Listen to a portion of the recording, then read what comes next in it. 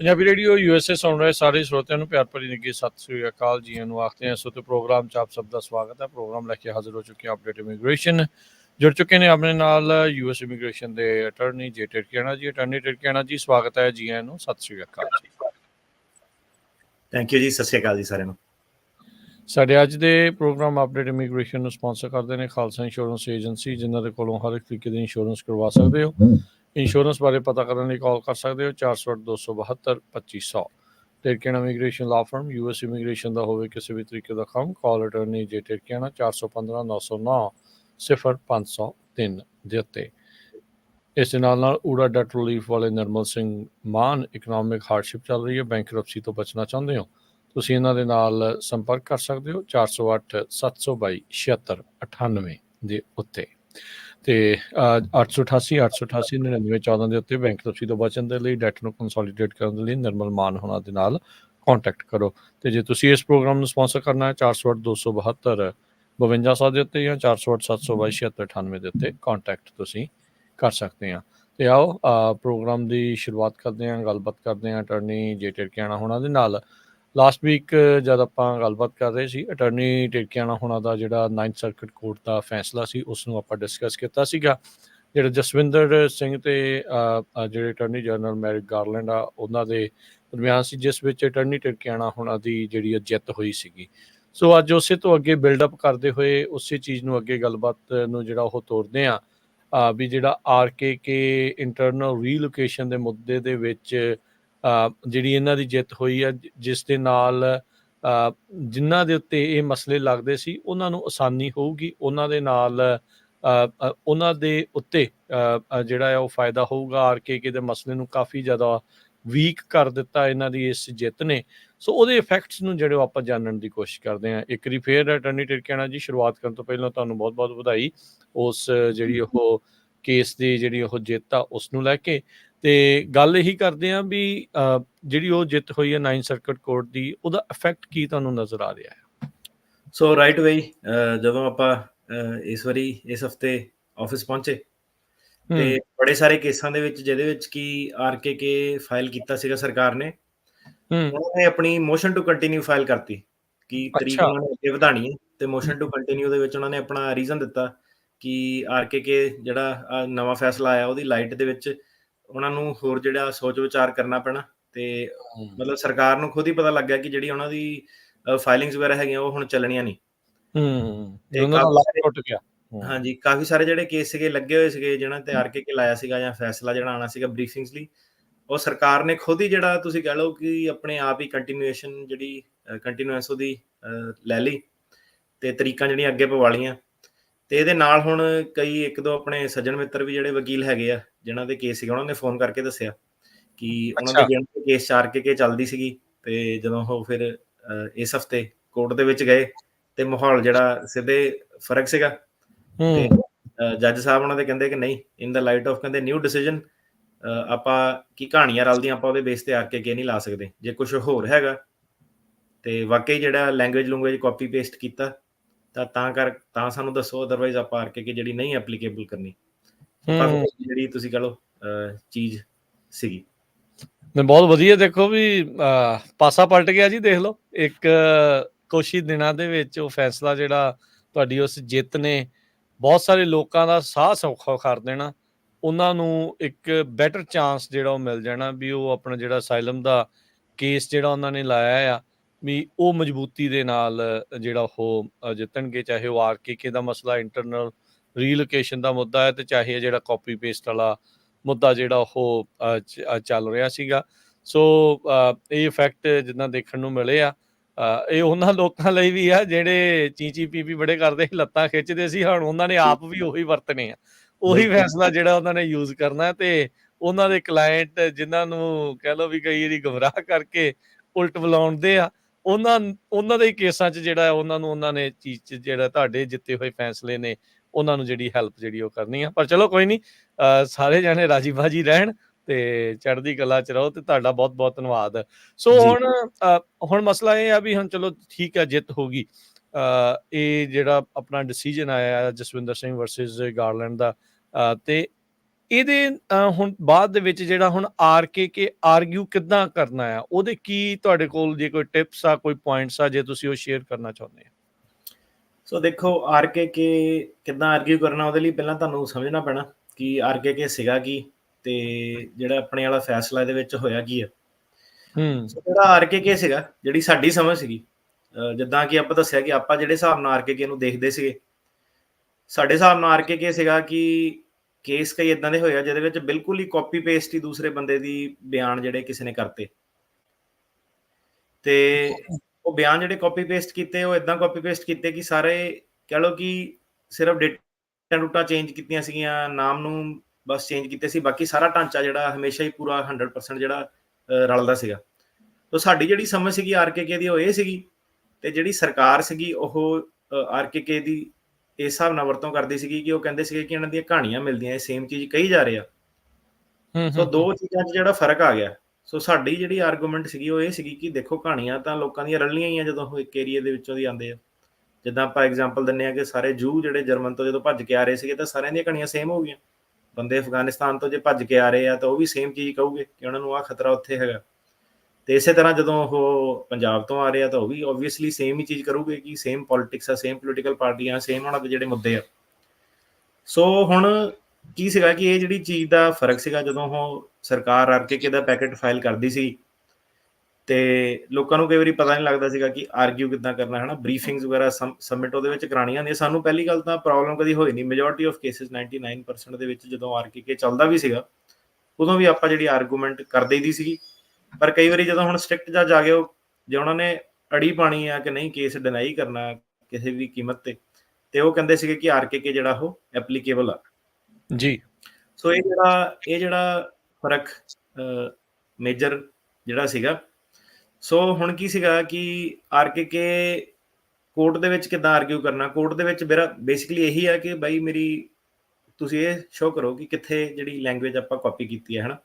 ਤੇ ਜਿੱਥੇ ਤੱਕ ਗੱਲ ਹੈਗੀ ਕਿ ਕਹਾਣੀਆਂ ਸੇਮ ਆ, ਉਹ ਤਾਂ ਸਿੱਧਾ ਹੁਣ ਫੈਸਲਾ ਹੀ ਹੈਗਾ ਕਿ ਫੈਸਲਾ ਇਹ ਕਹਿੰਦਾ ਕਿ ਕਹਾਣੀਆਂ ਸੇਮ ਹੋਣ ਦੇ ਬੇਸ ਤੇ ਤੁਸੀਂ ਆਰਕੇਕੇ ਅਪਲਾਈ ਨਹੀਂ ਕਰ ਸਕਦੇ, ਤੁਹਾਨੂੰ ਕੁਝ ਹੋਰ ਤੋਂ ਵੱਧ ਜਿਹੜਾ ਕਰਨਾ ਪੈਣਾ। ਫੈਕਟ ਪੈਟਰਨ ਜਾਂ ਤਾਂ ਬਹੁਤ ਯੂਨੀਕ ਹੋਵੇ ਤਾਂ ਆਪਾਂ ਨੂੰ ਮੰਨਾਂਗੇ। ਤੇ ਇਹਨੂੰ ਜੇ ਆਪਾਂ ਸਿੰਪਲ ਸ਼ਬਦਾਂ ਦੇ ਵਿੱਚ ਜੇ ਕਹੀਏ, ਠੀਕ ਹੈ। ਸੋ ਕੀ ਸੀਗਾ ਕਿ ਜਦੋਂ ਕੋਰਟ ਦੇ ਵਿੱਚ ਆਪਾਂ ਜਾ ਕੇ ਇਹ ਫੈਸਲੇ ਤੋਂ ਪਹਿਲਾਂ ਆਰਗਿਊ ਕਰਦੇ ਸੀਗੇ, ਸੋ ਜੱਜਾਂ ਨਾਲ ਕਾਫੀ ਜਿਹੜਾ ਚੱਲਦਾ ਸੀਗਾ ਕਿ ਆਪਾਂ ਕਹਿੰਦੇ ਸੀਗੇ ਕਿ ਇਹ ਡਿਊ ਪ੍ਰੋਸੈਸ, ਇਹ ਆਪਣੀ ਜਿਹੜੀ ਮੇਨ ਆਰਗੂਮੈਂਟ ਹੁੰਦੀ ਸੀਗੀ, ਜਿਹੜੀ ਆਪਾਂ ਨੂੰ ਫਿਰ ਕਾਫੀ ਦੇਰ ਜਿਹੜਾ ਮੌਕੇ ਦੀ ਤੁਸੀਂ ਕਹ ਲਓ ਕਿ ਵੇਟ ਕਰਨੀ ਪਈ। ਸੋ ਕਈ ਵਾਰੀ ਜੱਜ ਸੁਣਦੇ ਹੀ, ਸਰਕਾਰੀ ਵੀ ਵਕੀਲ ਇਤਰਾਜ਼ ਕਰਦਾ ਹੈਗਾ ਕਿ ਨਹੀਂ ਇੱਦਾਂ ਨਹੀਂ ਉੱਦਾਂ ਨਹੀਂ, ਕਾਫੀ ਉੱਤੇ ਬਹਿਸ ਬੂਸ ਜਿਹੜੀ ਚੱਲਦੀ ਸੀਗੀ, ਤਰੀਕ ਕਈ ਵਾਰੀ ਅੱਗੇ ਪੈ ਜਾਂਦੀ ਸੀਗੀ। ਫਿਰ ਜਿਹੜਾ ਬਰੀਫਿੰਗ ਵਗੈਰਾ ਸਬਮਿਟ ਕਰਨੀਆਂ ਪੈਂਦੀਆਂ ਸੀ ਕਲਾਇੰਟ ਨੂੰ, ਫਿਰ ਦੁਬਾਰਾ ਸਾਨੂੰ ਹਾਇਰ ਕਰਨਾ ਪੈਂਦਾ ਸੀਗਾ। ਤੇ ਇਹ ਜਿਹੜੇ ਫੈਸਲੇ ਨੇ ਉਹ ਚੀਜ਼ ਸਾਰੀ ਜਿਹੜੀ ਹੁਣ ਚੱਕਤੀ ਆ, ਜਿਹੜੀ ਜ਼ਿੰਮੇਵਾਰੀ ਆ ਉਹ ਹੁਣ ਸਰਕਾਰ ਦੇ ਉੱਤੇ ਹੀ ਆ, ਤੇ ਸਰਕਾਰ ਸ਼ੋਅ ਕਰੇ ਕਿ ਕਿੱਦਾਂ ਇਹਨਾਂ ਨੇ ਕਾਪੀ ਪੇਸਟ ਜਿਹੜਾ ਕੀਤਾ ਜੀ। ਤੇ ਇਹਦੇ ਵਿੱਚ ਜਿਹੜਾ ਇੱਕ ਚੀਜ਼ ਤੁਸੀਂ ਇਹ ਵੇਖਿਓ, ਇਹ ਕੋ ਇਨਸੀਡੈਂਸ ਨਹੀਂ ਕਿ ਆਰਕੇਕੇ ਜਿਹੜਾ ਸਾਡੀ ਫਰਮ ਦੇ ਵੱਲੋਂ ਦੀ ਜਿੱਤਿਆ ਗਿਆ। ਉਹਦਾ ਮੈਂ ਤੁਹਾਨੂੰ ਦੱਸਦਾ ਕਿੱਦਾਂ ਮੈਂ ਆਪਣੇ ਸਟਾਫ ਨਾਲ ਬੈਠਾ ਗੱਲ ਕਰਦਾ ਸੀਗਾ। ਮੈਂ ਕਿਹਾ ਦੇਖੋ, ਜਦੋਂ ਆਪਾਂ ਕੰਮ ਸ਼ੁਰੂ ਕੀਤਾ, ਜਦੋਂ ਬੰਦੇ ਸਾਡੇ ਕੋਲ ਆਏ, ਆਪਾਂ ਇੱਕ ਅਪਰੋਚ ਬਣਾਈ ਕਿ ਬਾਈ ਤੁਸੀਂ ਆ ਕੇ ਸਾਡੇ ਆਫਿਸ ਆ ਕੇ ਖੁਦ ਦੱਸਣਾ, ਕਿ ਆਪਣੇ ਮੂੰਹੋਂ ਬੋਲਣਾ ਕਿ ਕੀ ਆ ਹੱਡ ਬੀਤੀ ਆ, ਉਹੀ ਲਿਖੀ ਜਾਊਗੀ, ਕੁਛ ਉਹਦੇ ਵਿੱਚ ਐਕਸਟਰਾ ਨਹੀਂ ਲਿਖਿਆ ਜਾਊਗਾ, ਕਿਉਂਕਿ ਸਾਰਾ ਕੁਝ ਜਿਹੜਾ ਹੈਗਾ ਪੈਨਲਟੀ ਆਫ ਪਰਜਰੀ ਤੇ ਸਬਮਿਟ ਹੁੰਦਾ। ਸਾਰਾ ਕੁਝ ਜਿਹੜਾ ਤੁਸੀਂ ਸਹੁੰ ਖਾ ਕੇ ਦੱਸਦੇ ਆ ਕਿ ਸੱਚ ਮੇਰੇ ਨਾਲ ਹੋਇਆ। ਤੇ ਕਈ ਵਾਰੀ ਮੈਂ ਆਪਣੀ ਆਫਿਸ 'ਚ ਨਾ ਲੌਬੀ 'ਚ ਥੱਲੇ ਹੁੰਦਾ, ਉਹ ਕਹਿੰਦਾ ਭਾਜੀ ਗੱਲ ਕਰਨੀ ਸੀ ਤੁਹਾਡੇ ਨਾਲ। ਮੈਂ ਕਿਹਾ ਦੱਸ ਕਿੱਦਾਂ। ਭਾਜੀ ਕਹਿੰਦਾ ਮੈਡਮ ਨਾ ਸਵਾਲ ਬਹੁਤ ਪੁੱਛਦੀ ਹੈ, ਸਟਾਫ ਵੱਲ ਇਸ਼ਾਰਾ ਕਰਦਾ। ਮੈਂ ਕਿਹਾ ਸਵਾਲ ਹੁਣ ਮੈਂ ਪੁੱਛਣਾ ਹੀ ਆ। ਭਾਜੀ ਯਾਰ ਇਹ ਤਾਂ ਬਹੁਤ ਜ਼ਿਆਦਾ ਸਵਾਲ ਆ। ਤਾਂ ਮੈਂ ਕਿਹਾ ਹੁਣ ਸਵਾਲ ਆ ਜਿਹੜੇ ਪੁੱਛਣ ਦੇ, ਉਹਦੇ ਲਈ ਤਾਂ ਤੂੰ ਸਾਨੂੰ ਹਾਇਰ ਕਰ ਰਿਹਾ, ਉਹਦੇ ਲਈ ਤਾਂ ਪੈਸੇ ਦੇ ਰਹੇ, ਸਵਾਲ ਤਾਂ ਆਪਾਂ ਪੁੱਛਣਾ ਹੀ ਹੈ। ਬਿਲਕੁਲ। ਤੇ ਆਪਣੇ ਨੂੰ ਦੱਸਿਆ ਕਿ ਕਈ ਵਾਰੀ ਨਾ ਉਸ ਚੀਜ਼ ਤੋਂ ਜਿਹੜੇ ਸੀਗੇ ਲੋਕੀ ਭੱਜਦੇ ਸੀਗੇ ਕਈ, ਤੇ ਕਈ ਕਹਿੰਦੇ ਸਾਨੂੰ ਕਹਿ ਵੀ ਦਿੰਦੇ ਸੀ ਕਿ ਯਾਰ ਫਲਾਨਾ ਤਾਂ ਇਦਾਂ ਕਰਦਾ, ਢਮਕਾਨਾ ਇਦਾਂ ਕਰਦਾ, ਤੁਸੀਂ ਕੋਈ ਹੈਲਪ ਨਹੀਂ ਕਰਦੇ। ਤੇ ਮੈਂ ਕਿਹਾ ਹੈਲਪ ਆਪਾਂ ਕਰ ਹੀ ਨਹੀਂ ਸਕਦੇ, ਆਪਾਂ ਤਾਂ ਲੀਗਲੀ ਜਿਹੜੀ ਤੁਹਾਡੀ ਚੀਜ਼ ਆ ਉਹਨੂੰ ਪ੍ਰੈਜ਼ੈਂਟ ਕਰ ਸਕਦੇ ਹਾਂ, ਜੇ ਉਸ ਤੋਂ ਇਲਾਵਾ ਕੁਛ ਚੀਜ਼ ਹੋਵੇ ਉਹ ਤਾਂ ਫਰਾਡ ਹੋ ਜਾਣੀ ਹੈ। ਸੋ ਹੁਣ ਤੁਸੀਂ ਇਹ ਦੇਖੋ ਕਿ ਸਾਡੇ ਕੇਸ, ਸਾਡੇ ਆਫਿਸ ਤੋਂ ਤੇ ਕਦੀ ਕੋਈ ਆਰਕੇਕੇ ਬਣਿਆ ਨਹੀਂ ਅੱਜ ਤੱਕ, ਮਤਲਬ ਕੰਮ ਕਰਦੇ ਹੋਏ ਕੋਈ ਕੋਇਨਸੀਡੈਂਸ ਤੇ ਹੈ ਨਹੀਂ। ਹੁਣ ਜਦੋਂ ਸਾਡੇ ਆਫਿਸ ਤੋਂ ਆਰਕੇਕੇ ਨਹੀਂ ਬਣਿਆ, ਸਾਨੂੰ ਇਹ ਸਿਸਟਮ ਦੀ ਸਾਰੀ ਜਿਹੜੀ ਸਮਝ ਸੀਗੀ, ਆਰਗੂਮੈਂਟ ਵੀ ਤਾਂ ਆਪਾਂ ਤਾਂ ਹੀ ਕੀਤੇ ਆ ਨਾ। ਜੇ ਹੁਣ ਆਪਣਾ ਵੀ ਆਫਿਸ ਉਹ ਵਾਲਾ ਹੁੰਦਾ ਕਿ ਜਿਹਨੇ ਆਰਕੇਕੇ ਢਾਂਚੇ ਦੇ ਉੱਤੇ ਢਾਂਚਾ ਲਾਇਆ ਹੋਇਆ, ਤੇ ਆਪਾਂ ਇਹਨੂੰ ਆਰਗਿਊ ਕਿੱਦਾਂ ਕਰਨਾ ਸੀਗਾ। ਵੱਖ ਐਂਗਲ ਤੋਂ ਵੇਖਣ ਦੀ ਜਿਹੜੀ ਸਮਝ ਚਾਹੀਦੀ ਸੀਗੀ ਕਿ ਸਰਕਾਰ ਇਹਨੂੰ ਕਿੱਦਾਂ ਵੇਖਦੀ ਆ, ਉਹ ਕਿੱਦਾਂ ਵੇਖਦੇ ਆ। ਇਹ ਜਿਹੜੀ ਸਮਝ ਆਏ ਕੋਈ ਰਾਤੋਂ ਰਾਤ ਮੈਜਿਕਲੀ ਨਹੀਂ ਆ ਗਈ ਕਿ ਆਪਾਂ ਆਪ ਢਾਂਚੇ ਬਣਾ ਰਹੇ ਆ ਤੇ ਆਰਕੇ ਵੀ ਨਾਲ ਆਰਗਿਊ ਕਰ ਰਹੇ ਆ। ਠੀਕ ਆ, ਸੋ ਇਹ ਸਾਰੀ ਚੀਜ਼ ਹੁਣ ਕਨੈਕਟ ਹੁੰਦੀ ਆ, ਸਾਰੀਆਂ ਪਿੱਛੇ ਜਾ ਕੇ ਇੰਟਰਵਿਊਆਂ ਜਿਹੜੀਆਂ ਸੁਣੋ। ਠੀਕ ਆ, ਜਦੋਂ ਦੇ 4 ਸਾਲ ਦੇ ਆ, ਸਾਰੀਆਂ ਹੁਣ ਜਿਹੜੇ ਲੋਕੀ ਸੀਗੇ ਨਾ ਇੰਟਰਨੈਟ ਤੋਂ ਵੀਡੀਓ ਦੇਖ ਕੇ ਇੱਧਰ ਉੱਧਰ ਹੋ ਜਾਂਦੇ ਆ, ਜਾ ਕੇ ਹੁਣ ਸਾਰੀਆਂ ਜਿਹੜੀਆਂ ਇੰਟਰਵਿਊਆਂ ਸੁਣਿਓ, ਸਾਰਿਆਂ ਦੀਆਂ ਸੁਣਿਓ, ਦੇਖਿਓ ਫਿਰ ਦੁਬਾਰਾ ਕਿ ਕਿਹੜਾ ਬੰਦਾ ਕਿਹੜੀ ਚੀਜ਼ ਕਹਿ ਰਿਹਾ ਵਾ। ਆਲ ਦਾ ਵੇ ਤੁਸੀਂ ਆਰਕੇ ਤੱਕ ਸੁਣਿਓ, ਫਿਰ ਦੇਖਿਓ ਤੁਹਾਨੂੰ ਜਿਹੜੀ ਪੂਰੀ ਸੈਂਸ ਬਣੂਗੀ ਕਿ ਜੋ ਇਹ ਡੇ 1 ਤੋਂ ਕਹਿ ਰਿਹਾ ਸੀਗਾ ਇਹਨੇ ਉਹੀ ਕੀਤਾ। ਜੋ ਇਹ ਡੇ 1 ਤੋਂ ਕਹਿ ਰਿਹਾ ਸੀਗਾ ਕਿ ਭਾਈ ਆਪਾਂ ਕਹਾਣੀਆਂ ਨਹੀਂ ਕਿਸੇ ਦੀਆਂ ਬਣਾ ਸਕਦੇ, ਲੀਗਲ ਇਹ ਜਿਹੜਾ ਪ੍ਰੋਸੈਸ ਆ ਬੜਾ ਇੱਕ ਆਨਰੇਬਲ ਪ੍ਰੋਸੈਸ ਹੈਗਾ ਅਸਾਈਲਮ ਦਾ, ਜੋ ਤੁਸੀਂ ਦੱਸੋਗੇ ਉਹੀ ਅੱਗੇ ਜਾਣਾ। ਤੇ ਉਹਦੇ ਕਰਕੇ ਭਾਜੀ ਆਪਾਂ ਹਜ਼ਾਰਾਂ ਦੇ ਵਿੱਚ ਜਿਹੜੇ ਕਲਾਇੰਟ ਲੂਜ਼ ਕੀਤੇ ਹੋਣੇ ਆ, ਹਜ਼ਾਰਾਂ ਦੇ ਵਿੱਚ। ਠੀਕ ਹੈ, ਗੱਲ ਦੇ ਵਿੱਚ ਕੋਈ ਜਿਹੜਾ ਆਪਣਾ ਸ਼ੱਕ ਨਹੀਂ ਹੈਗਾ। ਠੀਕ ਹੈ, ਕਈ ਬੰਦੇ ਵੀ ਸਾਨੂੰ ਕਹਿੰਦੇ ਕਿ ਭਾਜੀ ਯਾਰ ਤੁਹਾਨੂੰ ਹਾਇਰ ਕਰਨਾ ਸੀ ਪਰ ਨਹੀਂ ਕੀਤਾ। ਤੇ ਹੁਣ ਜਿਹੜਾ ਫਾਸਟ ਫਾਰਵਰਡ ਇਹ ਆ ਕਿ ਕੋਈ ਆਪਣੇ ਵੱਲੋਂ ਕੋਈ ਆਰਕੇ ਅੱਗੇ ਨਹੀਂ ਕਦੀ ਗਿਆ। ਆਰਕੇ ਨੂੰ ਜਿਹੜਾ ਸੀਗਾ ਇੱਕ ਡਿਫਰੈਂਟ ਐਂਗਲ ਤੋਂ ਪੇਸ਼ਕਸ਼ ਜਿਹੜੀ ਕਰਨ ਵਾਲੀ ਕਿ ਜੱਜ ਸਾਹਿਬ ਨੂੰ ਸਮਝਾਉਣਾ ਕਿ ਭਾਈ ਠੀਕ ਆ ਕਈ ਲੋਕੀ ਫਰਾਡ ਕਰਦੇ ਹੋਣਗੇ ਜੀ, ਪਰ ਆ ਵੀ ਚੀਜ਼ ਜਿਹੜੀ ਤੁਹਾਨੂੰ ਵੇਖਣੀ ਪੈਣੀ ਹੈ। ਤੇ ਫਿਰ ਜੱਜ ਸਾਹਿਬ ਜਿਹੜੇ ਸਾਡੇ ਨਾਲ ਜਿਹੜੇ ਸਹਿਮਤ ਹੋਏ, ਤੇ ਜਿੱਦਾਂ ਕਿ ਕਿਹਾ ਕਈ ਚਿਰ ਜਿਹੜਾ ਲੈਬ 'ਚ ਆਪਾਂ ਰਾਤਾਂ ਕਾਲੀਆਂ ਕਰਕੇ ਇੱਥੇ ਪਹੁੰਚੇ, ਇਸ ਆਰਗੂਮੈਂਟਸ ਤੇ ਪਹੁੰਚੇ, ਜਿਹੜੇ ਹੌਲੀ ਪਹੁੰਚੇ ਕਿ ਠੀਕ ਹੈ ਤਾਂ ਇੱਕ ਦਿਨ ਜਿਹੜਾ ਹੱਲ ਜਿਹੜਾ ਜ਼ਰੂਰ ਆਪਣਾ ਜਿਹੜਾ ਹੋਊਗਾ। ਨਹੀਂ ਬਿਲਕੁਲ ਜੀ। ਸੋ ਬਰੀਕੀ ਦੇ ਨਾਲ ਸਮਝਣਾ ਤੇ ਉਸ ਦਾ ਕੀ ਟੈਕਨੀਕਲੀ ਵਿਕਲਪ ਆ ਉਹ ਜਿਹੜਾ ਕੱਢ ਕੇ ਲੈ ਕੇ ਆਉਣਾ ਇੱਕ ਬਹੁਤ ਵੱਡੀ ਗੱਲ ਆ। ਜਦ ਕਿ ਜਿੱਦਾਂ ਤੁਸੀਂ ਆਪ ਦੱਸਿਆ ਵੀ ਤੁਹਾਡੇ ਆਪਣੇ ਕਿਸੇ ਵੀ ਮਾਮਲੇ 'ਚ ਆਰਕੇ ਲੱਗਦੀ ਨਹੀਂ ਸੀਗੀ, ਕਿਉਂਕਿ ਜੋ ਅਗਲਾ ਬੰਦਾ ਆਪਣੇ ਮੂੰਹੋਂ ਕਹਿ ਰਿਹਾ, ਹੁਣ ਉਹੀ ਕਹਾਣੀ ਜਿਹੜੀ ਮੈਂ ਦੱਸਣੀ ਹੈ, ਜਿਹੜੀ ਤੁਸੀਂ ਦੱਸਣੀ ਹੈ, ਜੇ ਉੱਦਾਂ ਦੀ ਹੋਈ ਆ ਉਹ ਵੱਖਰਾ ਢੰਗ ਹੋਣਾ ਆਪਣੇ ਆਪ, ਉਹਦੇ ਵਿੱਚ ਗ੍ਰਾਮਰ ਵੀ ਚੇਂਜ ਹੋ ਜਾਣੀ, ਉਹਦੇ ਵਿੱਚ ਭਾਸ਼ਾ ਵੀ ਚੇਂਜ ਹੋ ਜਾਣੀ ਆ, ਦੱਸਣ ਦਾ ਤਰੀਕਾ ਢੰਗ ਵੀ ਹੋ ਜਾਣਾ, ਤਾਂ ਕਾਪੀ ਪੇਸਟ ਤੋਂ ਆਪਾਂ ਆਪਣੇ ਆਪ ਹੀ ਬਚ ਗਏ। ਸੋ ਸਾਰੀਆਂ ਚੀਜ਼ਾਂ ਜਿਹੜੀਆਂ ਉਹਦੇ ਵਿੱਚ ਆ ਜਾਂਦੀਆਂ ਆ। ਤੇ ਹੁਣ ਆਰਕੇ ਤੋਂ ਬਾਅਦ ਜਿਹੜੀ ਇੰਟਰਨਲ ਰੀਲੋਕੇਸ਼ਨ ਆ ਉਹਦੇ ਆਰਗੂਮੈਂਟ ਦੇ ਵਿੱਚ ਕੀ ਤੁਹਾਡੇ ਕੋਲ ਟਿਪ ਆ, ਕੀ ਕਿੱਦਾਂ ਜਿਹੜਾ ਉਹ ਕਹਿਣਾ ਹੈ? ਸੋ ਵੀ ਦੇਖੋ ਕਿ ਸਾਡੇ ਤੋਂ ਪਹਿਲਾਂ ਰਾਈਟ ਇਹ ਫੈਕਟ ਆ ਕਿ ਸਾਨੂੰ ਕਈ ਹੁਣ ਸੋਸ਼ਲ ਮੀਡੀਆ ਤੇ ਸੁਣਦੇ ਆ, ਟਿਕਟੌਕ ਤੇ ਕਮੈਂਟ ਪਾ ਦਿੰਦੇ ਆ, ਕਹਿੰਦੇ ਆ ਕਿ ਜਦੋਂ ਦਾ ਤੁਸੀਂ ਸ਼ੋਅ ਕੀਤਾ ਨਾ ਸ਼ੁਰੂ, ਉਦੋਂ ਤੋਂ ਜਦੋਂ ਤੁਸੀਂ ਐਕਸਪਲੇਨੇਸ਼ਨ ਦਿੱਤੀ ਕਿ Singh versus Whitaker, Singh versus Garland 9th circuit ਤੇ 2nd ਸਰਕਟ ਦੀ, ਉਦੋਂ ਪਹਿਲਾਂ ਜਿਹੜਾ ਕੀ ਸੀਗਾ ਕਿ ਲੋਕੀ ਆਧਾਰ ਕਾਰਡ, ਪੈਨ ਕਾਰਡ, ਕਿ ਮੈਨੂੰ ਆਧਾਰ ਕਾਰਡ, ਪੈਨ ਕਾਰਡ ਨਾਲ ਟਰੈਕ ਕਰ ਲੂਗੇ। ਇਹ ਵਕੀਲਾਂ ਦੇ ਜਿਹੜੇ ਕੇਸ ਸਾਡੇ ਕੋਲ ਆਏ ਸੀ ਨਾ ਉਹਦੇ 'ਚ ਲਿਖਿਆ ਹੁੰਦਾ ਸੀਗਾ, ਪਤਾ ਤੁਹਾਨੂੰ ਸਾਰਿਆਂ ਨੂੰ, ਕਿ ਆਧਾਰ ਕਾਰਡ, ਪੈਨ ਕਾਰਡ ਜਿਹੜੇ ਚੱਲਦੇ ਸੀ ਤੇ ਰੀਲੋਕੇਸ਼ਨ ਦੇ ਉੱਤੇ ਕੇਸ ਡਿਨਾਈ ਹੁੰਦੇ ਸੀਗੇ। ਇਹ ਇੱਕ ਬਹੁਤ ਹੌਟ ਟੌਪਿਕ ਜਿਹੜਾ ਸੀਗਾ। 50% ਕੇਸ ਜਿਹੜੇ ਡਿਨਾਈ ਹੋ ਜਾਂਦੇ ਸੀਗੇ। ਲੋਕੀ ਆਪਾਂ ਨੂੰ ਸ਼ੋਅ ਦੇ ਵਿੱਚ ਵੀ ਪੁੱਛਦੇ ਸੀਗੇ, ਮੈਸੇਜ ਵੀ ਕਰਦੇ ਸੀ ਕਿ ਮੇਰਾ ਰੀਲੋਕੇਸ਼ਨ ਦੇ ਕਰਕੇ ਜਿਹੜਾ ਡਿਨਾਈ ਕਰਤਾ।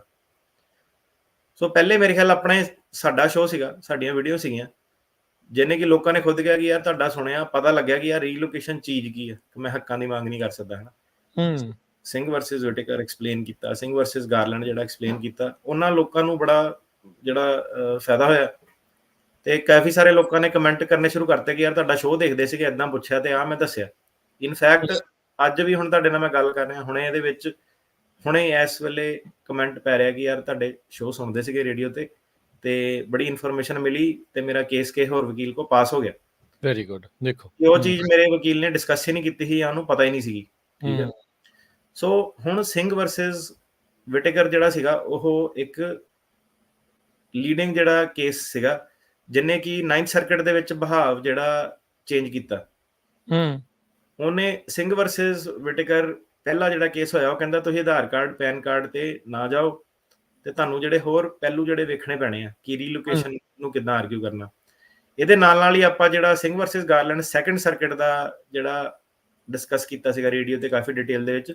ਹਾਂਜੀ, ਇਹਦੇ ਵਿੱਚ ਆਪਾਂ ਦੱਸਿਆ ਸੀ ਕਿ ਨਿਊਯਾਰਕ ਦੇ ਵਿੱਚ ਗੇਮ ਜਿਹੜੀ ਪੁੱਠੀ ਹੋ ਗਈ, ਜਿਹੜੇ ਹਿਸਾਬ ਨਾਲ ਵੀ ਉਹ ਆਰਗਿਊ ਕੀਤਾ। ਉਹਨਾਂ ਨੇ ਕਿਹਾ ਕਿ ਜਿਹੜੇ ਪਾਰਟੀ ਦੇ ਵਰਕਰ ਆ, ਕਿਉਂਕਿ ਉਹ ਸਰਕਾਰ ਨਹੀਂ ਹੁੰਦੇ, ਤੇ ਫਿਰ ਜਿਹੜਾ ਜ਼ਿੰਮੇਵਾਰੀ ਆ ਉਹ ਕਲਾਇੰਟ ਦੀ, ਰਿਸਪੋਂਡੈਂਟ ਦੀ ਖੁਦ ਦੀ ਰਹਿੰਦੀ ਆ, ਉਹ ਪ੍ਰੂਵ ਕਰੇ ਕਿ ਕਿਤੇ ਉਹ ਜਾ ਸਕਦਾ ਕਿ ਨਹੀਂ ਜਾ ਸਕਦਾ। ਸਰਕਾਰ ਨੂੰ ਪ੍ਰੂਵ ਕਰਨ ਦੀ ਜਿਹੜੀ ਲੋੜ ਨਹੀਂ ਹੈਗੀ।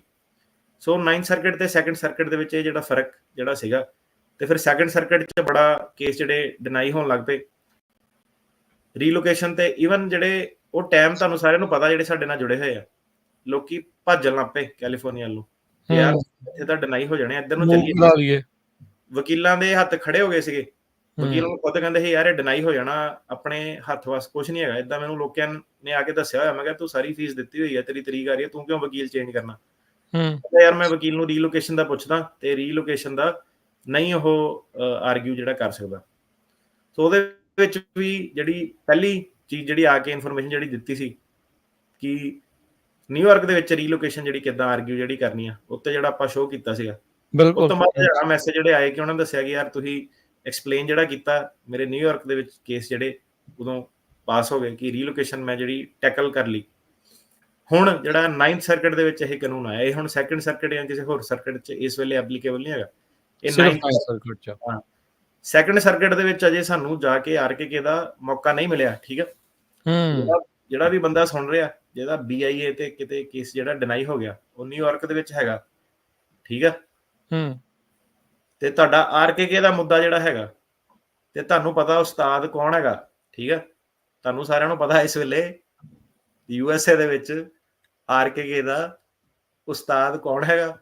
BIA ਦੇ ਵਿੱਚ ਤੁਹਾਡੇ 2nd ਸਰਕਟ ਦੇ ਵਿੱਚ ਕੇਸ ਹੈਗਾ ਤੇ ਉਹ ਡਿਨਾਈ ਹੁੰਦਾ, ਤੇ ਮੈਨੂੰ ਉਹ ਵਾਲਾ ਜਿਹੜਾ ਮੌਕਾ ਮਿਲਦਾ ਤਾਂ ਮੈਂ 2nd ਸਰਕਟ ਦੇ ਵਿੱਚ ਵੀ ਇਹ ਚੇਂਜ ਕਰਨ ਦੀ ਕੋਸ਼ਿਸ਼ ਕਰੂੰਗਾ ਜੇ ਉਹ ਵਾਲਾ ਮੌਕਾ ਮਿਲਦਾ। ਠੀਕ ਹੈ, ਹੋ ਸਕਦਾ ਸਾਨੂੰ ਉਹ ਚੀਜ਼ ਨੂੰ ਟਾਈਮ ਲੱਗ ਜਾਵੇ, ਹੋ ਸਕਦਾ ਉਹ ਕੇਸ ਕਿਸੇ ਹੋਰ ਤਰੀਕੇ ਨਾਲ ਕੋਈ ਹੋਰ ਵਕੀਲ ਆਰਗਿਊ ਕਰ ਦੇਵੇ ਕਿ ਉਹ ਵਧੀਆ ਚੀਜ਼ ਵੀ ਹੋ ਸਕਦੀ ਹੈ, ਉਹ ਮਾੜੀ ਚੀਜ਼ ਵੀ ਹੋ ਸਕਦੀ ਹੈ। ਜਿੱਦਾਂ ਕਿ 2nd ਸਰਕਟ ਨੇ ਇੱਕ ਵਾਰੀ ਪਹਿਲਾਂ ਸਪੈਸ਼ਲੀ ਕਿਹਾ ਸੀਗਾ ਕਿ ਆਪਾਂ ਸਿੰਘ ਵਰਸਸ ਵਿਟੇਕਰ ਜਿਹੜਾ 9th ਸਰਕਟ ਦਾ ਨਹੀਂ ਮੰਨਦੇ ਹਨਾ। ਸੋ ਲਾਅ ਜਿਹੜੇ ਹੈਗੇ ਆ ਕਿਸੇ ਪਾਸੇ ਨੂੰ ਵੀ ਡਿਫਾਈਨ ਜਿਹੜੇ ਕੀਤੇ ਜਾ ਸਕਦੇ ਆ। ਅੱਜ ਦੀ ਡੇਟ ਦੇ ਵਿੱਚ ਆਪਾਂ ਗੱਲ ਕਰਾਂਗੇ 9th ਸਰਕਟ ਦੀ, ਤੇ 9th ਸਰਕਟ ਦੇ ਵਿੱਚ ਇਹ ਕੇਸ ਹੋਇਆ, ਤੇ 9th ਸਰਕਟ ਦੇ ਵਿੱਚ ਹੁਣ ਜਿਹੜੀ ਰੀਲੋਕੇਸ਼ਨ ਸੀਗੀ, ਜਿਹੜੀ ਇੰਟਰਨਲ ਰੀਲੋਕੇਸ਼ਨ ਦੀ ਆਰਗੂਮੈਂਟ ਸੀਗੀ, ਉਹਦੇ ਵਿੱਚ ਕੀ ਜਿਹੜੀ ਚੇਂਜ ਆਈ ਆ। ਸੋ ਹੁਣ ਆਪਾਂ ਉਹਦੇ ਵਿੱਚ ਸਿੰਘ ਵਰਸਸ ਵਿਟੇਕਰ ਦੇ ਔਨ ਟਾਪ ਆਫ ਆਪਾਂ ਇੱਕ ਹੋਰ ਲੇਅਰ ਜਿਹੜੀ ਕਹਿ ਲਓ ਐਡ ਕਰਤੀ, ਸਰਕਾਰ ਦੇ ਲਈ ਜਿਹੜੀ ਕਹਿ ਲਓ ਜ਼ਿਆਦਾ ਔਖ ਕ੍ਰੀਏਟ ਹੋ ਗਈ ਆ। ਹੁਣ ਆਪਾਂ ਉਹਨਾਂ ਨੂੰ ਜਿਹੜਾ ਸਾਡੇ ਡਿਸੀਜਨ ਤੋਂ ਬਾਅਦ ਹੁਣ ਇਹ ਚੀਜ਼ ਆ ਕਿ ਤੁਸੀਂ ਜਿਹੜੇ ਸਾਡੇ ਕਲਾਇੰਟਾਂ ਦੇ ਕੇਸ ਇਹ ਕਹਿ ਕੇ ਨਹੀਂ ਡਿਨਾਈ ਕਰ ਸਕਦੇ ਕਿ ਇਹ ਛੋਟਾ ਮੋਟਾ ਪਾਰਟੀ ਦਾ ਵਰਕਰ ਸੀਗਾ, ਕਿਉਂਕਿ ਥੋੜਾ ਇੱਕ ਚੱਲਿਆ ਹੋਇਆ ਸੀਗਾ। ਸੋ ਰਾਜਕਰਨ ਜੀ, ਇਹ ਐਡੀ ਵੱਡੀ ਜਿਹੜੀ ਚੀਜ਼ ਹੈ ਨਾ ਕਿ ਸਾਰਿਆਂ ਦਾ ਕਿ ਤੂੰ ਤਾਂ ਛੋਟਾ ਜਿਹਾ, ਤੂੰ ਤਾਂ ਪੋਸਟਰ ਬੋਏ ਆ, ਤੂੰ ਤਾਂ ਏਦਾਂ ਹਨਾ, ਏਦਾਂ ਬਹੁਤ ਕੇਸ ਡਿਨਾਈ ਕੀਤੇ ਆ। ਸੈਂਟਾ ਇਹਨਾਂ ਦੇ ਜਿਹੜੇ ਕੇਸ ਬਹੁਤ ਡਿਨਾਈ ਜਿਹੜੇ ਇਸ ਚੀਜ਼ ਦੇ ਹੋਏ ਆ।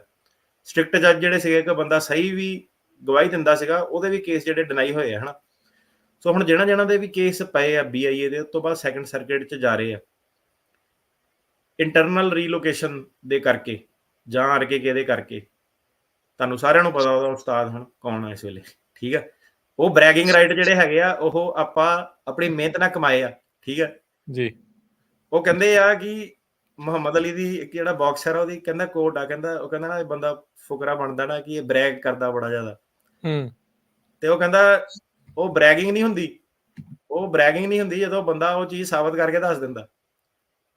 ਸੋ ਅੱਜ ਇਹ ਬ੍ਰੈਗਿੰਗ ਨਹੀਂ ਹੈਗੀ, ਇਹ ਕਹਿਣ ਵਾਲੀ ਗੱਲ ਨਹੀਂ ਹੈਗੀ, ਕਿਉਂਕਿ ਇਹ ਸੱਚਾਈ ਹੈ ਕੀਤੀ ਹੈ। ਸਾਨੂੰ ਬ੍ਰੈਗਿੰਗ ਨਹੀਂ ਕਹਿੰਦੇ। ਤਾਂ ਕਰਕੇ ਹੁਣ ਕੀ ਆ, ਜਿਹੜੇ ਸਾਰੇ ਹੁਣ ਟੱਪਦੇ ਸੀਗੇ, ਸਾਰੇ ਕਈ ਕੁਝ ਕਹਿੰਦੇ ਸੀਗੇ, ਪਿਛਲੇ ਸ਼ੋਅ ਤੇ ਕੋਈ ਨਹੀਂ ਬੋਲਿਆ ਕਿ ਏਦਾਂ ਓਦਾਂ। ਉਹਨੂੰ ਪਤਾ ਕਿ ਜਿਹੜੀ ਬਾਕੀ ਜਨਤਾ ਨੇ ਉਹਨੇ ਗਾਲਾਂ ਕੱਢਣੀਆਂ ਕਿ ਤੂੰ ਸਾਲਾ ਫੇਰ ਆ ਗਿਆ ਨਟੰਕੀ ਕਰਨ ਆਪਣੀ।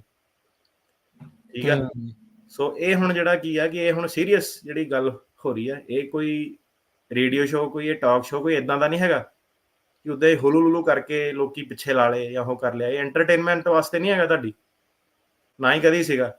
ਇਹ ਕੋਈ ਨਾ ਸਵਾਦ ਦਿਖਾਉਣ ਨੂੰ ਸੀਗਾ, ਤੁਹਾਨੂੰ ਕੋਈ ਸਵਾਦ ਆਉਣਾ ਚਾਹੀਦਾ ਕਿ ਬਈ ਐਵੇਂ ਅਵਲੇ ਤਬਲੇ ਮਾਰੀ ਜਾਓ। ਇਹ ਸ਼ੋਅ ਦਾ ਮਕਸਦ ਇਹ ਸੀਗਾ ਕਿ ਭਾਈ ਤੁਹਾਨੂੰ ਨੌਲੇਜ ਮਿਲੇ, ਜਿੱਦਾਂ ਬੰਦੇ ਇਹ ਕਹਿ ਰਹੇ ਆ ਕਿ ਮੇਰਾ ਕੇਸ ਕਿਤੇ ਹੋਰ ਜਾ ਕੇ ਪਾਸ ਹੋ ਜਾਂਦਾ। ਉਹ ਚੀਜ਼ ਯਾਦ ਰੱਖਿਓ ਕਿ ਕੀ ਆ, ਇਹ ਇਮੀਗ੍ਰੇਸ਼ਨ ਦੀ ਕਲਾਸ ਆ ਤੁਹਾਡੇ ਲਈ ਹਰ ਵੀਕਐਂਡ ਦੇ ਵਿੱਚ। ਤੇ ਜਿਹੜੀ ਕਲਾਸ ਹਾਈ ਲੈਵਲ ਦੀ ਕਲਾਸ ਹੈ, ਕੋਈ ਉਹ ਨਹੀਂ ਕਿ ਮੈਂ ਆ ਕੇ ਇੱਥੇ ਰਿਪੀਟ ਕਰ ਦੇਣਾ ਕਿ ਕਿੱਦਾਂ ਕਰ ਦੇਣਾ। ਇਹਦੇ ਵਿੱਚ ਹੋਇਆ ਕਿ ਜਿਹੜੀ ਲੇਟੈਸਟ ਜੋ ਵੀ ਆਪਣਾ ਹਫਤੇ ਦਾ ਐਕਸਪੀਰੀਅੰਸ ਜਿਹੜਾ ਹੁੰਦਾ ਤੁਹਾਡੇ ਨਾਲ ਆ ਕੇ ਜਿੱਦਾਂ ਸ਼ੇਅਰ ਕਰੀਦਾ, ਸੇਮ ਥਿੰਗ ਜਿੱਦਾਂ ਮੈਂ ਆਪਣੇ ਸਟਾਫ ਨਾਲ ਕਰਦਾ ਕਿ ਹਰੇਕ ਬੰਦੇ ਦੀ ਜਿਹੜੀ ਨੌਲੇਜ ਦੀ ਟ੍ਰੇਨਿੰਗ ਜਿਹੜੀ ਹੈਗੀ ਆ, ਕਿ ਹਰੇਕ ਬੰਦੇ ਦੀ ਜਿਹੜੀ ਕਮਿਊਨਿਟੀ ਦੀ ਜਿਹੜੀ ਟ੍ਰੇਨਿੰਗ ਆ। ਬੰਦੇ ਭਾਜੀ ਹੁਣ ਆਉਂਦੇ ਆ ਕਿ ਗਾਰਡੀਅਨ ਬਾਰੇ ਪਤਾ ਹੀ ਨਹੀਂ ਸੀਗਾ ਲੋਕਾਂ ਨੂੰ। ਕਿੰਨੇ ਕੁ ਜਿਹੜੇ ਮਾਈਨਰ ਆਪਣੇ ਹੁਣੇ 21 ਸਾਲਾਂ ਤੋਂ ਥੱਲੇ, ਕਿੰਨਿਆਂ ਦੇ ਜਿਹੜੇ ਪਤਾ ਹੀ ਨਹੀਂ ਸੀਗਾ ਕਿ ਗਾਰਡੀਅਨਸ਼ਿਪ ਕੀ ਚੀਜ਼ ਹੁੰਦੀ ਆ। ਕਿ ਉਹਨਾਂ ਨੂੰ ਮੈਂ ਕਿਹਾ ਤੂੰ ਕੀਤਾ ਨਹੀਂ, ਕਹਿੰਦਾ ਦੱਸਿਆ ਨਹੀਂ ਕਿਸੇ ਨੇ, ਇਨਫੋਰਮੇਸ਼ਨ ਹੀ ਨਹੀਂ ਮਿਲੀ। ਰੇਡੀਓ ਤੋਂ ਬਾਅਦ ਮੈਂ ਕਿਹਾ ਜਿਹੜਾ ਆਪਣਾ ਸੀਗਾ ਕਿ ਲੋਕੀ ਕਹਿੰਦੇ ਯਾਰ ਇਹ ਤਾਂ ਹੁਣ ਪਤਾ ਲੱਗਣਾ ਜਿਹੜਾ ਸ਼ੁਰੂ ਹੋਇਆ ਕਿ ਨੌਲੇਜ ਤੁਸੀਂ ਜਿਹੜੇ ਦੇਤੀ ਕਿ ਯਾਰ ਮੇਰਾ ਜਿਹੜਾ ਰੂਮਮੇਟ ਨਾਲ ਰਹਿੰਦਾ ਵਾ ਉਹੀ ਮੇਰਾ ਗਾਰਡੀਅਨ ਬਣ ਸਕਦਾ ਸੀਗਾ, ਹਨਾ। 2-2 ਮਹੀਨੇ ਪਹਿਲਾਂ ਜਿਹੜੇ ਕਿ ਲੋਕਾਂ ਨੂੰ ਪਤਾ ਹੀ ਨਹੀਂ ਸੀਗਾ ਗਾਰਡੀਅਨ ਦਾ ਅਸਾਲਮ ਦਾ ਕੇਸ ਲਗਾਉਣਾ ਸੀ, ਯਾਰ ਤੂੰ ਆਹ ਕਰ ਲੈ, ਏਦਾਂ ਕਰ ਲੈ, ਠੀਕ ਆ। ਤੇ ਉਹ ਜਿਹੜੀ ਚੀਜ਼ ਸੀਗੀ, ਪੰਜਾਬੀ ਰੇਡੀਓ ਨੇ ਜਿਹੜਾ ਪਲੇਟਫਾਰਮ ਇੱਕ ਬੰਨ੍ਹਤਾ ਕਮਿਊਨਿਟੀ ਦੇ ਵਿੱਚ ਪੰਜਾਬੀ ਰੇਡੀਓ ਦੀਆਂ ਜੜ੍ਹਾਂ ਤਾਂ ਆਲਰੇਡੀ ਸੀਗੀਆਂ ਬਹੁਤ ਜ਼ਿਆਦਾ ਡੀਪ, ਬਾਕੀ ਸਾਰੇ ਰੇਡੀਓ ਚੈਨਲ ਨਾਲੋਂ, ਹਨਾ। ਤੇ ਜੜ੍ਹਾਂ ਪੰਜਾਬੀ ਰੇਡੀਓ ਦੀਆਂ ਡੀਪ ਤਾਂ ਕਰਕੇ ਸੀਗੀਆਂ ਕਿ ਜਿਹੜਾ ਪੰਜਾਬੀ ਰੇਡੀਓ ਦਾ ਖੁਦ ਦਾ ਕੰਟੈਂਟ ਆ ਜਿਹੜਾ ਕਿ ਕਮਿਊਨਿਟੀ ਨੂੰ, ਸਾਰੇ ਕੰਟੈਂਟ ਜਿਹੜਾ ਕਮਿਊਨਿਟੀ ਨੂੰ ਉੱਤੇ ਚੱਕਣ ਲਈ ਆ। ਕੋਈ ਵੀ ਇਹਦੇ ਵਿੱਚ ਐਵੇਂ ਬਿਨਾਂ ਮਤਲਬ ਦੀ ਮਸਾਲੇਦਾਰ ਜਿਹੜੀ ਹੁੰਦੀ ਆ ਆਲਤੂ ਫਾਲਤੂ ਖਬਰ ਨਹੀਂ ਕਦੀ ਸੀਗੀ, ਐਟਲੀਸਟ ਮੈਂ ਨਹੀਂ ਕਦੀ ਦੇਖੀ। ਹਮੇਸ਼ਾ ਔਨ ਦਾ ਪੁਆਇੰਟ ਜਿਹੜਾ ਕਮਿਊਨਿਟੀ ਦਾ ਸੱਭਿਆਚਾਰਕ ਪ੍ਰੋਗਰਾਮ ਸੀਗਾ, ਹਰੇਕ ਚੀਜ਼ ਜਿਹੜਾ, ਤੇ ਪਰਸਨਲੀ ਵੀ ਜਿਹੜਾ ਮਤਲਬ ਭਾਜੀ ਹੁਣਾਂ ਨੂੰ, ਹਰਜੋਤ ਹੁਣਾਂ ਨੂੰ ਜਾਣਦੇ ਹੋਏ ਪਰਸਨਲੀ ਵੀ ਮੈਨੂੰ ਪਤਾ ਕਿ ਬੰਦਾ ਜਿਹੜਾ ਕਿ ਪੰਜਾਬੀ ਕਲਚਰ ਲਈ, ਸੱਭਿਆਚਾਰ ਲਈ, ਬੋਲੀ ਦੇ ਲਈ ਮਤਲਬ ਇੱਕ ਜਿਹੜਾ ਉਪਰਾਲਾ ਕੌਣ ਕਰਦਾ ਅੱਜ ਕੱਲ੍ਹ, ਹਨਾ। ਕਿ ਜਿਹੜਾ ਆਪਣਾ ਬਿਲਕੁਲ ਜਿਹੜਾ 100% ਉਹਨਾਂ ਦਾ ਐਫਰਟ ਆ, ਉਹ ਹਮੇਸ਼ਾ ਜਿਹੜਾ ਐਵਰੀਥਿੰਗ ਜਿਹੜੀ ਆ ਉਹ ਪੰਜਾਬੀ ਕਲਚਰ, ਪੰਜਾਬੀ ਮਾਂ ਬੋਲੀ ਉਹਦੇ ਰਿਲੇਟਡ ਜਿਹੜੀ ਹੁੰਦੀ ਆ। ਸੋ ਇਹ ਇੱਕ ਪਲੇਟਫਾਰਮ ਜਿਹੜਾ ਪਹਿਲਾਂ ਹੀ ਸੀਗਾ, ਇਹ ਪਲੇਟਫਾਰਮ 'ਚ ਜਿਹੜਾ ਤੁਸੀਂ ਮੈਨੂੰ ਵੈਲਕਮ ਕੀਤਾ ਪਹਿਲਾਂ ਤਾਂ, ਠੀਕ ਹੈ। ਉਹਦੇ ਉੱਤੇ ਓਬਵੀਅਸਲੀ ਇਹ ਵੀ ਬੜੀ ਵੱਡੀ ਚੀਜ਼ ਆ ਕਿਉਂਕਿ ਹਰੇਕ ਬੰਦਾ ਆਪਣੇ ਪਲੇਟਫਾਰਮ ਤੇ ਕਿਸੇ ਨੂੰ ਵੈਲਕਮ ਨਹੀਂ ਕਰਦਾ ਕਿਉਂਕਿ ਤੁਹਾਨੂੰ ਅਗਲੇ ਦਾ ਪਤਾ ਨਹੀਂ ਯਾਰ ਦੂਜੇ ਬੰਦੇ ਨੇ ਕੀ ਆ ਕੇ ਕਹਿ ਦੇਣਾ, ਕੀ ਕਰ ਦੇਣਾ। ਖੁੱਲ੍ਹ ਦਿੱਤੀ ਪੂਰੀ, ਇੰਨਾ 2 ਘੰਟੇ ਦਾ ਟਾਈਮ ਸਲੋਟ ਦਿੱਤਾ ਗਾ, ਆ ਕੇ ਜੋ ਮਰਜ਼ੀ ਬੋਲੀ ਜਾ, ਕਦੀ ਕੋਈ ਰੋਕਾ ਟੋਕੀ ਨਹੀਂ, ਕੁਛ ਨਹੀਂ ਕਿ ਇੱਦਾਂ ਨਹੀਂ ਕਹਿਣਾ, ਉੱਦਾਂ ਨਹੀਂ ਕਹਿਣਾ। ਤੇ ਉਹ ਜਿਹੜੀ ਚੀਜ਼ ਸੀਗੀ ਉਹਦੇ ਨਾਲ ਆਈ ਥਿੰਕ ਉਹ ਕਿਉਂਕਿ ਇਹ ਪਲੇਟਫਾਰਮ ਐਗਜ਼ਿਸਟ ਕਰਦਾ ਸੀਗਾ, ਐਡਾ ਵੱਡਾ ਜਿਹੜੇ ਸੁਣਦੇ ਸੀਗੇ, ਹਨਾ। ਆਪਣੇ ਸ਼ੋਅ ਤੋਂ ਬਾਅਦ ਫਿਰ ਯੰਗ ਆਡੀਅנס ਜਿਹੜੀ ਸੀਗੀ ਇਮੀਗ੍ਰੇਸ਼ਨ ਦਾ ਹੋਣ ਕਰਕੇ, ਤੇ ਆਲ ਇਨ ਆਲ ਜਿਹੜਾ ਇਹ ਸਾਰਾ ਸਿਹਰਾ ਹੈਗਾ ਪੰਜਾਬੀ ਰੇਡੀਓ ਦੇ ਸਿਰ ਤੇ ਵੱਜਦਾ। ਜੇ ਨਹੀਂ ਇਹ ਹੁੰਦਾ ਤੇ ਲੋਕਾਂ ਤੱਕ ਆਪਣੀ ਆਵਾਜ਼ ਨਹੀਂ ਜਾਣੀ ਸੀ। ਬਹੁਤ ਜਿਹੜੀ ਤੁਸੀਂ ਕਹਿ ਲਓ ਘੱਟ ਗਿਣਤੀ ਦੇ ਵਿੱਚ ਜਿਹੜੀ ਆਵਾਜ਼ ਉਹ ਜਾਣੀ ਸੀਗੀ। ਤੇ ਰੂਟੀਨ ਜਿਹੜੇ ਦੇ ਲਿਸਨਰ ਰੇਡੀਓ ਸੁਣਦੇ ਆ, ਰੈਸਟੋਰੈਂਟਾਂ ਦੇ ਵਿੱਚ ਲੋਕਾਂ ਨੇ ਰੇਡੀਓ ਲਾਏ ਆ, ਟਰੱਕਾਂ ਦੇ ਵਿੱਚ ਰੇਡੀਓ ਲਾਏ ਆ। ਜਦੋਂ ਜਾਈਦਾ ਕਿਤੇ ਵੀ ਜਾਈਦਾ ਦੱਸਦੇ ਆ ਸਾਨੂੰ ਕਿ ਯਾਰ ਆਪਾਂ ਤਾਂ ਲਗਾਤਾਰ ਇਹ ਰੇਡੀਓ ਸਾਡਾ ਲੱਗਾ ਹੀ ਰਹਿੰਦਾ ਸੀਗਾ। ਧੰਨਵਾਦ।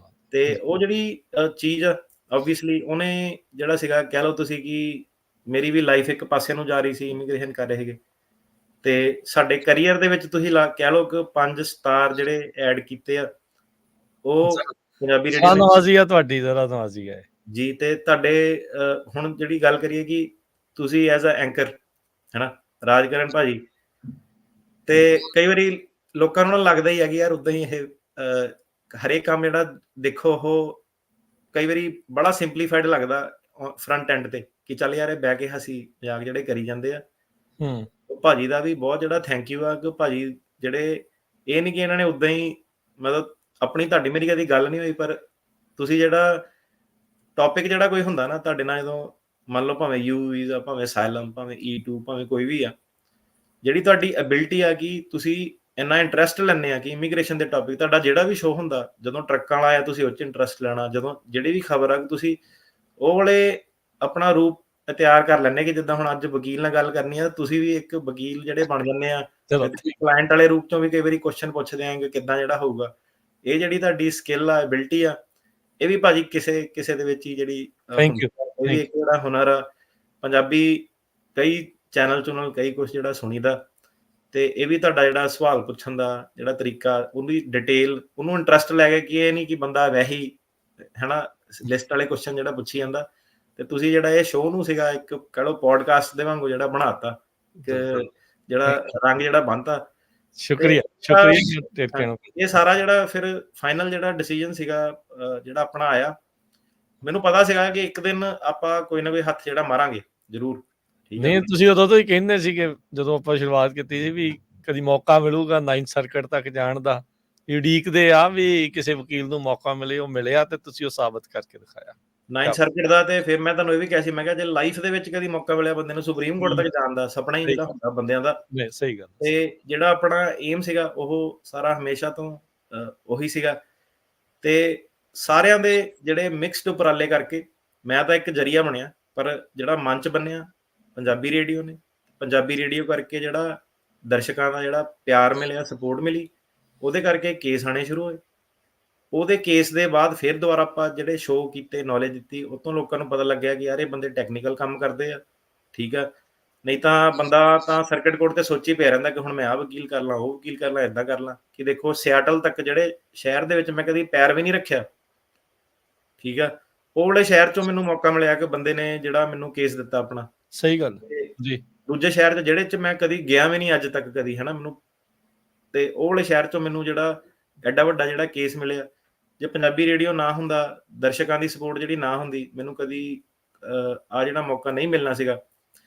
ਤੇ ਹੁਣ ਜਿਹੜੀ ਇਹ ਚੀਜ਼ ਆ, ਮਤਲਬ ਤੁਸੀਂ ਅੱਜ ਤੱਕ ਦਿੱਤਾ ਹੀ ਆ ਸਾਰਿਆਂ ਨੇ ਤੁਸੀਂ, ਠੀਕ ਆ। ਚਲੋ ਆਪਾਂ ਮਾੜੀ ਮੋਟੀ ਨੌਲੇਜ ਆ, ਤੇ ਮੈਂ ਵੀ ਖੁਸ਼ਕਿਸਮਤ ਹਾਂ ਕਿ ਮੈਨੂੰ ਵੀ ਹੁਣ ਕੁਛ ਮੌਕਾ ਮਿਲਿਆ ਕਿ ਸਾਰਿਆਂ ਨੂੰ ਵਾਪਸ ਜਿਹੜਾ ਦੇਣ ਦਾ।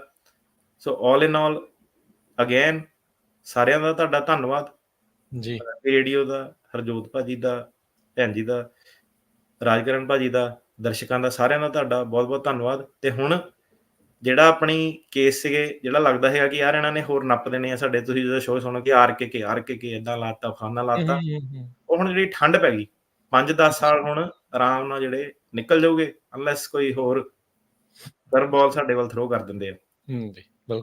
ਨਹੀਂ ਦੇਖੋ, ਆਸਾਨੀ ਹੋ ਗਈ।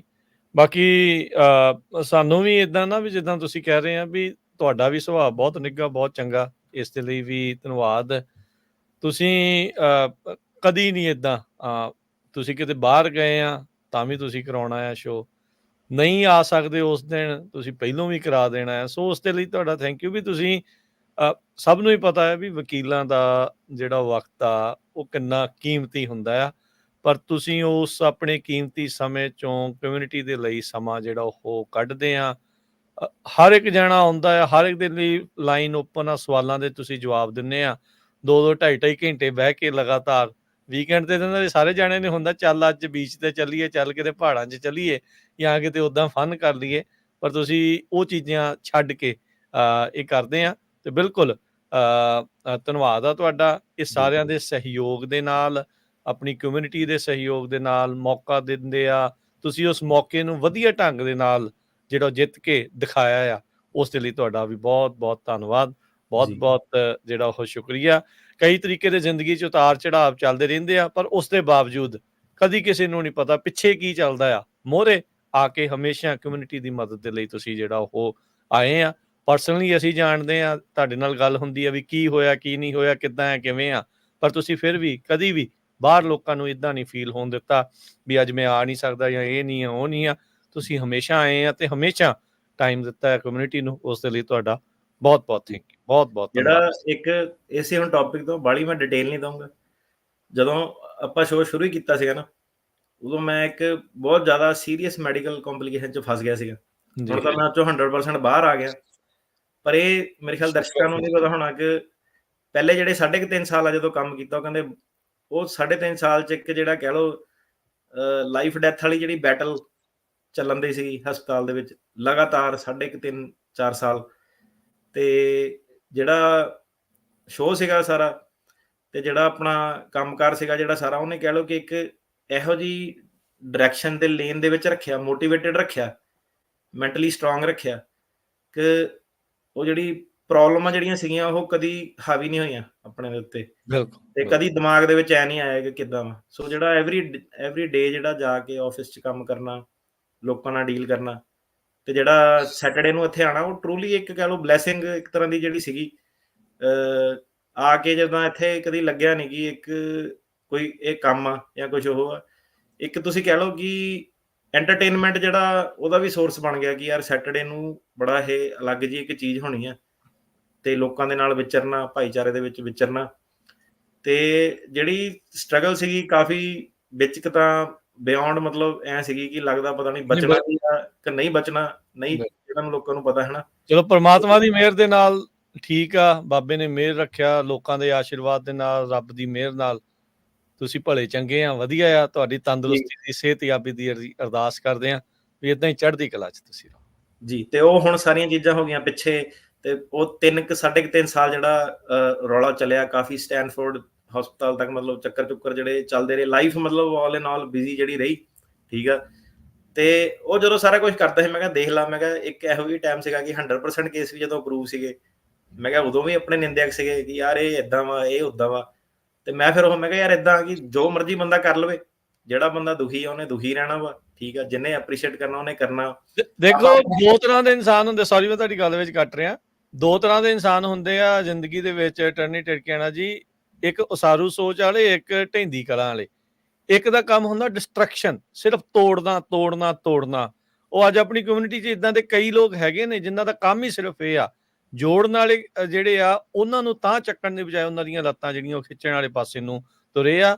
ਇਕੱਲਾ ਤੁਹਾਡੀ ਵਕਾਲਤ ਵਾਲੇ ਪਾਸੇ ਨਹੀਂ, ਕੌਮ ਦੇ ਕੰਮਾਂ 'ਚ ਵੀ ਆਪਾਂ ਜਿਹੜੀਆਂ ਇਦਾਂ ਦੀਆਂ ਚੀਜ਼ਾਂ ਜਿਹੜੀਆਂ ਉਹ ਦੇਖ ਰਹੇ ਆ। ਜਿਹੜਾ ਕੋਈ ਚੰਗਾ ਕਰ ਰਿਹਾ ਉਹਨੂੰ ਢਾਉਣ ਦੀ ਜਿਹੜੀ ਉਹ ਉਹਨਾਂ ਕੋਲ ਕਲਾ ਹੀ ਕੋਈ ਹੋਰ ਨਹੀਂ, ਉਹਨਾਂ ਨੂੰ ਸਿਰਫ ਢਾਉਣ ਦੀ ਹੀ ਜਿਹੜੀ ਇੱਕ ਕਲਾ ਆ। ਪ੍ਰਮਾਤਮਾ ਸਮੱਤ ਬਖਸ਼ੇ, ਚੜ੍ਹਦੀ ਕਲਾ ਦੇ ਵਿੱਚ ਉਹ ਵੀ ਜਾਣ ਤੇ ਉਹ ਵੀ ਪੋਜ਼ਿਟਿਵਿਟੀ ਵੱਲ ਨੂੰ ਜਿਹੜਾ ਵਧਣ ਤੇ ਉਸਾਰੂ ਕੁਝ ਪੋਜ਼ਿਟਿਵ ਵਧੀਆ ਕੁਝ ਬਣਾਉਣ ਦੀ ਵੱਲ ਨੂੰ ਜਿਹੜਾ ਉਹ ਵਧਣ, ਨਾ ਕਿ ਢਾਉਣ ਵੱਲ ਨੂੰ। ਸੋ ਮੈਨੂੰ ਪਰਸਨਲ ਲੈਵਲ ਤੇ ਸ਼ੋਅ ਦੀ ਤੇ ਲੋਕਾਂ ਦੀ ਤੁਹਾਡੀ ਮਤਲਬ ਹੁਣ ਆ ਜਿਹੜੀ ਚੀਜ਼ ਸੀ ਉਦੋਂ ਬੰਦਾ ਸ਼ੇਅਰ ਵੀ ਨਹੀਂ ਕਰ ਸਕਦਾ, ਪਰ ਇਹ ਚੀਜ਼ ਦੀ ਬੜੀ ਜ਼ਿਆਦਾ ਜਿਹੜੀ ਤੁਸੀਂ ਕਹ ਲਓ ਦੇਣ ਜਿਹੜੀ ਰਹੀ ਹੈ। ਬੰਦਾ ਕਈ ਵਾਰੀ ਇਦਾਂ ਦੇ ਡਾਰਕ ਫੇਸ ਤੇ ਜਦੋਂ ਹੁੰਦਾ ਉਹਨੂੰ ਪਤਾ ਕਿ ਮਰ ਜਾਣਾ, ਬਚਣਾ ਨਹੀਂ। ਉਹ ਵਾਲੇ ਜਿਹੜੇ ਮੌਕੇ ਤੇ ਸੀਗੇ ਉੱਥੇ ਸੀਗਾ ਕਿ ਕਈ ਵਾਰੀ ਬੰਦਾ ਕਹਿੰਦਾ ਯਾਰ ਚੱਲ ਦਫਾ ਕਰ, ਜਾ ਕੇ ਸ਼ੋਅ ਕਰਦੇ ਆ ਰੇਡੀਓ ਤੇ, ਹਨਾ, ਤੇ ਜਾ ਕੇ ਆਫਿਸ 'ਚ ਕੰਮ ਕਰਦੇ ਆ ਜਾਂ ਉਹ ਕਰਦੇ ਆ। ਸੋ ਜਿਹੜੀ ਸਾਰੀ ਚੀਜ਼ ਸੀਗੀ ਉਹ ਸੀਗਾ ਸਾਰਾ ਹਰੇਕ ਚੀਜ਼ ਚੋਂ ਜਦੋਂ ਬਾਹਰ ਆ ਗਏ, ਮੈਨੂੰ ਇਹੀ ਸੀਗਾ ਮੈਂ ਕਿਹਾ ਜਦੋਂ ਸਾਰਾ ਕੁਝ ਸਹੀ ਹੋ ਗਿਆ ਤੇ ਹੁਣ ਪਿੱਛੇ ਜਿਹੜਾ ਮੁੜ ਕੇ ਵੇਖੀਦਾ ਤੇ ਉਹ ਆਲ ਇਨ ਆਲ 4 ਸਾਲ ਜਿਹੜੇ ਬੜੇ ਬਿਜ਼ੀ ਰਹੇ। ਤੁਸੀਂ ਸਾਰਿਆਂ ਨੇ ਬੜੀ ਜਿਹੜੀ ਸਪੋਰਟ ਦਿੱਤੀ ਤੇ ਧੰਨਵਾਦ ਤੁਹਾਡਾ ਸਾਰਿਆਂ ਦਾ। ਤੁਸੀਂ ਉਹ ਤਰੀਕੇ ਨਾਲ ਜਿਹੜੀ ਮੇਰੀ ਹੈਲਪ ਕੀਤੀ ਹੈ, ਤੁਸੀਂ ਅੰਡਰਸਟੈਂਡ ਵੀ ਕੋਈ ਜਣਾ ਨਹੀਂ ਕਰ ਸਕਦਾ। ਮਤਲਬ ਜਦੋਂ ਬੰਦਾ ਉਹਲੇ ਡਾਰਕ ਆਵਰ 'ਚ ਬੈਠਾ ਹੁੰਦਾ, ਜਦੋਂ ਸਾਰਾ ਹਰੇਕ ਬੰਦਾ ਜਿਹੜਾ ਸਾਥ ਛੱਡ ਜਾਂਦਾ ਤੇ ਉਦੋਂ ਫਿਰ ਬੰਦਾ ਇੱਕ ਕਹਿ ਲਓ ਕਿ ਰੀਸਟਾਰਟ ਜਿਹੜੀ ਲਾਈਫ ਦੀ ਹੋਈ। ਤੇ ਉਹ ਚੀਜ਼ 'ਚ ਤੁਸੀਂ ਜਿਹੜਾ ਬਿਨਾਂ ਜਾਣਦੇ ਹੋਏ ਸਾਰਿਆਂ ਨੇ ਜਦੋਂ ਜੁੜਦੇ ਰਹੇ, ਕਰਦੇ ਰਹੇ ਤੇ ਆਪਾਂ ਇੱਕ ਵਧੀਆ ਲੇਨ 'ਚ ਜਿਹੜੇ ਚੱਲਦੇ ਨੇ। ਤੇ ਉਹਦੇ ਕਰਕੇ ਜਿਹੜਾ ਤੁਹਾਡਾ ਸਾਰਿਆਂ ਦਾ, ਤੁਹਾਡੇ ਸਾਰਿਆਂ ਕਰਕੇ ਜਿਹੜੇ ਇੱਥੇ ਪਹੁੰਚੇ ਆ, ਜਿੱਦਾਂ ਰਾਜਕਰਨ ਜੀ ਤੁਸੀਂ ਕਿਹਾ ਕਿ ਚੜ੍ਹਦੀ ਕਲਾ 'ਚ ਰਹਿਣਾ ਚਾਹੀਦਾ ਤੇ ਜਿਹੜਾ ਸਾਡਾ ਧਰਮ ਵੀ ਆ ਉਹ ਵੀ ਚੜ੍ਹਦੀ ਕਲਾ ਦੇ ਵਿੱਚ ਰਹਿਣਾ ਹੀ ਸਿਖਾਉਂਦਾ ਤੇ ਹਮੇਸ਼ਾ ਆਪਾਂ ਚੜ੍ਹਦੀ ਕਲਾ ਦੇ ਵਿੱਚ ਹੀ ਰਹਾਂਗੇ ਜੀ। ਬਹੁਤ ਬਹੁਤ ਵਧੀਆ, ਬਹੁਤ ਖੂਬ। ਬਸ ਬਾਬੇ ਕੀ ਇਹੀ ਅਰਦਾਸ, ਸਭ ਨੂੰ ਤੰਦਰੁਸਤੀਆਂ ਬਖਸ਼ੇ, ਸਿਹਤਯਾਬੀਆਂ ਏਦਾਂ ਬਖਸ਼ਣ, ਏਦਾਂ ਹੀ ਜਿਹੜੇ ਉਹ ਕੰਮ ਕਮਿਊਨਿਟੀ ਦੇ, ਕੌਮ ਦੇ ਜਿਹੜੇ ਉਹ ਅੱਗੇ ਵੱਧਦੇ ਰਹਿਣ। ਟਰਨੀ ਟਿੜਕਿਆਣਾ ਜੀ, ਇਹਨੂੰ ਆਪਾਂ ਬ੍ਰੇਕ ਵੱਲ ਨੂੰ ਵੀ ਵਧਣਾ, ਫਿਰ ਆਪਾਂ ਕਾਲਸ ਵੀ ਜਿਹੜੀਆਂ ਲੈਣੀਆਂ। ਇਸ ਫੈਸਲੇ ਦੇ ਨਾਲ ਜੇ ਤੁਸੀਂ ਕੁਝ ਹੋਰ ਸ਼ੇਅਰ ਕਰਨਾ, ਕੋਈ ਹੋਰ ਚੇਂਜਿਸ ਜਿਹੜੇ ਉਹ ਤੁਸੀਂ ਦੇਖੇ ਆ, ਉਹ ਥੋੜਾ ਦੱਸ ਦਿਓ ਤੇ ਫਿਰ ਆਪਾਂ ਥੋੜਾ CLP ਦੀ ਵੀ ਗੱਲ ਕਰਦੇ ਆ ਤੇ ਫਿਰ ਉਸ ਤੋਂ ਬਾਅਦ ਆਪਾਂ ਕਾਲਸ ਵੱਲ ਨੂੰ ਵਧਾਂਗੇ। ਕੀ ਹੋਰ ਚੇਂਜਿਸ ਆ ਇੰਟਰਨਲ ਰੀਲੋਕੇਸ਼ਨ RKK ਤੋਂ ਇਲਾਵਾ ਹੋਰ ਕੀ ਦੇਖਣ ਨੂੰ ਮਿਲ ਰਿਹਾ ਹੈ? ਸੋ ਦੇਖੋ, ਐਡੀ ਮੈਜੀਕਲ ਤੁਸੀਂ ਕਹ ਲਓ ਚੀਜ਼ ਹੋਈ ਹੈ ਕਿ ਫਾਈਟ ਆਪਣੀ RKK ਦੇ ਸੀ, RKK ਦੇ ਬਹਾਨੇ ਇੰਟਰਨਲ ਰੀਲੋਕੇਸ਼ਨ ਵਾਲਾ ਜਿਹੜਾ ਸੀਗਾ ਉਹ ਵੀ ਮੁੱਦਾ ਜਿਹੜਾ ਹੋ ਗਿਆ। ਦੋ ਮਤਲਬ ਇੱਕ ਮੇਜਰ ਹੋ ਗਏ, ਹਨਾ। ਤੇ ਤੀਜਾ ਜਿਹੜਾ ਮੇਜਰ ਹੋਇਆ ਕਿ ਜਿਹੜੇ ਉਹ ਕਹਿੰਦੇ ਸੀ ਲੋ ਲੈਵਲ ਵਰਕਰਾਂ ਵਾਲੀ ਜਿਹੜੀ ਆਰਗੂਮੈਂਟ ਉਹ ਦਿੰਦੇ ਸੀ ਰੀਲੋਕੇਸ਼ਨ ਐਨਾਲਿਸਿਸ 'ਚ, ਉਹ ਜਿਹੜੀ ਆ ਉਹ ਹੁਣ ਉਹ ਚੱਕ ਨਹੀਂ ਸਕਦੇ। ਬੰਦਾ ਜੱਜ ਕਹੂਗਾ ਤੂੰ ਤੇ ਲੋ ਲੈਵਲ ਦਾ ਵਰਕਰ ਸੀਗਾ, ਤੈਨੂੰ ਕਿਉਂ ਲੱਭੂਗੇ ਉਹ, ਤੇਰੇ 'ਚ ਕੀ ਦਿਲਚਸਪੀ ਹੈ। ਹੁਣ ਜਿਹੜਾ ਕਾਨੂੰਨ ਉਹ ਸਟੈਂਡ ਕਰਦਾ ਕਿ ਆਪਾਂ ਦਿਲਚਸਪੀ ਵਾਲਾ ਐਂਗਲ ਤਾਂ ਆਪਾਂ ਫੜ ਹੀ ਨਹੀਂ ਸਕਦੇ। ਸਰਕਾਰ ਆਪਾਂ ਇਹ ਸ਼ੋਅ ਹੀ ਨਹੀਂ ਕਰਨਾ ਕਿ ਉਹੀ ਸੇਮ ਬੰਦੇ ਮੈਨੂੰ ਲੱਭੂਗੇ। ਆਪਾਂ ਤਾਂ ਸਿਰਫ ਇਹ ਸ਼ੋਅ ਕਰਨਾ ਕਿ ਭਾਵੇਂ ਲੋ ਲੈਵਲ ਵਰਕਰ, ਪਰ ਲੋ ਲੈਵਲ ਵਰਕਰ ਵੀ ਜਾ ਕੇ ਜਦੋਂ ਗਤੀਵਿਧੀ ਕਰੂਗਾ ਉਹਨੂੰ ਪ੍ਰੋਬਲਮ ਆਊਗੀ। ਸੋ ਹੁਣ ਉਹ ਲੋ ਲੈਵਲ ਹਾਈ ਲੈਵਲ ਵਾਲਾ ਜਿਹੜਾ ਸੀਗਾ ਰੌਲਾ ਉਹ ਵੀ ਦੂਰ ਆਪਾਂ ਕਰਤਾ ਕਾਈਂਡ ਆਫ। ਤੇ ਚੌਥੀ ਚੀਜ਼ ਇਹਦੇ ਵਿੱਚ ਜਿਹੜੀ ਮੇਜਰ ਸੀਗੀ ਉਹ ਕਹਿੰਦੇ ਸੀਗੇ ਕਿ ਤੂੰ 에ਅਰਪੋਰਟ ਤੋਂ ਕਿੱਦਾਂ ਬਚ ਕੇ ਰਹਿ ਗਿਆ, ਬਚ ਕੇ ਬਾਹਰ ਨਿਕਲਿਆ। ਇਹ ਜਿਹੜੀ 에ਅਰਪੋਰਟ ਵਾਲੀ ਗੱਲ ਆ ਨਾ, ਸਾਡੇ ਫੈਸਲੇ ਦੇ ਵਿੱਚ ਇਹਦੇ ਵਿੱਚ ਪੈਰਾਗ੍ਰਾਫ ਲਿਖਿਆ ਹੋਇਆ ਤੇ ਜਿਹੜੇ ਵੀ ਵਕੂਲ ਵੀ ਸਾਨੂੰ ਸੁਣਦੇ ਆ ਜਾਂ ਪੈਰਾਲੀਗਲ ਸੁਣਦੇ ਆ ਜਾਂ ਇਮੀਗ੍ਰੇਸ਼ਨ ਦੇ ਪ੍ਰੋਫੈਸ਼ਨਲ ਸੁਣਦੇ ਆ, ਸੋ ਇਹ ਡਿਸੀਜਨ ਨੂੰ ਜਿਹੜਾ ਧਿਆਨ ਨਾਲ ਪੜਿਓ। ਉਹਦੇ ਵਿੱਚ 에ਅਰਪੋਰਟ ਵਾਲੀ ਵੀ ਜਿਹੜੀ ਗੱਲ ਉਹਨਾਂ ਨੇ ਡਾਇਰੈਕਟਲੀ ਜਿਹੜੀ ਕੀਤੀ ਆ ਤੇ ਸਰਕਾਰ ਨੇ ਉਹ ਰੇਜ਼ ਕੀਤੀ ਸੀ ਕਿ ਜੇ ਇਹ ਇੰਨੇ ਹੀ ਵਾਂਟਡ ਆ ਤੇ ਇਹਨਾਂ ਨੂੰ 에ਅਰਪੋਰਟ ਤੇ ਕਿਉਂ ਨਹੀਂ ਫੜ ਲੈਂਦੇ। ਤੇ ਜੱਜ ਨੇ ਉਹਦੇ ਵਿੱਚ ਲਿਖਿਆ ਹੋਇਆ ਫੈਸਲੇ ਦੇ ਵਿੱਚ ਕਿ ਸਰਕਾਰ ਸ਼ੋਅ ਕਰੇ ਕਿ 에ਅਰਪੋਰਟ ਤੇ ਇਹ ਬੰਦਾ ਗਤੀਵਿਧੀ ਕਰਦਾ ਸੀਗਾ ਤੇ ਫੇਰ ਨਿਕਲਿਆ ਆ ਬਚ ਕੇ, ਫੇਰ ਆਪਾਂ ਸੁਣਾਂਗੇ। ਜੇ ਉਹ ਐਜ਼ ਅ ਪੈਸੇਂਜਰ ਹੀ ਜਾ ਰਿਹਾ ਸਿੰਪਲ ਤੇ ਗਤੀਵਿਧੀ ਨਹੀਂ ਕਰ ਰਿਹਾ, 에ਅਰਪੋਰਟ ਵਾਲੀ ਹੁਣ ਸਿੱਧੀ ਗੱਲ ਜਿਹੜੀ ਇਹ ਆ, ਯਾਦ ਰੱਖਿਓ ਪਹਿਲਾ ਬੰਦਾ ਕੌਣ ਆ ਇੰਟਰਨੈਟ ਤੇ ਤੁਹਾਨੂੰ 에ਅਰਪੋਰਟ ਵਾਲੀ ਆਰਗੂਮੈਂਟ ਦਾ ਕਲੀਅਰ ਕਰਨ ਵਾਲਾ ਜੀ। 에ਅਰਪੋਰਟ ਤੇ ਮੈਨੂੰ ਤਾਂ ਨਹੀਂ ਫੜਿਆ, ਮੈਂ ਗਤੀਵਿਧੀ ਨਹੀਂ ਕਰਦਾ ਸੀਗਾ। ਜੇ ਮੈਂ ਗਤੀਵਿਧੀ ਕਰਦਾ ਮੈਨੂੰ 에ਅਰਪੋਰਟ ਤੇ ਵੀ ਫੜ ਲੈਂਦੇ। ਠੀਕ ਆ, ਇਹ ਸਵਾਲ ਜਿਹੜਾ ਕੋਰਟ ਦੇ ਵਿੱਚ ਤੁਹਾਨੂੰ ਪੁੱਛਿਆ ਜਾਂਦਾ, ਅੱਛਾ ਜੀ। ਠੀਕ ਆ। ਤੇ ਬਾਅਦ 'ਚ ਬੜੇ ਜ਼ਿਆਦਾ ਆਪਣੇ ਜਿਹੜੀ ਕਾਪੀ ਸੁਪਰਸਟਾਰ ਬੜੇ ਆ ਜਾਂਦੇ ਆ। ਏਅਰਪੋਰਟ ਵਾਲੀ ਜਿਹੜੀ ਆਰਗੂਮੈਂਟ ਆ, ਯਾਦ ਰੱਖਿਓ, ਪਹਿਲਾ ਬੰਦਾ ਜਿਹੜਾ ਕੌਣ ਸੀਗਾ ਕੌਣ ਸੀ? ਜਿਹਨੇ ਤੁਹਾਨੂੰ ਆਹ ਆਰਗੂਮੈਂਟ ਦੱਸੀ 9 ਸਰਕਟ ਦੇ ਵਿੱਚ, ਭੁੱਲਿਓ ਜੀ। ਨਾ। ਤੇ ਸੀਐਲਪੀ ਦਾ ਕੀ ਕਹਿਣਾ ਚਾਹੁੰਦੇ ਹੋ ਬ੍ਰੇਕ ਤੇ ਜਾਣ ਤੋਂ ਪਹਿਲਾਂ? ਕੀ ਜਿਹੜਾ ਸੀਐਲਪੀ ਦਾ ਇਸ਼ੂ ਹੈ ਇਸ ਟਾਈਮ ਕੀ ਚੱਲ ਰਿਹਾ, ਕੀ ਲੇਟੈਸਟ ਆ ਉਸ ਦੇ ਉੱਤੇ ਨਾਲ? ਸੀਐਲਪੀ ਦਾ ਲੇਟੈਸਟ ਇਹ ਹੈ ਕਿ ਜਿੱਦਾਂ ਆਪਾਂ ਕਿਹਾ ਸੀਗਾ ਕਿ ਇਹ ਜਿਹੜਾ ਹੁਣ ਮੁੱਦਾ ਇਦਾਂ ਕਿ ਮੈਂ ਇਹਦੇ ਜਿੰਨੀ ਕੁ ਡਿਟੇਲ ਮੈਂ ਦੱਸਣੀ ਚਾਹੁੰਦਾ ਉਨੀ ਮੈਂ ਦੱਸੂਗਾ। ਵੀਡੀਓ ਵੀ ਇਹਦੀਆਂ ਪਾਈ ਆ। ਇਹਦੇ ਵਿੱਚ ਫਨੀ ਚੀਜ਼ ਹੁਣ ਇਹ ਹੋਈ ਹੈ ਕਿ ਕਈ ਵਾਰੀ ਨਾ ਲੋਕਾਂ ਦੇ ਕੇਸ ਹੁਣ ਲੱਗਿਆ ਦੂਜੇ ਵਕੀਲਾਂ ਕੋਲ, ਉਹ ਕਹਿੰਦਾ ਯਾਰ ਮੇਰਾ ਨਾ ਸੀਐਲਪੀ ਦਾ ਮੁੱਦਾ ਪਾਤਾ, ਬਰੀਫਿੰਗ ਪਾਤੀ, ਤੇ ਮੇਰਾ ਵਕੀਲ ਮੈਨੂੰ ਕਹਿੰਦਾ ਕਿ ਯਾਰ ਮੈਂ ਹੋਰ ਕੁਝ ਨਹੀਂ ਕਰ ਸਕਦਾ, ਮੈਨੂੰ ਨਹੀਂ ਪਤਾ ਇਹਨੂੰ ਸੀਐਲਪੀ ਦੇ ਮੁੱਦੇ ਨੂੰ ਕਿੱਦਾਂ ਹੈਂਡਲ ਕਰਨਾ। ਕਿ ਭਾਜੀ ਤੁਸੀਂ ਦੱਸ ਦਿਓ। ਮੈਂ ਕਿਹਾ ਯਾਰ ਮੈਂ ਕਿਸੇ ਵਕੀਲ ਦੇ ਨਾਲ ਕੋਲੈਬੋਰੇਟ ਕਰਕੇ ਕੰਮ ਨਹੀਂ ਕਰਨਾ। ਤੇ ਕਹਿੰਦਾ ਵਕੀਲ ਨੂੰ ਕੀ ਕਰਨਾ ਚਾਹੀਦਾ? ਮੈਂ ਕਿਹਾ ਹੁਣ ਮੈਂ ਤੈਨੂੰ ਥੋੜਾ ਨਾ ਸਮਝਾਉਂਗਾ ਕਿ ਤੂੰ ਜਾ ਕੇ ਅੱਗੇ ਆਪਣੇ ਵਕੀਲ ਨੂੰ ਸਮਝਾਉਂਗਾ। ਕਹਿੰਦਾ ਮੇਰਾ ਵਕੀਲ ਕਹਿੰਦਾ ਇਦਾਂ ਕਰ ਦੋ ਹਨਾ। ਤੇ ਕਈਆਂ ਨੇ ਪੁੱਛਿਆ ਕਿ ਯਾਰ ਤੁਹਾਡੇ ਕੀ ਵਿਚਾਰ ਆ, ਕਿੱਦਾਂ ਹੁਣ ਸੀਐਲਪੀ ਦਾ? ਮੈਂ ਕਿਹਾ ਹੁਣ ਥੋੜਾ ਜਿਹਾ ਸਵਾਦ ਲੈਣਾ, ਦੇਖਣਾ ਕਿ ਹੁਣ ਕਿੱਦਾਂ ਹਨਾ। ਜਿਹੜੇ ਕਹਿੰਦੇ ਸੀ ਯਾਰ ਇਹ ਉਦਾਂ ਹੀ ਬੋਲਦੇ ਰਹਿੰਦੇ ਆ ਰੇਡੀਓ ਤੇ ਟਿਕਟੌਕ ਤੇ, ਉਦਾਂ ਹੀ ਬੋਲਦੇ ਰਹਿੰਦੇ ਆ। ਹੁਣ ਇਹ ਆ ਕਿ ਸਾਡੇ ਹੁਣ ਸੀਐਲਪੀ ਦੇ ਬਹੁਤ ਸਾਰੇ ਕੇਸ ਜਿਹੜੇ ਆਲਰੇਡੀ ਪਾਸ ਹੋ ਗਏ, ਤੇ ਕਾਫੀ ਲੋਕਾਂ ਦੇ ਜਿਹੜੇ ਨਹੀਂ ਆਪਣੇ ਕੋਲ ਹੈਗੇ, ਨਹੀਂ ਪਾਸ ਹੋ ਰਹੇ। ਮੈਂ ਕਿਹਾ ਹੁਣ ਇਹ ਉਹੀ ਲੋਕ ਆ ਜਿਹੜੇ ਕਹਿੰਦੇ ਸੀ ਲੈ ਯਾਰ ਬਰੀਫਿੰਗ ਲਈ ਐਡੀਸ਼ਨਲ ਪੈਸੇ ਲੈ ਲਏ। ਹੁਣ ਲੋਕਾਂ ਨੂੰ ਪਤਾ ਲੱਗਣ ਲੱਗ ਪਿਆ ਕਿ ਬਰੀਫਿੰਗ ਦਾ ਜਿਹੜਾ ਕੀ ਦਮ ਆ ਹਨਾ।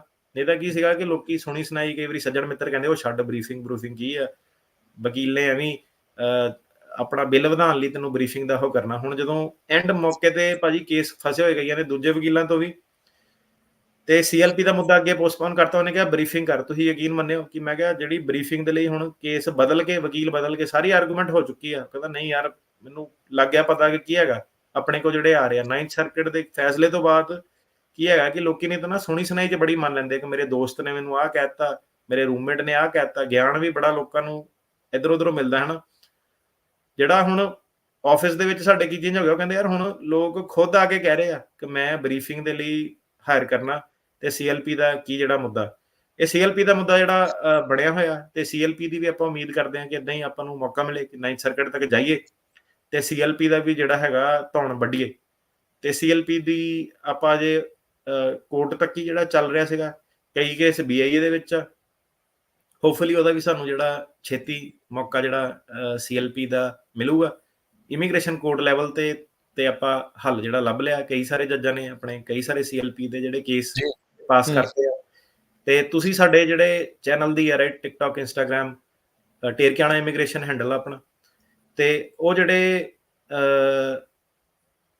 ਲੋਕ ਉਹਨੂੰ ਫੋਲੋ ਕਰੋ। ਤੇ ਸੀਐਲਪੀ ਦਾ ਤੁਸੀਂ ਵੇਖੋ ਆਪ ਹੀ ਕਿ ਹਰ ਐਵਰੀਡੇ ਆਲਮੋਸਟ ਆਪਾਂ ਜਿਹੜੀ ਵੀਡੀਓ ਕੋਈ ਨਾ ਕੋਈ ਆਪਣੇ ਆਫਿਸ ਤੋਂ ਜਿਹੜੀ ਆ ਰਹੀ ਆ। ਤੇ ਐਡੀਸ਼ਨਲ ਬਰੀਫਿੰਗਸ ਜਿਹੜੀਆਂ ਹੁੰਦੀਆਂ ਸੀਐਲਪੀ RKK, ਐਡੀਸ਼ਨਲ ਬਰੀਫਿੰਗਸ ਹੁਣ ਇਹ ਹੁੰਦੀਆਂ ਕਿ ਜਦੋਂ ਹੁਣ ਕਿਸੇ ਦੇ ਕੇਸ 'ਚ ਕੋਈ ਮੁੱਦਾ ਪੈ ਗਿਆ ਤੇ ਸਾਨੂੰ ਉਹਦੇ ਵਿੱਚ ਆਲਮੋਸਟ 3 ਤੋਂ 4 ਹਫ਼ਤੇ ਦਾ ਜਿਹੜਾ ਕੰਮ ਕਰਨਾ ਪੈਂਦਾ ਬਰੀਫਿੰਗਸ ਦੇ ਲਈ, ਠੀਕ ਹੈ। ਇਹਨੂੰ ਜਿਹੜੀ ਸਮਝੋ ਕਿ ਇੱਕ ਜਿਹੜਾ ਕੇਸ ਹੁੰਦਾ ਔਨ ਟਾਪ ਆਫ ਕੇਸ ਜਿਹੜੇ ਮੁੱਦੇ ਹੁੰਦੇ ਆ, ਉਹ ਇੱਕ ਬਰੀਫਿੰਗਸ ਹੁੰਦੀਆਂ ਵਾ। ਉਹ ਬਰੀਫਿੰਗ 'ਚ 3-4 ਹਫ਼ਤੇ ਲਾਣੇ ਪੈਂਦੇ ਆ। ਤਾਂ ਸਿੰਪਲ ਜਿਹੜੀ ਪ੍ਰੋਪੋਜੀਸ਼ਨ ਹੁੰਦੀ ਆ ਕਿ ਉਹ ਬਰੀਫਿੰਗਸ ਜਿਹੜੀਆਂ ਹੈਗੀਆਂ ਉਹਦੇ ਲਈ ਜ਼ਰੂਰ ਤੁਸੀਂ ਜਿਹੜਾ ਆਪਣੇ ਲਾਇਰ ਨੂੰ ਹਾਇਰ ਜਿਹੜਾ ਕਰਿਆ ਕਰੋ। ਉਹਨਾਂ ਬਹੁਤ ਜ਼ਿਆਦਾ ਡਿਫਰੈਂਸ ਜਿਹੜਾ ਪੈਂਦਾ। ਕੱਲ ਪਰਸੋਂ ਵੀ ਜਿਹੜੀ ਇੱਕ ਵੀਡੀਓ ਸੀਗੀ, ਦੇਖੋ ਤੁਹਾਨੂੰ ਬਾਈ ਆਪ ਹੀ ਦੱਸੂਗਾ ਕਿ ਮੁੱਦਾ ਕਈ ਵਾਰੀ ਕੰਪਲਿਕੇਟ ਹੋ ਜਾਂਦਾ, ਅੱਗੇ ਵੱਧ ਜਾਂਦਾ। ਤੇ ਬਰੀਫਿੰਗਸ ਕਈ ਵਾਰੀ ਹੁੰਦੀਆਂ ਤੇ ਬੰਦੇ ਕੋਲ ਸਵਾਲ ਵੀ ਜਿਹੜਾ ਬਿਨਾਂ ਪੁੱਛੇ ਉਹ ਕੇਸ ਗ੍ਰਾਂਟ ਜਿਹੜਾ ਕਰ ਦਿੰਦੇ ਆ ਬਰੀਫਿੰਗਸ ਦੇ ਉੱਤੇ। ਬਰੀਫਿੰਗ ਦੇ ਉੱਤੇ, ਸੋ ਬਰੀਫਿੰਗ ਦੇ ਵਿੱਚ ਇੰਨਾ ਜ਼ੋਰ ਹੁੰਦਾ ਆ। ਸੋ ਇਹੀ ਆ, ਉਹਨਾਂ ਬਰੀਫਿੰਗਸ ਦੇ ਉੱਤੇ ਹੀ RKK ਦੇ ਪੈਕਟ ਦੇ ਉੱਤੇ ਬਰੀਫਿੰਗਸ ਵਿੱਚ ਹੀ ਉਸ ਨੂੰ ਤੋੜਿਆ ਗਿਆ ਸੀਗਾ। ਸੋ ਬਰੀਫਿੰਗਸ ਦੇ ਵਿੱਚ ਬਹੁਤ ਤਾਕਤ ਜਿਹੜੀ ਉਸ ਚੀਜ਼ 'ਚ ਹੁੰਦੀ ਆ। ਸੋ ਆਪਾਂ ਇੱਥੇ ਇੱਕ ਹੁਣ ਬ੍ਰੇਕ ਲੈ ਲੈਂਦੇ ਹਾਂ ਅਟਾਰਨੀ ਟਿਰਕਿਆਣਾ ਜੀ, ਫਿਰ ਉਸ ਤੋਂ ਬਾਅਦ ਦੇ ਵਿੱਚ ਮੁੜਦੇ ਹਾਂ ਆਪਾਂ ਵਾਪਸ ਤੇ ਗੱਲਬਾਤ ਦਾ ਸਿਲਸਿਲਾ ਜਾਰੀ ਰਹੂਗਾ। ਤੇ ਫਿਰ ਆਪਾਂ ਲਵਾਂਗੇ ਆਪਣੇ ਸਰੋਤਿਆਂ ਦੀਆਂ ਕਾਲਸ। ਸੋ ਸਰੋਤਿਓ, ਜੇ ਤੁਸੀਂ ਵੀ ਕਾਲ ਕਰਕੇ ਕੋਈ ਸਵਾਲ ਪੁੱਛਣਾ ਆ ਤਾਂ ਨੰਬਰ ਹੈ ਜੀ 408-272-5200, 4082725200। ਮਿਲਦੇ ਹਾਂ ਇੱਕ ਬ੍ਰੇਕ ਤੋਂ ਬਾਅਦ 'ਚ।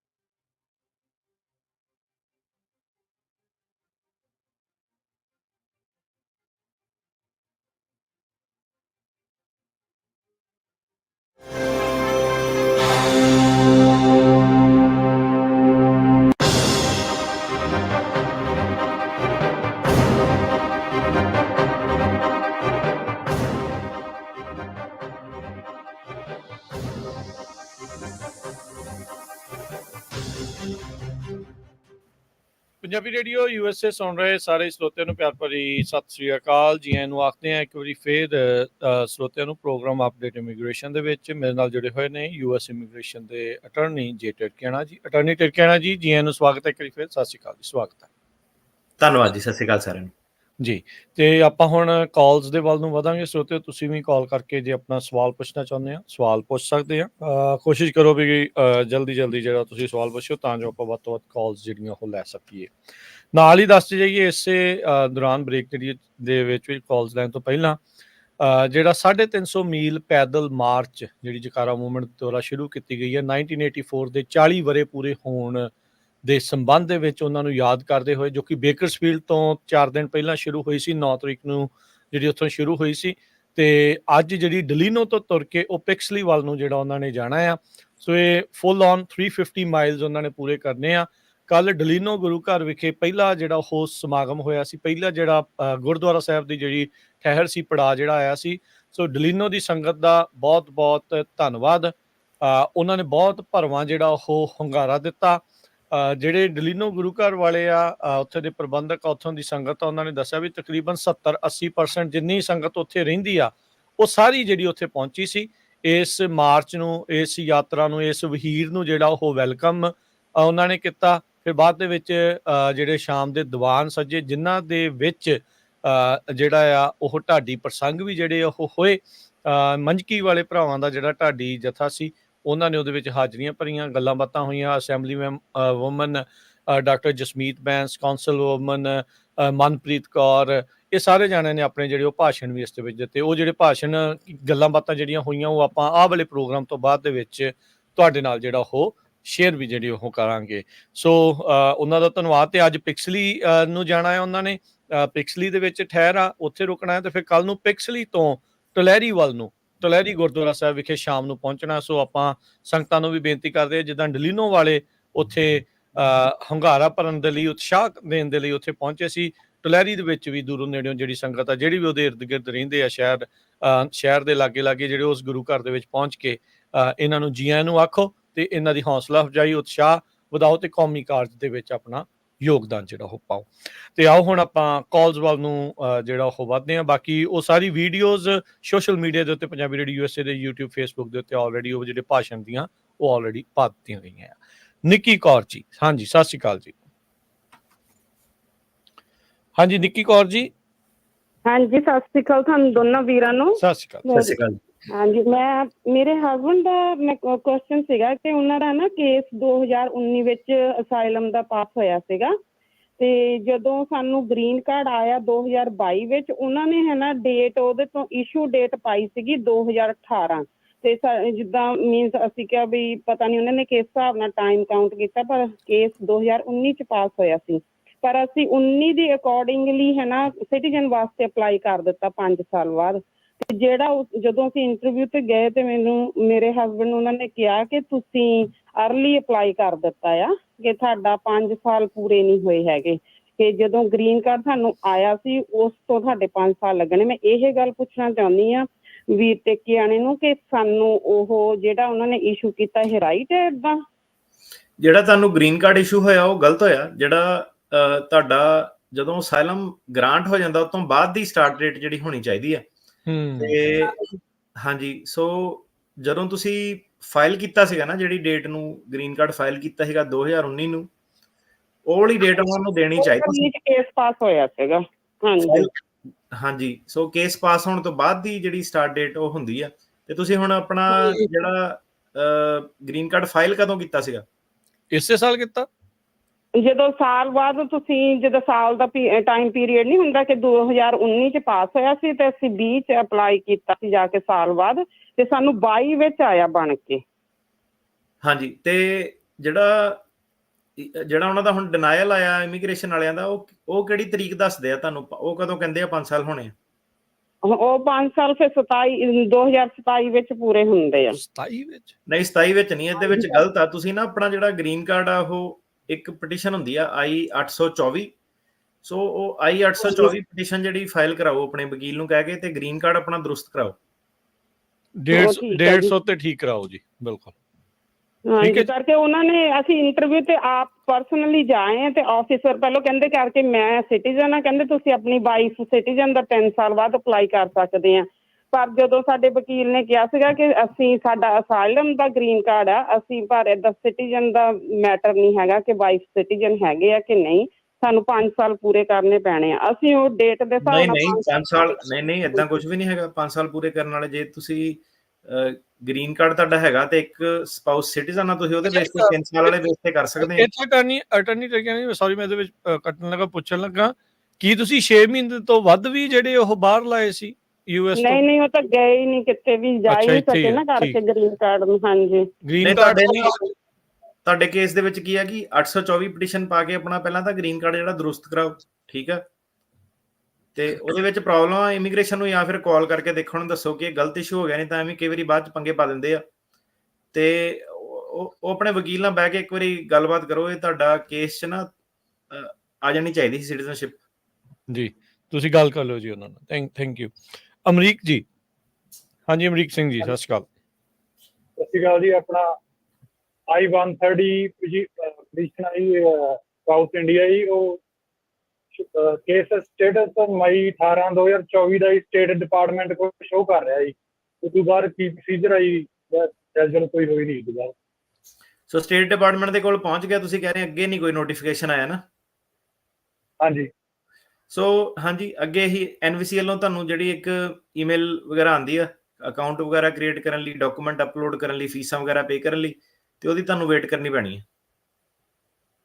ਤੇ ਵੇਟਿੰਗ ਪੀਰੀਅਡ ਕੋਈ ਹੈ ਆਈਡੀਆ ਜੀ ਕਿੰਨਾ ਹੈ? ਵੇਟਿੰਗ ਪੀਰੀਅਡ ਦਾ ਨਹੀਂ ਉਹਦਾ ਆਈਡੀਆ। ਤੇ ਹੁਣ ਇਦਾਂ ਕਿ ਅੱਗੇ ਥੋੜਾ ਥੈਂਕਸਗਿਵਿੰਗ ਵਗੈਰਾ, ਇਹ ਹੌਲੀਡੇ ਸੀਜ਼ਨ ਵੀ ਆਣਾ, ਥੋੜੇ ਜਿਹਾ ਸਲੋ ਹੋ ਜਾਂਦੇ ਆ ਇਹ ਮਹੀਨਿਆਂ 'ਚ। ਠੀਕ ਹੈ ਜੀ। ਤੇ ਇਲੈਕਸ਼ਨ ਦੇ ਵੀ ਕਰਕੇ ਨਾ, ਜਿਹੜਾ ਹੁਣ ਜਦੋਂ ਨਵੰਬਰ 'ਚ ਜਦੋਂ ਅਦਲ ਬਦਲ ਵੀ ਆਪਣਾ ਹੋਣਾ, ਤੇ ਫਿਰ ਇਹਨਾਂ ਨੇ ਆਫਿਸ ਜਿਹੜੇ ਆਪਣੇ ਤੈਨਾਤ ਕਰ ਦੇਣੇ ਆ। ਤੇ ਉਹਦੇ ਕਰਕੇ ਆਪਾਂ ਕਈ ਵਾਰੀ ਦੇਖ ਰਹੇ ਹਾਂ ਕਿ ਜਿਹੜੇ USCIS ਦੇ ਇੱਥੇ ਕੇਸ ਆ ਉਹ ਥੋੜੇ ਹੁਣ ਬਹੁਤ ਫਾਸਟ ਹੋਏ ਆ। 2-3 ਮਹੀਨਿਆਂ 'ਚ ਵੀ ਕਈਆਂ ਦੇ ਜਿਹੜੇ ਗ੍ਰੀਨ ਕਾਰਡ ਆ ਗਏ ਆ। ਤੇ ਜਿਹੜੇ ਐਮਬੈਸੀ ਵਾਲੇ ਆ ਆਬਵੀਅਸਲੀ ਫਿਰ ਸਲੋ ਹੋ ਜਾਂਦੇ ਆ ਕਈ ਵਾਰੀ ਇਲੈਕਸ਼ਨ ਦੇ ਸਾਈਕਲ ਦੇ ਵਿੱਚ। ਜੀ ਓਕੇ ਸਰ, ਠੀਕ ਹੈ ਜੀ, ਥੈਂਕ ਯੂ ਜੀ। ਪਵਨ ਕੁਮਾਰ ਜੀ, ਹਾਂਜੀ ਪਵਨ। ਸਤਿ ਸ਼੍ਰੀ ਅਕਾਲ ਸਰ ਜੀ। ਸਤਿ ਸ਼੍ਰੀ ਅਕਾਲ ਜੀ ਦੋਹਾਂ ਭਰਾਵਾਂ ਨੂੰ ਜੀ। ਸਤਿ ਸ਼੍ਰੀ ਅਕਾਲ ਜੀ। ਮੈਂ ਨਿਊਯਾਰਕ ਤੋਂ ਬੋਲ ਰਿਹਾ ਜੀ। ਜੀ। ਤੇ ਮੇਰੀ ਫਾਈਨਲ ਸੀ ਜੱਜ ਸੀ ਆਪਣੇ ਅਮਰਿਤ ਚੁੱਗ, ਇੰਡੀਅਨ ਸੀ ਜੀ।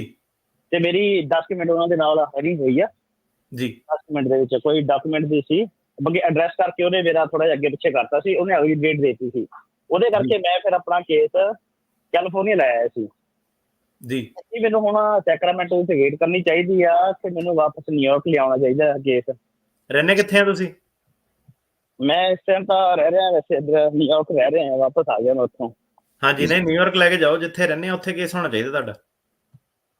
ਅੱਛਾ ਜੀ, ਨਹੀਂ ਮੈਂ ਪਹਿਲਾਂ ਸੈਕਰਾਮੈਂਟੋ ਗਿਆ ਸੀ ਉੱਥੇ ਹੀ।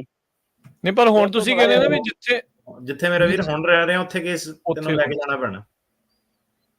ਫਿਲਹਾਲ ਤਾਂ ਜੀ ਮੈਂ ਉੱਥੇ ਹੀ ਹੈਗਾ ਆ, ਕੀ ਮੈਨੂੰ ਵਾਪਸ ਉੱਥੇ ਹੀ ਜਾਣਾ ਚਾਹੀਦਾ ਆ ਕਿ ਮੈਂ ਆਪਣਾ ਵਾਪਸ ਲਿਆਵਾਂ? ਕੀ ਤੈਨੂੰ ਉਹਨੇ ਸਹੀ ਫੜਿਆ, ਟੱਪੂ ਤੂੰ ਕਰ ਰਿਹਾ ਤੇ ਐਡਰੈਸ ਦਾ ਤੇਰਾ ਹੈ ਨਹੀਂਗਾ। ਹੁਣ ਤੂੰ ਕਹਿ ਰਿਹਾ ਨਿਊਯਾਰਕ ਰਹਿ ਰਿਹਾ, ਤੇ ਮੈਂ ਤੈਨੂੰ ਜਵਾਬ ਦੇ ਦਿੱਤਾ ਕਿ ਭਾਈ ਜੇ ਨਿਊਯਾਰਕ ਰਹਿ ਰਿਹਾ ਉੱਥੇ ਲੈ ਕੇ ਜਾ ਕੇਸ। ਇਹਦੇ ਵਿੱਚ ਹੁਣ ਕੋਈ ਹੋਰ ਡਾਊਟ ਵਾਲੀ ਤਾਂ ਕੋਈ ਗੱਲ ਰਹਿ ਨਹੀਂ ਗਈ। ਲੀਗਲ ਜਿਹੜੀ ਗੱਲ ਆ ਕਾਨੂੰਨੀ ਤੌਰ ਤੇ ਇਹੀ ਆ ਵੀ ਜਿੱਥੇ ਰਹਿੰਦੇ ਕੇਸ ਉੱਥੇ, ਇਹਦੇ ਵਿੱਚ ਕੋਈ ਮੁੱਦਾ ਹੀ ਨਹੀਂ ਦੂਜਾ ਰਹਿੰਦਾ ਵੀ ਮੈਂ ਉੱਥੇ ਲੈ ਜਾ ਜਾਂ ਉੱਥੇ ਲੈ ਜਾ। ਜਿੱਥੇ ਭਾਈ ਰਹਿੰਦੇ, ਜੇ ਤੁਸੀਂ ਸੈਕਰਾਮੈਂਟੋ ਰਹਿਣਾ ਤਾਂ ਸੈਕਰਾਮੈਂਟੋ 'ਚ ਰਹੂਗਾ, ਜੇ ਨਿਊਯਾਰਕ ਰਹਿੰਦੇ ਆ ਤਾਂ ਨਿਊਯਾਰਕ 'ਚ ਰਹੂਗਾ। ਇਹਦੇ ਵਿੱਚ ਵਿਚਾਲੇ ਕੋਈ ਹੋਰ ਗੱਲ ਨਹੀਂ ਹੈਗੀ, ਸਿੰਪਲ ਆ ਗੱਲ ਇਹਦੇ ਵਿੱਚ। ਰੁਪਿੰਦਰ ਜੀ, ਕਿਉਂਕਿ ਪਹਿਲਾਂ ਆਪਣਾ ਮਨ ਬਣਾ ਲਓ ਤੁਸੀਂ ਰਹਿਣਾ ਕਿੱਥੇ ਆ, ਫਿਰ ਉਸ ਹਿਸਾਬ ਦੇ ਨਾਲ ਤੁਸੀਂ ਕੇਸ ਨੂੰ ਜਿਹੜਾ ਉੱਥੇ ਲੈ ਜਾਓ ਨਾਲ ਹੀ। ਇਹ ਵਕੀਲ ਦੇ ਮੂੰਹ ਤੋਂ ਕਢਾਉਣਾ ਚਾਹ ਰਿਹਾ ਕਿ ਜੱਜ ਨੇ ਇਹਨੂੰ ਕਹਿਤਾ ਉਹ ਆ, ਤਾਂ ਹੁਣ ਸਾਨੂੰ ਕਹਿ ਰਿਹਾ ਨਿਊਯਾਰਕ ਰਹਿੰਦਾ ਵਾ, ਫਿਰ ਨਾਲ ਕਹਿ ਰਿਹਾ ਕਿ ਨਹੀਂ ਮੈਂ ਇਦਾਂ ਸੀਗਾ ਉਦਾਂ ਹੈਗਾ। ਇਹ 'ਚ ਕੋਈ ਡਾਊਟ, ਜਿੱਥੇ ਬੰਦਾ ਰਹਿ ਰਿਹਾ ਉੱਥੇ ਕੇਸ ਲੱਗੂਗਾ ਬਸ, ਇਹ ਤੋਂ ਉੱਤੇ ਹੋਰ ਕੋਈ ਗੱਲ ਨਹੀਂ। ਵਨ ਲਾਈਨ ਆਨਸਰ ਇਹ ਹੈ ਇਹਦਾ ਜੀ। ਰੁਪਿੰਦਰ ਜੀ, ਸਤਿ ਸ਼੍ਰੀ ਅਕਾਲ ਜੀ। ਸਤਿ ਸ਼੍ਰੀ ਅਕਾਲ ਜੀ। ਸਰ ਮੇਰਾ ਸਵਾਲ ਸੀ, ਮੇਰਾ ਨਾ ਕੇਸ ਸੀਗਾ 2023 ਚ ਜੀ ਭਾਜੀ। ਤੇ ਮੇਰੀ ਜਿਹੜੀ ਵੱਡੀ ਭੈਣ ਹੈ ਉਹਦਾ ਕੇਸ ਸੀ ਇਮੀਗ੍ਰੇਸ਼ਨ ਚ ਜੀ। ਤੇ ਮੇਰੀ ਜਦੋਂ ਜੱਜ ਤੋਂ ਹੀਅਰਿੰਗ ਹੋਈ ਤੇ ਮੇਰਾ ਨਾ ਜੱਜ ਨੇ ਕੇਸ ਪਾਤਾ ਜਿੱਥੇ ਤੇਰੀ ਭੈਣ ਦਾ ਕੇਸ ਆ ਤੂੰ ਉੱਥੇ ਜਾ ਕੇ ਫਾਈਟ ਕਰ। PD ਆਪਣਾ ਡਿਸਮਿਸ ਕਰਤਾ? ਹਾਂਜੀ ਜੀ। ਤੇ ਹਾਂਜੀ, ਉਹ ਭਾਜੀ PD ਦੇਤੀ ਤੁਹਾਨੂੰ ਉਹਨਾਂ ਨੇ, ਤੇ ਅਸਾਲਮ ਆਫਿਸ 'ਚ ਲਾਓ। ਤੇ ਜਿੱਦਾਂ ਆਪਾਂ ਪਹਿਲਾਂ ਦੱਸਦੇ ਕਿ ਇਹਦੇ ਵਿੱਚ ਨਾ ਵਿਟਨੈਸ ਬਣਾ ਕੇ ਨਾਲ ਲੈ ਕੇ ਜਾਣੇ ਚਾਹੀਦੇ ਆ ਭੈਣ ਭਰਾ ਜੇ ਹੋਣ ਬੰਦੇ ਦੇ, ਉਹਦਾ ਪ੍ਰਭਾਵ ਜ਼ਰੂਰ ਪੈਂਦਾ। ਤੇ ਹੁਣ ਉਹਨਾਂ ਨੇ ਉਹਨਾਂ ਨੇ ਇਹੀ ਕਿਹਾ ਕਿ ਇਕੱਠੇ ਹੀ ਜਾਓ ਤੁਸੀਂ। ਉਹ ਜ਼ਿਆਦਾਤਰ ਉਹਨਾਂ ਦਾ ਇੰਟਰਸਟ ਇਹੀ ਹੁੰਦਾ ਕੇਸਾਂ ਨੂੰ ਇਕੱਠੇ ਕਰਨ 'ਚ। ਤੇ ਇਹਦਾ ਹੱਲ ਬਸ ਥੱਲੇ ਕੇਸ ਲਾਣਾ? ਇਹਦਾ ਹੱਲ ਹੁਣ ਇਹੀ ਹੈ ਕਿ ਜੇ ਤੁਹਾਨੂੰ ਡਿਸਮਿਸ ਉਹਨੇ ਕਰਤਾ ਤਾਂ ਥੱਲੇ ਕੇਸ ਕਰੋ ਤੇ ਭੈਣ ਭਰਾ ਵਾਲਾ ਕੇਸ ਜਿਹੜਾ ਇਕੱਠਾ ਕਰੋ ਵਕੀਲ ਨਾਲ ਆਪਣੇ ਸਲਾਹ ਕਰਕੇ। ਨਹੀਂ, ਉਹਦਾ ਜਿਹੜਾ ਮੇਰੀ ਵੱਡੀ ਭੈਣ ਦਾ ਉਹਦਾ ਕੇਸ ਥੱਲੇ ਪਾਸ ਹੋ ਗਿਆ ਲਾਈਕ 3-4 ਮਹੀਨੇ ਪਹਿਲੇ। ਉਹ ਅੱਛਾ, ਉਹਦਾ ਆਲਰੇਡੀ ਪਾਸ ਹੋ ਗਿਆ? ਹਾਂਜੀ। ਅੱਛਾ, ਤੇ ਤੁਹਾਡਾ ਉਹ ਤੋਂ ਪਹਿਲਾਂ ਡਿਸਮਿਸ ਹੋਇਆ ਸੀਗਾ ਕਿ ਬਾਅਦ 'ਚ ਡਿਸਮਿਸ ਹੋਇਆ ਸੀਗਾ? ਮੇਰਾ ਲਾਈਕ 4 ਮਹੀਨੇ ਪਹਿਲੇ ਹੋਇਆ, ਉਹਦਾ 2-3 ਮਹੀਨੇ ਬਾਅਦ ਪਾਸ ਹੋ ਗਿਆ ਥੱਲੇ ਹੀ। ਹਾਂਜੀ, ਤੁਹਾਨੂੰ ਫਿਰ ਕੇਸ ਲਵਾ ਕੇ ਉਹਦੇ ਨਾਲ ਰੱਖਣਾ ਚਾਹੀਦਾ ਹੈਗਾ, ਫਿਰ ਅੱਜ ਤੁਹਾਡਾ ਵੀ ਪਾਸ ਹੋ ਜਾਣਾ ਹੈਗਾ। ਮੇਰਾ ਉਹਦੇ ਨਾਲ ਉਹਦਾ ਲਾਇਆ ਨਹੀਂ ਨਾ, ਉਹਦਾ ਹੁਣ ਪਾਸ ਹੋ ਚੁੱਕਾ। ਨਹੀਂ, ਹਾਂਜੀ, ਉਹ ਤੁਸੀਂ ਫਿਰ ਮਿਸ ਕਰਤਾ। ਉਹ ਜੱਜ ਨੇ ਤੁਹਾਨੂੰ ਸਾਫ਼-ਸਾਫ਼ ਤਾਂ ਕਿਹਾ ਉਹਦੇ ਨਾਲ ਜਾ ਕੇ ਕੇਸ ਲੜ। ਉਹ ਤੁਸੀਂ ਪਾਲਿਆ ਹੁੰਦਾ ਤੇ ਦੋਨਾਂ ਦਾ ਇਕੱਠੇ ਆ ਜਾਣਾ ਹੈਗਾ। ਹਾਂਜੀ, ਤੇ ਹੁਣ ਇਹਦਾ ਕੀ ਕਰ ਹੁਣ ਸਕਦੇ ਮੇਰਾ ਆ? ਵੀਰ ਫਿਰ ਤੂੰ ਫਿਰ ਦੁਬਾਰਾ ਨਵੇਂ ਸਿਰੋਂ ਹੀ ਕਰਨਾ ਪੈਣਾ ਸਾਰਾ ਕੁਝ। ਮੈਂ ਦੁਬਾਰਾ ਸਟਾਰਟਿੰਗ ਤੋਂ ਥੱਲੋਂ ਸਟਾਰਟ ਕਰਨਾ ਪਏਗਾ ਕੇਸ? ਹਾਂਜੀ, ਉਦਾਂ ਜਿਹੜੀ ਡੇਟ ਆ ਤੁਹਾਡੀ ਉਹ ਵਾਲੀ ਆ ਜਾਣੀ ਜਦੋਂ ਤੁਸੀਂ ਸਾਲਾਂ ਫਾਈਲ ਕੀਤਾ ਸੀ ਨਾ, ਉਹ ਵਾਲੀ ਡੇਟ ਤੇ ਉਹਨਾਂ ਨੇ ਕੇਸ ਮੰਨ ਲੈਣਾ ਤੁਹਾਡਾ। ਠੀਕ ਹੈ ਜੀ, ਓਕੇ ਓਕੇ ਜੀ, ਓਕੇ ਜੀ। ਧੰਨਵਾਦ। ਮਨਜੀਤ ਕੌਰ ਜੀ, ਹੈਲੋ, ਹਾਂਜੀ, ਸਤਿ ਸ਼੍ਰੀ ਅਕਾਲ ਜੀ। ਸਤਿ ਸ਼੍ਰੀ ਅਕਾਲ ਜੀ। ਹਾਂਜੀ, ਮੇਰਾ ਕੁਐਸਚਨ ਸੀਗਾ ਕਿ ਮੈਂ ਪੁੱਛਣਾ ਸੀਗਾ ਕਿ ਸਾਡਾ ਨਾ ਜੁਆਇੰਟ ਮੋਸ਼ਨ ਕੀਤਾ ਹੋਇਆ ਸੀਗਾ ਤੇ ਉਸ ਦੇ ਬਿਹਾਫ ਤੇ ਵਰਕ ਪਰਮਿਟ ਮਿਲ ਜਾਏਗਾ ਤੇ ਉਸ ਤੋਂ ਪਹਿਲਾਂ ਮਤਲਬ ਕਿ 19 'ਚ ਮੇਰੇ ਬੇਟੇ ਵੱਲੋਂ ਸਾਡਾ ਸਿਟੀਜ਼ਨ, ਉਹ ਬੇਟਾ ਮੇਰਾ ਸਿਟੀਜ਼ਨ ਸੀ, ਉਹਦਾ ਅਪਲਾਈ ਸਾਡਾ ਕੀਤਾ ਹੋਇਆ ਸੀ ਗ੍ਰੀਨ ਕਾਰਡ ਤੇ ਐਡਜਸਟਮੈਂਟ ਸਟੇਟਸ ਉਹਨਾਂ ਨੇ ਕੀਤਾ ਸੀਗਾ ਤੇ ਉਹ ਉਹਨਾਂ ਨੇ ਫਿਰ ਡਿਨਾਈ ਕਰਤਾ, ਕਹਿੰਦੇ ਕਿ ਤੁਹਾਡਾ ਪਹਿਲੇ ਮਤਲਬ ਕਿ ਐਡਜਸਟਮੈਂਟ ਸਟੇਟਸ ਨਹੀਂ ਸੀਗਾ ਤੇ ਮਤਲਬ ਕਿ ਫਿਰ ਰਿਮੂਵਲ ਲੱਗੀ ਸੀ। ਮਤਲਬ ਕਿ ਅਸੀਂ ਕਿਸ ਤਰ੍ਹਾਂ ਕੀ ਕਰ ਸਕਦੇ? ਹੁਣ ਦੁਬਾਰਾ ਫਿਰ ਅਸੀਂ ਜੁਆਇੰਟ ਮੋਸ਼ਨ ਕਰਕੇ ਵਰਕ ਪਰਮਿਟ ਅਪਲਾਈ ਕੀਤੇ ਤੇ ਗ੍ਰੀਨ ਕਾਰਡ ਅਪਲਾਈ ਕੀਤੇ ਬੇਟੇ ਦੇ ਬਿਹਾਫ ਤੇ, ਪਰ ਮੇਰੇ ਬ੍ਰਦਰ ਸਿਸਟਰ ਪੇਰੈਂਟਸ ਸਾਡਾ ਮੈਨੂੰ ਇਹ ਦੱਸੋ ਕਿ ਜਿਹੜਾ ਤੁਹਾਡਾ ਗ੍ਰੀਨ ਕਾਰਡ ਜਿਹੜਾ ਡਿਨਾਈ ਹੋਇਆ ਤੁਸੀਂ ਵਕੀਲ ਦੇ ਥਰੂ ਕੀਤਾ ਹੈਗਾ ਕਿ ਪੈਰਾਲੀਗਲ ਦੇ ਥਰੂ ਕੀਤਾ ਹੈਗਾ? ਹਾਂਜੀ, ਨਹੀਂ ਵਕੀਲ ਦੇ ਥਰੂ। ਉਹ ਤੇ ਸਾਡਾ 15-16 ਸਾਲ ਤੋਂ ਅਸੀਂ ਇੱਕੋ ਦੇ ਨਾਲ ਉਸੇ ਦੇ ਨਾਲ ਹੀ ਹੈਗੇ ਆ। ਸੋ ਦੇਖੋ 485 ਜਦੋਂ ਤੁਹਾਡੇ ਰਿਮੂਵਲ ਆਰਡਰ ਲੱਗਾ ਹੁੰਦਾ ਨਾ, ਤੁਸੀਂ 485 ਅਪਲਾਈ ਨਹੀਂ ਕਰ ਸਕਦੇ। ਹਾਂਜੀ, ਨਹੀਂ ਮੇਰੀ ਪਹਿਲੇ ਭੈਣ ਦੇ ਵੱਲੋਂ ਵੀ ਕੀਤਾ ਹੋਇਆ ਸੀਗਾ ਪਰ ਉਹ ਮੇਰੇ ਟਾਈਮ ਦੇ ਵਿੱਚ ਸਾਡਾ ਅਪਰੂਵ ਹੋ ਗਿਆ। ਤੁਹਾਨੂੰ ਅਪਾਇੰਟਮੈਂਟ ਹੀ ਬਣਾਉਣੀ ਪੈਣੀ। ਤੁਹਾਡਾ ਲੰਬਾ ਚੌੜਾ ਜਿਹਾ ਮੁੱਦਾ ਹੈਗਾ, ਤੁਸੀਂ ਸਾਡੇ ਆਫਿਸ ਜਿਹੜਾ ਕਾਲ ਕਰੋ। ਇਹ ਆਪਣਾ ਜਿਹੜਾ ਹੈਗਾ ਇਹ ਰੇਡੀਓ ਤੇ ਨਹੀਂ ਡਿਸਕਸ ਹੋਣ ਵਾਲਾ ਮੁੱਦਾ ਹੈਗਾ। ਤੇ ਤੁਹਾਡਾ ਨਾ ਪ੍ਰੋਸੈਸ ਜਿਹੜਾ 485 ਜਿੱਦਾਂ ਤੁਸੀਂ ਦੱਸ ਰਹੇ ਆ ਫਾਈਲ ਕਰਤਾ ਹੈਗਾ, ਰਿਜੈਕਟ ਹੋ ਗਿਆ। ਇਹ ਪਹਿਲੀ ਗੱਲ ਤਾਂ 485 ਫਾਈਲ ਨਹੀਂ ਹੋਣਾ ਚਾਹੀਦਾ ਕਿਉਂਕਿ ਇਹ ਸਾਰਿਆਂ ਨੂੰ ਪਤਾ ਕਿ ਇਹ ਰਿਜੈਕਟ ਹੁੰਦੇ ਆ। ਠੀਕ ਹੈ, ਸੋ ਪਹਿਲਾਂ ਜਿਹੜੀ ਜੁਆਇੰਟ ਮੋਸ਼ਨ ਵਗੈਰਾ ਉੱਤੇ ਰੂਲਿੰਗ ਆਣੀ ਚਾਹੀਦੀ ਹੈ ਕਿ ਰੀਓਪਨ ਕਰਕੇ ਉਹਨੂੰ ਤੁਹਾਡਾ ਡਿਸਮਿਸ ਕਰਦੇ ਆ ਕਿ ਨਹੀਂ ਕਰਦੇ। ਜੇ ਨਹੀਂ ਕਰਦੇ ਤਾਂ ਕੋਈ ਫਾਇਦਾ ਨਹੀਂ, ਤੁਹਾਨੂੰ ਗ੍ਰੀਨ ਕਾਰਡ ਨਹੀਂ ਇੱਥੇ ਮਿਲ ਸਕਦਾ।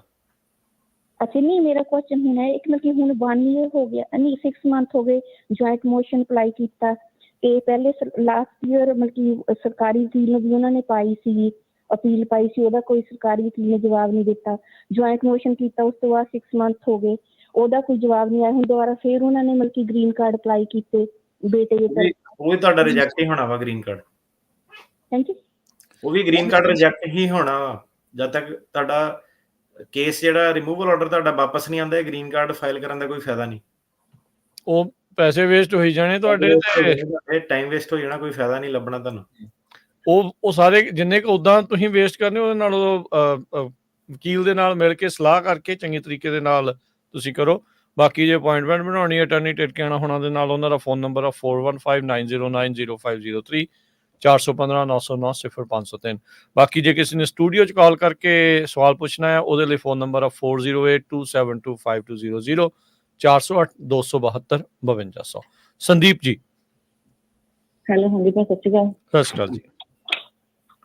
ਹਾਂਜੀ ਭਾਜੀ, ਮੈਂ ਪੁੱਛਣਾ ਸੀ ਜਿੱਦਾਂ ਮੇਰੇ ਫਿਆਂਸੀ ਉਹ ਗ੍ਰੀਨ ਕਾਰਡ ਹੋਲਡਰ ਨੇ US ਵਿੱਚ ਤੇ ਮੈਂ ਕੈਨੇਡਾ ਦੇ ਵਿੱਚ ਸਿਟੀਜ਼ਨ ਆ, ਤੇ ਜਿੱਦਾਂ ਅਸੀਂ ਮੈਰਿਜ ਕਰਵਾਉਣੀ ਹੋਵੇ ਤੇ ਫਿਰ ਜਿੱਦਾਂ ਕਿ I-130 ਦੇ ਨਾਲ ਜਿੱਦਾਂ ਆਪਾਂ ਉੱਧਰ ਜਾ ਕੇ ਕਰਵਾਉਣੀ ਆ ਤੇ ਫਿਰ ਉਹਦੇ ਨਾਲ ਜਿੱਦਾਂ ਵਰਕ ਪਰਮਿਟ ਵਗੈਰਾ ਮਿਲ ਜਾਂਦਾ ਤੇ ਕਿੰਨੀ ਸਟੇ ਜਿੱਦਾਂ ਕਿ ਅੱਗੇ ਸਟੇ ਐਕਸਟੈਂਡ ਕਰ ਸਕਦੇ ਜਿੱਦਾਂ I-539 ਵਗੈਰਾ ਲਗਾ ਕੇ? ਸੋ US ਸਿਟੀਜ਼ਨ ਨੇ ਜਿਹਨਾਂ ਵਿਆਹ ਕਰਾਉਣਾ ਉਹ US ਦੇ ਵਿੱਚ ਹੈਗਾ ਆਲਰੇਡੀ ਟੂਰਿਸਟ ਵੀਜ਼ੇ ਤੇ ਕਰ ਰਹੇ? ਨੋ, ਉਹ ਗ੍ਰੀਨ ਕਾਰਡ ਹੋਲਡਰ ਨੇ ਉਹ।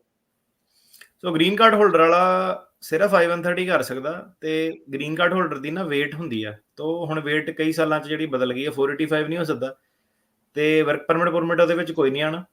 ਤੇ ਜਿਹੜਾ ਐਕਸਟੈਂਸ਼ਨ ਆ 539 ਜਿਹੜਾ ਕਰਕੇ ਐਕਸਟੈਂਡ ਵੀ ਕਰੋਗੇ, ਉਹ ਵੀ ਜੇ ਗ੍ਰਾਂਟ ਹੋਈ ਤਾਂ 6 ਮਹੀਨਿਆਂ ਦੀ ਹੋਣੀ ਆ। ਉਹ ਐਡਾ ਵੱਡਾ ਬ੍ਰਿਜ ਤੁਹਾਡੇ ਕੋਲ ਬਣਾ ਨਹੀਂ ਹੋਣਾ। ਸੋ ਇਹਦੇ ਵਿੱਚ ਮੈਨੂੰ ਹੁਣ ਪਤਾ ਨਹੀਂ ਅੱਗੇ ਗੋਲਸ ਕੀ ਹੈ। ਮਤਲਬ ਮੰਨ ਲਓ ਕਿ ਇੰਟੈਂਟ ਕਨਫਲਿਕਟਿੰਗ ਕੋਈ ਫਰਾਡ ਮਿਸਰੈਪ੍ਰੈਜ਼ੈਂਟੇਸ਼ਨ ਦਾ ਜੇ ਇਸ਼ੂ ਨਹੀਂ ਹੈਗਾ, ਤੇ ਬੈਸਟ ਇਹਦੇ ਵਿੱਚ ਇਹ ਹੈ ਕਿ ਜਿਹੜਾ ਜੇ ਪੜ੍ਹਾਈ ਵੱਲ ਝੁਕਾਅ ਹੈਗਾ ਤੇ ਬੰਦਾ ਇਹ ਹੈ ਕਿ ਸਟੂਡੈਂਟ ਵੀਜ਼ਾ ਥੋੜਾ ਜ਼ਿਆਦਾ ਆਪਸ਼ਨ ਦੇ ਦਿੰਦਾ ਬੰਦੇ ਨੂੰ ਲੰਬੀ ਜਿਹੜੀ ਹੈਂਗ ਆਊਟ ਕਰਨ ਦੀ। ਤੇ ਜਿਹੜਾ ਤੁਸੀਂ ਕਹਿੰਦੇ ਟੂਰਿਸਟ ਵੀਜ਼ਾ 6 ਮਹੀਨੇ ਦਾ ਐਕਸਟੈਂਡ ਕਰਕੇ ਕਰ ਲਓਗੇ, ਉਹ ਨਹੀਂ ਗੱਲਬਾਤ ਬਣਨੀ, ਉਹ ਲੰਬਾ ਜਿਹੜਾ ਕੰਮ ਚੱਲ ਜਾਣਾ। ਠੀਕ ਹੈ ਭਾਜੀ। ਠੀਕ ਹੈ ਜੀ, ਥੈਂਕ ਤੇ ਯੂ। ਜਦੋਂ ਸਟੂਡੈਂਟ ਵੀਜ਼ਾ ਦੀ ਕੀ ਰਿਕੁਆਇਰਮੈਂਟ ਆ ਭਾਜੀ? ਤੁਸੀਂ ਸਾਡੇ ਆਫਿਸ ਕੰਟੈਕਟ ਕਰੋ, ਪਹਿਲਾਂ ਇੱਕ ਐਡਮਿਸ਼ਨ ਲਓ ਜਾ ਕੇ ਯੂਨੀਵਰਸਿਟੀ ਦੇ ਵਿੱਚ, ਉਹ ਤੁਹਾਨੂੰ ਇੱਕ I-20 ਇੱਕ ਡਾਕੂਮੈਂਟ ਜਿਹੜਾ ਦਿੰਦੇ ਹੁੰਦੇ ਆ, ਤੇ ਜਦੋਂ ਤੁਹਾਡੇ ਕੋਲ I-20 ਡਾਕੂਮੈਂਟ ਆ ਜਾਂਦਾ ਫਿਰ ਤੁਸੀਂ ਸਾਡੇ ਆਫਿਸ ਕੰਟੈਕਟ ਕਰੋ। ਠੀਕ ਹੈ ਭਾਜੀ। ਠੀਕ ਹੈ ਜੀ, ਥੈਂਕ ਯੂ ਜੀ। ਹਾਂਜੀ, ਪਿੰਦਰ ਜੀ। ਹੈਲੋ, ਸਤਿ ਸ਼੍ਰੀ ਅਕਾਲ ਜੀ। ਸਤਿ ਸ਼੍ਰੀ ਅਕਾਲ ਜੀ। ਹਾਂਜੀ, ਮੈਂ ਭਾਜੀ ਇਹ ਪੁੱਛਣਾ ਸੀ ਤੁਹਾਨੂੰ ਕਿ ਮੇਰਾ ਨਾ ਯੂ ਵੀਜ਼ੇ ਦਾ ਟਰੈਵਲ ਡਾਕੂਮੈਂਟ ਆਇਆ ਸੀ, ਮੈਂ ਕੈਨੇਡਾ ਜਾ ਸਕਦੀ ਹਾਂ? ਟਰੈਵਲ ਡਾਕੂਮੈਂਟ ਕੀ ਤੁਹਾਡਾ ਮਤਲਬ ਕਿਹੜਾ ਵਾਲਾ? ਯੂ ਵੀਜ਼ੇ ਦੇ। ਨਹੀਂ, ਕਿਹੜਾ ਫਾਰਮ ਅਪਰੂਵ ਹੋਇਆ ਵਾ? ਹੁਣ ਲੋਕੀ ਟਰੈਵਲ ਡਾਕੂਮੈਂਟ ਦਾ ਕਹਿੰਦੇ, ਕੀ ਤੁਸੀਂ ਵੇਵਰ ਦੀ ਗੱਲ ਕਰ ਰਹੇ, ਕਿਹਦੀ ਚੀਜ਼ ਦੀ ਗੱਲ ਕਰ ਰਹੇ? 131 ਅਪਰੂਵ ਹੋਇਆ ਤੁਹਾਡਾ? 131। ਤੇ ਇਸ ਤੋਂ ਇਲਾਵਾ ਕੋਈ ਹੋਰ ਵੀ ਇਸ਼ੂ ਆ, ਕੋਈ ਡੀਪੋਰਟੇਸ਼ਨ ਜਾਂ ਰਿਮੂਵਲ ਵਗੈਰਾ ਵੀ ਲੱਗੀ ਹੈ ਤੁਹਾਡੇ ਉੱਤੇ? ਨਹੀਂ ਜੀ, ਮੈਂ ਪਹਿਲੀ ਵਾਰ ਜਿਹੜਾ ਮੇਰਾ ਹਸਬੈਂਡ ਦਾ ਯੂ ਵੀਜ਼ਾ ਸੀ, ਮੈਂ ਕੋਈ ਪੋਲੀਟੀਕਲ ਸਟੇ ਵਗੈਰਾ ਕੋਈ ਨਹੀਂ ਲਈ ਆ। ਕੋਈ ਡੀਪੋਰਟੇਸ਼ਨ ਵਗੈਰਾ ਕੁਝ ਨਹੀਂ ਹੈਗਾ ਸਾਰਾ? ਨਹੀਂ, ਮੇਰਾ ਪਹਿਲਾ ਹੀ ਪੈਸੇ ਆ ਯੂ ਵੀਜ਼ੇ ਦਾ। ਤੇ ਤੁਹਾਡਾ ਜਿਹੜਾ 4 ਸਾਲ ਵਾਲਾ ਜਿਹੜਾ ਤੁਹਾਡਾ ਯੂ ਵੀਜ਼ਾ ਉਹ ਅਪਰੂਵ ਹੋ ਚੁੱਕਾ ਵਾ? ਅਪਰੂਵ ਹੋ ਚੁੱਕਾ ਆ, ਤਾਂ ਮੈਨੂੰ ਇਹ 19 ਦਾ ਵਰਕ ਪਰਮਿਟ ਵੀ ਆ ਗਿਆ ਆ ਹੁਣ 5 ਸਾਲ ਦਾ। ਮੇਰੀ ਤੁਹਾਨੂੰ ਸਲਾਹ ਜਿਹੜੀ ਇਹ ਹੋਗੀ ਕਿ ਤੁਸੀਂ ਟਰੈਵਲ ਜਿਹੜਾ ਕਰ ਸਕਦੇ ਆ, ਪਰ ਆਪਣਾ ਜਿਹੜਾ ਨਾ ਵਕੀਲ ਦੇ ਨਾਲ ਬਹਿ ਕੇ ਜਿਹੜਾ ਇੱਕ ਵਾਰੀ ਜਿਹੜਾ ਤੁਹਾਡਾ ਐਕਚੁਅਲ ਦੇ ਵਕੀਲ ਆ ਉਹਨੂੰ ਮੇਕ ਸ਼ੋਰ ਕਰੋ ਕਿ ਉਹ ਕੋਈ ਹੋਰ ਇਨਐਡਮਿਸਿਬਿਲਿਟੀ ਦਾ ਇਸ਼ੂ ਨਹੀਂ ਹੈਗਾ, ਤੇ ਉਹ ਤੁਹਾਨੂੰ ਜਿਹੜਾ ਯੂ ਵੀਜ਼ੇ ਦੀ ਨਾ ਉਹ ਰਿਕੁਆਇਰਮੈਂਟਾਂ ਵੀ ਸਮਝਾ ਦਊਗਾ ਕਿ ਕਿੰਨਾ ਟਾਈਮ ਬਾਹਰ ਰਹਿ ਸਕਦੇ ਆ, ਕਿੰਨਾ ਟਾਈਮ ਨਹੀਂ ਬਾਹਰ ਰਹਿ ਸਕਦੇ ਆ, ਤੇ ਵੀਜ਼ਾ ਵਗੈਰਾ ਦੀ ਕੀ ਰਿਕੁਆਇਰਮੈਂਟ ਆ।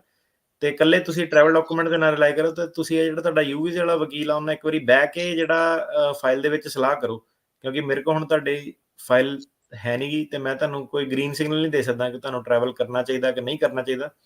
ਤੇ ਉਹਦੇ ਥਰੂ ਜਿਹੜਾ ਤੁਸੀਂ ਉਹ ਜਾਓ ਤੇ ਮੇਕ ਸ਼ੋਰ ਕਰਿਓ ਕਿ ਉਹ ਤੁਹਾਨੂੰ ਸਾਰਾ ਜਿਹੜਾ ਚੀਜ਼ਾਂ ਸਮਝਾਵੇ ਕਿ 180 ਦਿਨ ਜਿਹੜੇ ਕਮਿਊਲੇਟਿਵਲੀ ਤੁਸੀਂ ਬਾਹਰ ਰਹਿ ਗਏ ਤਾਂ ਯੂ ਵੀਜ਼ਾ ਤੁਹਾਡਾ ਵਾਪਸ ਵੀ ਜਿਹੜਾ ਓਨਲੀ 1 ਵੀਕ ਲੈ ਜਾਣਾ, ਮੈਂ ਓਨਲੀ 1 ਵੀਕ। ਉਹ ਠੀਕ ਆ, ਹਾਂਜੀ ਜਾ ਸਕਦੇ ਆ। 1 ਵੀਕ ਮੈਂ ਕੈਨੇਡਾ ਜਾ ਸਕਦਾ। ਹਾਂਜੀ, ਤੇ ਯੂ ਵੀਜ਼ਾ ਜਿਹੜਾ ਹੈਗਾ ਉਹਦੀ ਤੁਸੀਂ ਨਾ ਵੀਜ਼ਾ ਸਟੈਂਪ ਜਿਹੜਾ ਲੈ ਕੇ ਕੋਸ਼ਿਸ਼ ਕਰੋ ਕਿ ਵਾਪਸ ਆਓ ਅਪਾਇੰਟਮੈਂਟ ਬਣਾ ਕੇ। ਓਕੇ, ਕੈਨੇਡਾ ਮੈਸੀ ਵਿੱਚ ਜਾ ਕੇ? ਹਾਂਜੀ, ਓਕੇ ਜੀ, ਥੈਂਕ ਯੂ। ਮਿਹਰਬਾਨੀ ਜੀ। ਬਲਦੇਵ ਜੀ। ਹਾਂਜੀ ਵੀਰ ਜੀ, ਸਤਿ ਸ੍ਰੀ ਅਕਾਲ ਜੀ। ਸਤਿ ਸ਼੍ਰੀ ਅਕਾਲ ਜੀ। ਵੀਰ ਜੀ, ਮੇਰਾ ਸਵਾਲ ਹੈ ਜੀ, ਮੈਨੂੰ ਯੂ ਵੀਜ਼ਾ ਤੇ ਗ੍ਰੀਨ ਕਾਰਡ ਮਿਲਿਆ ਸੀ ਜੀ ਭਾਜੀ, ਤੇ ਗ੍ਰੀਨ ਕਾਰਡ ਮਿਲਿਆ ਤੇ ਉਹਦਾ ਸਿਟੀਜ਼ਨਸ਼ਿਪ ਕਰਨ ਦਾ ਕਿੰਨਾ ਕੁ ਟਾਈਮ ਹੈ ਬੇਟੇ ਜੀ?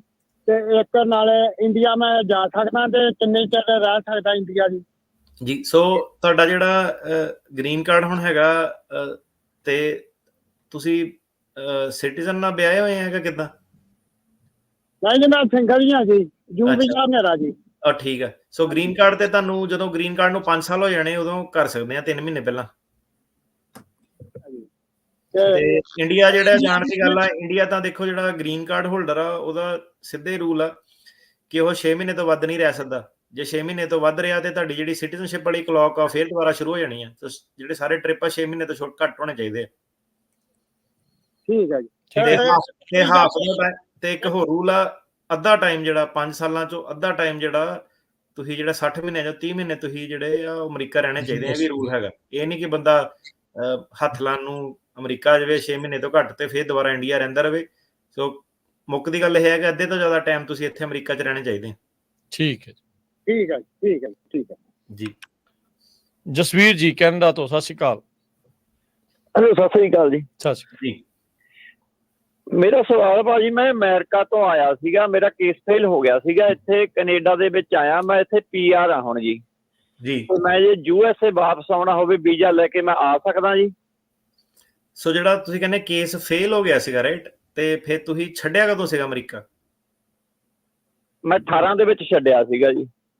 ਤੇ ਡੀਪੋਰਟੇਸ਼ਨ ਲੱਗੀ ਸੀ ਤੁਹਾਡੇ ਤੇ ਨਾ? ਹਾਂਜੀ।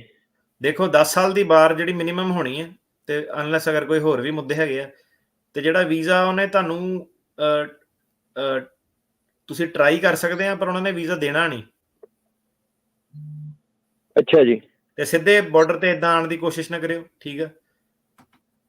ਤੇ ਅੱਛਾ ਜੀ। ਜਦੋਂ ਜੇ ਆਣਾ ਵੀ ਹੈ ਕਦੀ, ਤੇ ਵੀਜ਼ਾ ਲੈ ਕੇ ਹੀ ਆਣਾ ਵਾ। ਤੇ ਵੀਜ਼ੇ ਵਿੱਚ ਤੁਹਾਨੂੰ ਦੱਸਣਾ ਪੈਣਾ ਕਿ ਡੀਪੋਰਟੇਸ਼ਨ ਲੱਗੀ ਆ, ਤੇ ਉਹਨਾਂ ਨੇ ਕਹਿਣਾ ਨਹੀਂ ਤੈਨੂੰ ਆਪਾਂ ਦੇ ਨਹੀਂ ਸਕਦੇ ਵੀਜ਼ਾ 10 ਸਾਲ ਤੱਕ। ਮਤਲਬ ਜੇ ਵੀਜ਼ਾ ਦੇਤਾ ਫਿਰ ਆ ਸਕਦੇ ਆ, ਹਨਾ ਜੀ? ਜੇ ਵੀਜ਼ਾ ਦੇਤਾ ਉਹਨੇ ਫਿਰ ਤਾਂ ਆ ਸਕਦੇ ਆ ਟੈਂਪਰੇਰੀ, ਮਤਲਬ ਹਾਂਜੀ, ਪਰ ਉਹਨਾਂ ਨੇ ਦੇਣਾ ਨਹੀਂ ਵੀਜ਼ਾ। ਤੁਹਾਨੂੰ ਸਾਰਾ ਫੁੱਲ ਡਿਸਕਲੋਜ਼ਰ ਕਰਨਾ ਪੈਣਾ। ਜੇ ਵੀਜ਼ਾ ਦੇਤਾ ਫਿਰ ਆ ਸਕਦੇ। ਠੀਕ ਹੈ ਜੀ। ਜੇ ਵੀਜ਼ਾ ਦਾ ਮਤਲਬ ਜਿਹੜੀ ਉਹ ਡੈਪੋਟੇਸ਼ਨ ਲੱਗਿਆ ਉਹਦਾ ਫਾਈਨ ਫੂਨ ਤਾਂ ਨਹੀਂ ਭਰਨਾ ਪੈਣਾ ਮੈਨੂੰ ਕੋਈ, ਜਿਹੜੀ 10 ਸਾਲ ਦੀ ਲੱਗੀ ਹੋਈ ਹੈ, ਜੇ ਵੀਜ਼ਾ ਮਿਲ ਗਿਆ ਮਤਲਬ ਕੋਈ ਜਿਹੜਾ?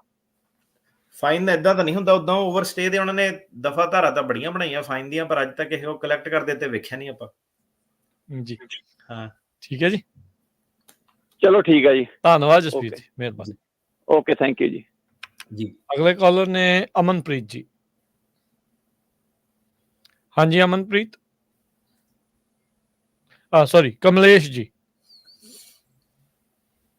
ਹਾਂਜੀ ਕਮਲੇਸ਼ ਜੀ। ਸਤਿ ਸ਼੍ਰੀ ਅਕਾਲ ਜੀ, ਮੈਂ ਕੈਲੀਫੋਰਨੀਆ ਤੋਂ ਬੋਲਦੀ ਹਾਂ ਜੀ ਜੀ। ਤੇ ਮੇਰੇ ਮਮ ਸੀ ਇੱਥੇ ਆਏ ਗ੍ਰੀਨ ਕਾਰਡ ਹੋਲਡਰ, 3 ਸਾਲ ਹੋ ਗਏ ਉਹਨਾਂ ਨੂੰ ਗਿਆ ਨੂੰ। ਮੇਰੇ ਦੋਨੋਂ ਬ੍ਰਦਰਸ ਦੀ ਡੈਥ ਹੋ ਗਈ ਸੀ, ਉਹ ਵਾਪਸ ਨਹੀਂ ਆ ਸਕੇ। 3 ਤੋਂ ਵੀ 3.5 ਸਾਲ ਹੋ ਗਏ ਆ। ਤੇ ਹੁਣ ਉਹਨਾਂ ਨੂੰ ਕੀ ਕਰਨਾ ਚਾਹੀਦਾ ਮੇਰੇ ਮੰਮੀ ਨੂੰ? ਸੋ ਦੇਖੋ, ਜਦੋਂ ਸਾਲ ਤੋਂ ਬਾਅਦ ਜਿਹੜਾ ਗ੍ਰੀਨ ਕਾਰਡ ਹੁੰਦਾ ਨਾ, ਉਹਨੂੰ ਕੈਂਸਲ ਕਰ ਦਿੰਦੇ ਆ। ਜਿਹੜਾ ਸਾਲ ਤੋਂ ਵੱਧ ਆਊਟ ਰਹਿ ਜਾਵੇ, 3 ਸਾਲ ਦਾ ਟੂ ਮੱਚ ਜਿਹੜਾ ਟਾਈਮ। ਤੇ ਰਿਟਰਨਿੰਗ ਰੈਜ਼ੀਡੈਂਟ ਪਰਮਿਟ ਉਹਦਾ ਜਿਹੜਾ ਹੁੰਦਾ, ਜਿਹੜੇ ਸਾਲ ਤੋਂ ਵੱਧ ਰਹਿ ਜਾਂਦੇ, ਰਿਟਰਨਿੰਗ ਰੈਜ਼ੀਡੈਂਟ ਪਰਮਿਟ ਲੈ ਕੇ ਉਹ ਟਰਾਈ ਕਰ ਸਕਦੇ ਆ। ਹੁਣ ਉਹਨੇ ਰਿਟਰਨਿੰਗ ਰੈਜ਼ੀਡੈਂਟ ਪਰਮਿਟ ਦੇਣਾ ਕਿ ਨਹੀਂ ਦੇਣਾ, ਦੈਟ ਡਿਪੈਂਡਸ, ਕਿਉਂਕਿ ਟੂ ਮੱਚ ਟਾਈਮ ਜਿਹੜਾ ਹੋ ਚੁੱਕਾ। ਜੇ ਤੁਸੀਂ ਸਿਟੀਜ਼ਨ ਆ ਇਸ ਵੇਲੇ? ਹਾਂਜੀ ਮੈਂ ਸਿਟੀਜ਼ਨ ਹਾਂ। ਹਾਂਜੀ, ਰਿਟਰਨਿੰਗ ਰੈਜ਼ੀਡੈਂਟ ਪਰਮਿਟ ਇੱਕ ਵਾਰੀ ਟਰਾਈ ਕਰ ਲੈਣ। ਜੇ ਨਹੀਂ ਹੁੰਦਾ ਤੇ ਫਿਰ ਤੁਹਾਨੂੰ ਹੀ ਨਵੇਂ ਸਿਰਿਓਂ ਜਿਹੜਾ I-130 ਵਗੈਰਾ ਸਾਰਾ ਕਰਨਾ ਪੈਣਾ। ਠੀਕ ਹੈ ਜੀ, ਉਹ ਕਿੱਥੋਂ ਟਰਾਈ ਕਰਨਾ ਜੇ ਰਿਟਰਨਿੰਗ ਰੈਜ਼ੀਡੈਂਟ? ਉਹ ਐਮਬੈਸੀ ਤੋਂ ਟਰਾਈ ਕਰੋਗੇ, ਉਹਦਾ ਇੱਕ ਪ੍ਰੋਸੈਸ ਹੁੰਦਾ, ਤੁਸੀਂ ਆਨਲਾਈਨ ਫੋਲੋ ਕਰੋ ਜਾਂ ਕਿਸੇ ਨੂੰ ਹਾਇਰ ਕਰੋ। ਅੱਛਾ ਠੀਕ ਹੈ ਜੀ। ਸੈਕੰਡ ਕੁਐਸਚਨ, ਮੇਰੀ ਬੇਟੀ ਵੀ ਸਿਟੀਜ਼ਨ ਹੈ ਤੇ ਉਹ ਨਾ, ਅਸੀਂ ਉਹਦਾ ਅੰਗੇਜਮੈਂਟ ਕਰਨਾ ਚਾਹੁੰਦੇ। ਇੱਥੋਂ ਮੁੰਡਾ ਆ ਇਲੀਗਲ ਕੰਧ ਟੱਪ ਕੇ ਆਇਆ ਸੀ, ਸ਼ੈਟਲ 'ਚ ਰਹਿੰਦਾ, ਅਸੀਂ ਕੈਲੀਫੋਰਨੀਆ 'ਚ ਰਹਿੰਦੇ ਹਾਂ। ਤੇ ਉਹਦੇ ਮਤਲਬ ਕਿ ਸਾਨੂੰ ਕੋਰਟ ਮੈਰਿਜ ਪਹਿਲਾਂ ਕਰਨੀ ਚਾਹੀਦੀ ਜਾਂ ਕੀ? ਹਾਲ ਤੱਕ ਉਹਦੀ ਕੋਈ ਕੋਰਟ ਡੇਟ ਆਈ ਨਹੀਂ ਗੀ। ਉਹਨੂੰ ਉੱਥੋਂ ਮੂਵ ਕਰਨਾ ਕੀ ਪ੍ਰੋਸੈਸ ਹੋਊਗਾ ਫਿਰ? ਕੋਰਟ ਮੈਰਿਜ ਕਰਨੀ ਪੈਣੀ। ਹਾਂਜੀ, ਤੇ ਉਹਦਾ ਮਤਲਬ ਕਿ ਹਾਲੇ ਬਿਆਨ 2019 ਦਾ ਆਇਆ ਹੋਇਆ, ਬਸ ਉਹਦੀ ਇਨੀਸ਼ੀਅਲ ਜਿਹੜੇ ਕਿਤੇ ਉੱਥੋਂ ਹੁਣ ਬਾਰਡਰ ਤੇ ਉਹੀ ਹੋਏ ਸੀ ਉਹਦੇ ਬਿਆਨ। ਉਹ ਤੋਂ ਬਾਅਦ ਕੁਛ ਨਹੀਂ ਹੋਇਆ, ਨਾ ਸਾਨੂੰ ਵਕੀਲ ਕੋਈ ਦੱਸਦਾ ਨਾ ਹੋਰ। 5 ਸਾਲ ਤੋਂ ਉੱਪਰ 5 ਸਾਲ ਹੋ ਗਏ। ਹਾਂਜੀ, ਸੋ ਉਹਦੇ ਵਿੱਚ ਜੇ ਤਾਂ ਇਮੀਗ੍ਰੇਸ਼ਨ ਕੋਰਟ 'ਚ ਵਿਆਹ ਵੀ ਕਰਾ ਕੇ, ਬੈਸਟ ਉਹਦੇ ਲਈ ਇਹ ਹੈ ਕਿ PD ਲੈ ਲਵੇ ਤੇ ਵਿਆਹ ਵਾਲੇ ਬੇਸ ਤੇ ਪਰਸੂ ਕਰੇ, ਤੇ ਜਾਂ ਫਿਰ ਆਪਣਾ ਕੇਸ ਲੜਨਾ ਕੇਸ ਲੜੇ, ਹੈ ਨਾ। ਦੋਨੋਂ ਆਪਸ਼ਨਾਂ ਕੋ ਖੁੱਲ ਜਾਣੀਆਂ ਬੰਦੇ ਕੋ ਵਿਆਹ ਤੋਂ ਬਾਅਦ। PD ਆਪੇ ਲੈ ਕੇ ਤਾਂ ਫਿਰ ਸਿਟੀਜ਼ਨ ਦੇ ਤੋਂ ਕੁੜੀ ਦੇ ਨਾਲ ਅਪਲਾਈ ਕਰ ਸਕਦਾ, ਕੁੜੀ ਦੇ ਨਾਮ ਤੇ। ਕੰਟਰੀ ਆਊਟ ਉਹਨੂੰ ਕਰਨਾ ਪੈਣਾ, ਕਿਉਂਕਿ 2 ਨੰਬਰ 'ਚ ਆਇਆ ਸੀਗਾ। ਥੋੜਾ ਲੰਬਾ ਚੌੜਾ ਪ੍ਰੋਸੈਸ ਹੁੰਦਾ, ਵੇਵਰ ਵੂਵਰ ਲੈ ਕੇ ਜਿਹੜੇ ਜਾਣੇ ਪੈਂਦੇ ਆ। ਤੇ ਹਾਂਜੀ, ਦੋਨੋਂ ਆਪਸ਼ਨਾਂ ਜਿਹੜੀਆਂ ਖੁੱਲੀਆਂ ਰਹਿੰਦੀਆਂ। ਜੀ ਥੈਂਕ ਯੂ ਜੀ। ਆਪਣੇ ਅਗਲੇ ਕਾਲਰ ਨੇ ਅਮਨਪ੍ਰੀਤ। ਹੁਣ ਆਈ ਜੀ ਵਾਰੀ ਤੁਹਾਡੀ। ਹਾਂਜੀ ਅਮਨਪ੍ਰੀਤ। ਹੈਲੋ, ਹਾਂਜੀ ਸਤਿ ਸ਼੍ਰੀ ਅਕਾਲ ਸਰ। ਸਤਿ ਸ਼੍ਰੀ ਅਕਾਲ ਜੀ। ਸਰ ਆਪਣਾ ਕੇਸ ਸੀਗਾ ਵੈਨ ਆਈਸ ਕੋਰਟ ਦੇ ਵਿੱਚ, ਤੇ ਉੱਥੇ ਡਿਸਮਿਸ ਹੋ ਗਿਆ ਸੀਗਾ। ਤੇ ਆਪਣੀ ਜਿਹੜੀ ਅਪੀਲ ਲੱਗੀ ਹੋਈ ਆ BIA ਦੇ ਵਿੱਚ, ਤੇ ਆਪਣਾ ਵਰਕ ਪਰਮਿਟ ਕਿੱਦਾਂ ਰੀਨਿਊ ਹੋ ਜਾਊਗਾ? ਤੁਹਾਡਾ ਇੱਕ ਵਾਰੀ ਵਰਕ ਪਰਮਿਟ ਤੁਹਾਡੇ ਕੋਲ ਆਲਰੇਡੀ ਆ ਗਿਆ, ਰਾਈਟ? ਹਾਂਜੀ। ਤਾਂ ਜਦ ਤੱਕ ਹਾਂਜੀ BIA ਦੇ ਲੈਵਲ ਤੇ ਤਾਂ ਹੋ ਜਾਂਦਾ ਰੀਨਿਊ। ਓਕੇ, ਤੋਂ ਭਾਜੀ ਆਪਣੇ ਉਹਨਾਂ ਨੇ ਲਾਸਟ ਟਾਈਮ ਡਿਨਾਈ ਕਰਤਾ ਸੀਗਾ, ਪਰ ਉਦੋਂ ਮੇਰਾ ਕੇਸ ਡਿਸਮਿਸ ਨਹੀਂ ਸੀ ਹੋਇਆ। ਤੇ ਉਹਨਾਂ ਨੇ 1 ਸਾਲ ਬਾਅਦ ਰਿਜ਼ਲਟ ਦਿੱਤਾ ਸੀਗਾ, ਡਿਨਾਈ ਕਰਤਾ ਹੀ, ਤੇ ਵਕੀਲ ਨੇ ਆਪਣੇ ਫਿਰ ਦੁਬਾਰਾ ਕੀਤਾ ਮਾਰਚ ਦੇ ਵਿੱਚ ਅਪਲਾਈ। ਨਹੀਂ ਮੇਰਾ ਵੀਰ, ਤੇਰਾ ਕਲੌਕ ਤੇਰੀ ਸਾਰੀ ਪੂਰੀ ਹੋ ਗਈ। ਇੱਕ ਵਾਰੀ ਵਰਕ ਪਰਮਿਟ ਆ ਗਿਆ ਸੀਗਾ ਤੇਰੇ ਕੋਲ, ਰਾਈਟ? ਹਾਂਜੀ ਹਾਂਜੀ। ਤੇ ਫਿਰ ਮੇਰਾ ਵੀਰ ਉਸ ਤੋਂ ਬਾਅਦ ਆਪਣਾ ਕੇਸ ਤੁਹਾਡਾ ਡਿਸਮਿਸ ਹੋ ਗਿਆ, ਰਾਈਟ? ਵਰਕ ਪਰਮਿਟ ਆਉਣ ਤੋਂ ਬਾਅਦ? ਹਾਂਜੀ, ਉਸ ਤੋਂ ਬਾਅਦ ਹੋਇਆ ਆਪਣੇ 2-3 ਸਾਲ ਬਾਅਦ। 2-3 ਸਾਲ ਬਾਅਦ ਤੁਹਾਡਾ ਕੇਸ ਡਿਸਮਿਸ ਹੋ ਗਿਆ, ਤੇ ਫਿਰ ਤੁਸੀਂ ਜਿਹੜਾ ਹੁਣ ਰੀਨਿਊਅਲ ਲਈ ਫਾਈਲ ਕੀਤਾ, ਤੇ BIA 'ਚ ਤੁਹਾਡਾ ਕੇਸ ਪੈਂਡਿੰਗ ਹੈ, ਰਾਈਟ? ਹਾਂਜੀ ਹਾਂਜੀ, ਆ ਜਾਣਾ ਚਾਹੀਦਾ। 'ਚ ਭਾਜੀ ਕੋਈ ਪ੍ਰੋਬਲਮ ਨਹੀਂ। ਓਕੇ ਭਾਜੀ, ਥੈਂਕ ਯੂ ਭਾਜੀ, ਬਹੁਤ ਟੈਨਸ਼ਨ। ਨਾਲੇ ਆਣਾ ਵੀ 5 ਸਾਲ ਦਾ ਆਣਾ ਵਾ। ਹੁਣ 5 ਸਾਲ ਦਾ ਦਿੰਦੇ ਆ, ਉਹਨਾਂ ਚੰਗਾ ਟਾਈਮ ਤੇਰਾ ਨਿਕਲ ਜਾਣਾ ਮੇਰਾ ਵੀਰ। ਚਲੋ ਵਧੀਆ। ਮਲਕੀਤ। ਹੈਲੋ ਜੀ। ਹਾਂਜੀ ਹੈਲੋ ਜੀ। ਹਾਂਜੀ ਸਰ, ਇੱਕ ਜਾਣਕਾਰੀ ਲੈਣੀ ਸੀ ਜੀ। ਅਸੀਂ ਇੰਡੀਆ ਤੋਂ ਆਏ ਸੀ 2 ਮਹੀਨੇ ਹੋਏ ਆ ਜੀ। ਤੇ ਬੇਟਾ ਅੱਜ ਦਾ ਰਹਿ ਗਿਆ ਸੀ, ਸਾਡਾ ਫੈਮਿਲੀ ਕੇਸ ਸੀਗਾ ਜੀ। ਤੇ ਉਹਦੇ ਸੰਬੰਧ ਵਿੱਚ ਵੀ ਉਹਦਾ ਕੁਛ ਹੋ ਸਕਦਾ ਹੁਣ ਹੱਲ? ਕਿੰਨੇ ਸਾਲ ਦਾ ਬੇਟਾ ਤੁਹਾਡਾ? ਉਹਦੇ 18 ਨਵੰਬਰ ਨੂੰ ਹੋ ਜਾਣਾ 24 ਸਾਲ ਦਾ। ਭਾਜੀ ਬੇਟਾ ਤਾਂ ਤੁਹਾਡਾ 21 ਸਾਲ ਤੋਂ ਉੱਤੇ ਹੀ ਹੋ ਗਿਆ ਹੁਣ। ਉਹਦਾ ਤਾਂ ਹੁਣ ਜਿਹੜਾ ਤੁਸੀਂ ਜੇ ਕੇਸ ਜਿੱਤੇ ਤੇ ਉਹ ਅਨਬਿਹਾ ਰਿਹਾ ਤਾਂ ਫੇਰ ਹੀ ਗੱਲਬਾਤ ਬਣ ਸਕਦੀ ਹੈ, ਜਾਂ ਫਿਰ ਉਹ ਆਪਣੇ ਪਰਸਨਲ ਲੈਵਲ ਤੇ ਉਹ ਸਟੂਡੈਂਟ ਵੀਜ਼ਾ ਵਗੈਰਾ ਟਰਾਈ ਕਰ ਸਕਦਾ। ਉਹਨੂੰ ਸਾਰਾ ਕੁਝ ਸੱਚ ਦੱਸਣਾ ਪੈਣਾ ਕਿ ਘਰ ਦੇ ਮੇਰੇ ਇੱਥੇ ਆ, ਅਸਾਈਲਮ ਵਗੈਰਾ ਲੱਗਾ, ਤੇ ਇਹੀ ਚੀਜ਼ ਆ। ਸਟੱਡੀ ਵੀਜ਼ੇ ਤੇ ਕੈਨੇਡਾ ਗਿਆ ਹੋਇਆ ਉਹਦਾ। ਹਾਂਜੀ, ਉੱਥੋਂ ਟੂਰਿਸਟ ਵੀਜ਼ਾ ਟਰਾਈ ਕਰ ਲੈ, ਮੇਲ ਜੋਲ ਲਈ ਆ ਸਕਦਾ, ਹੋ ਸਕਦਾ ਦੇ ਦੇਣ ਉਹਨੂੰ, ਪਰ ਘਰਦਿਆਂ ਬਾਰੇ ਸੱਚ ਦੱਸਣਾ ਪੈਣਾ ਸਾਰਾ ਕੁਝ। ਤੇ ਜਿੱਦਾਂ ਜਿਹੜੀ ਪਟੀਸ਼ਨ ਸੀਗੀ ਸਾਡੇ ਵਾਲੀ, ਉਹਦੇ ਵਿੱਚ ਹੀ ਕੁਛ ਹੱਲ ਨਹੀਂ ਹੋ ਸਕਦਾ? ਉਹ ਤਾਂ ਜੇ ਅਪਰੂਵ ਹੋਊਗੀ ਫੇਰ ਹੀ ਆ। ਅੱਛਾ ਜੀ। ਇਦਾਂ ਦਾ ਕੋਈ ਪ੍ਰੋਵੀਜ਼ਨ ਨਹੀਂ ਕਿ ਬੱਚਿਆਂ ਨੂੰ ਜਾਂ ਫੈਮਿਲੀ ਮੈਂਬਰ ਨੂੰ ਬੁਲਾ ਸਕਦੇ ਆ। ਅੱਛਾ ਜੀ, ਠੀਕ ਹੈ ਜੀ। ਟੂਰਿਸਟ ਕਰਕੇ ਦੇਖ ਰਾਈ। ਹਾਂਜੀ, ਠੀਕ ਹੈ ਸਰ। ਹਰਮਿੰਦਰ ਜੀ। ਹੈਲੋ, ਸਤਿ ਸ਼੍ਰੀ ਅਕਾਲ ਜੀ। ਸਤਿ ਸ਼੍ਰੀ ਅਕਾਲ ਜੀ। ਹਾਂਜੀ ਭਾਈ, ਮੈਂ ਪੁੱਛਣਾ ਸੀਗਾ ਵੀ ਜਿੱਦਾਂ ਨਾ ਸਾਡਾ ਭਾਣਜਾ ਆਇਆ ਆ ਇੱਥੇ ਵਾਸ਼ਿੰਗਟਨ ਸਟੇਟ ਵਿੱਚ, ਤੇ ਉਹ 18 ਸਾਲ ਭਰਿਆ ਟੂਰਿਸਟ ਵੀਜ਼ੇ ਤੇ ਆਇਆ ਜਿੱਦਾਂ, ਤੇ ਉਹਦੇ ਪੁੱਛਣਾ ਸੀਗਾ ਕਿ ਭਾਈ ਹੁਣਾਂ ਦੀ ਮੈਂ ਵੀਡੀਓ ਦੇਖੀਆਂ ਸੀ ਗਾਰਡੀਅਨਸ਼ਿਪ ਬਾਰੇ, ਕਿ ਉਹੀ ਬੈਸਟ ਆਪਸ਼ਨ ਰਹੂਗੀ ਕਿ ਹੋਰ ਵੀ ਕੋਈ ਹੋ ਸਕਦੀ ਉਹਦੇ ਲਈ ਆਪਸ਼ਨ? ਜਿੱਦਾਂ ਕੱਚਾ ਬੰਦਾ ਕਿ ਪੱਕਾ? ਨਹੀਂ, ਟੂਰਿਸਟ ਵੀਜ਼ੇ ਤੇ ਆਇਆ ਭਾਜੀ। ਭਾਜੀ ਗਾਰਡੀਅਨਸ਼ਿਪ ਦਾ ਜਿਹੜਾ ਪ੍ਰਮਾਈਸ ਉਹ ਹੁੰਦਾ, ਇਹ ਹੁੰਦਾ ਕਿ ਜਿਹਦੇ ਘਰ ਦੇ ਵਗੈਰਾ ਟੇਕ ਕੇਅਰ ਨਹੀਂ ਕਰ ਸਕਦੇ ਉਹਦੀ, ਹਨਾ, ਬੰਦਾ ਆਊਟ ਆਫ ਸਟੇਟਸ ਹੋ ਗਿਆ, ਪ੍ਰੋਬਲਮਾਂ ਕੋਈ ਪੈ ਗਈਆਂ, ਜੇ ਤਾਂ ਉਹਦੀ, ਮੈਨੂੰ ਹੁਣ ਪਤਾ ਨਹੀਂ ਫੈਕਟਸ ਕੀ ਹੈ, ਮਤਲਬ ਤੁਸੀਂ ਮੈਨੂੰ ਦੱਸਿਆ ਨਹੀਂ ਕੁਛ ਕਿ ਬੰਦੇ ਨਾਲ ਕੀ ਪ੍ਰੋਬਲਮ ਆ, ਕੀ ਹਾਰਡਸ਼ਿਪ ਆ। ਗਾਰਡੀਅਨਸ਼ਿਪ ਉਹਨਾਂ ਦੇ ਲਈ ਹੁੰਦਾ ਜਿਹਨਾਂ ਨੂੰ ਘਰ ਦੇ ਜਿਹਨਾਂ ਦੇ ਟੇਕ ਕੇਅਰ ਨਹੀਂ ਕਰ ਸਕਦੇ, ਉਹਨਾਂ ਦੇ ਲਈ ਗਾਰਡੀਅਨਸ਼ਿਪ ਹੁੰਦਾ। ਹਾਂਜੀ ਹਾਂਜੀ ਹਾਂਜੀ, ਏਦਾਂ ਥੋੜੀ ਜਿਹੀ ਹੈਗੀ ਉਹਦੇ ਘਰੇ ਪ੍ਰੋਬਲਮ ਜਿੱਦਾਂ, ਉਹਦੇ ਬਾਰੇ ਤਾਂ ਸੀਗਾ ਕਿ ਇੱਥੇ ਆਪਣੇ ਉਹਦੇ ਲਈ ਇੱਦਾਂ ਕਿ ਉਹਦੇ ਕਰ ਸਕਦੇ ਹੋਈਏ ਅਸੀਂ ਕੁਛ ਤਾਂ।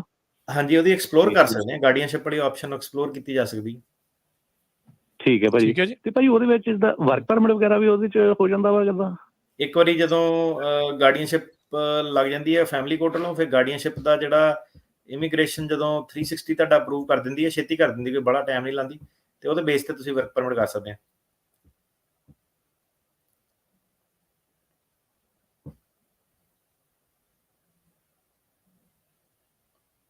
ਪਾਜ਼ ਹੋ ਗਈ ਲੱਗਦਾ ਲਾਈਵ ਫੀਡ ਭਾਜੀ ਤੁਹਾਡੀ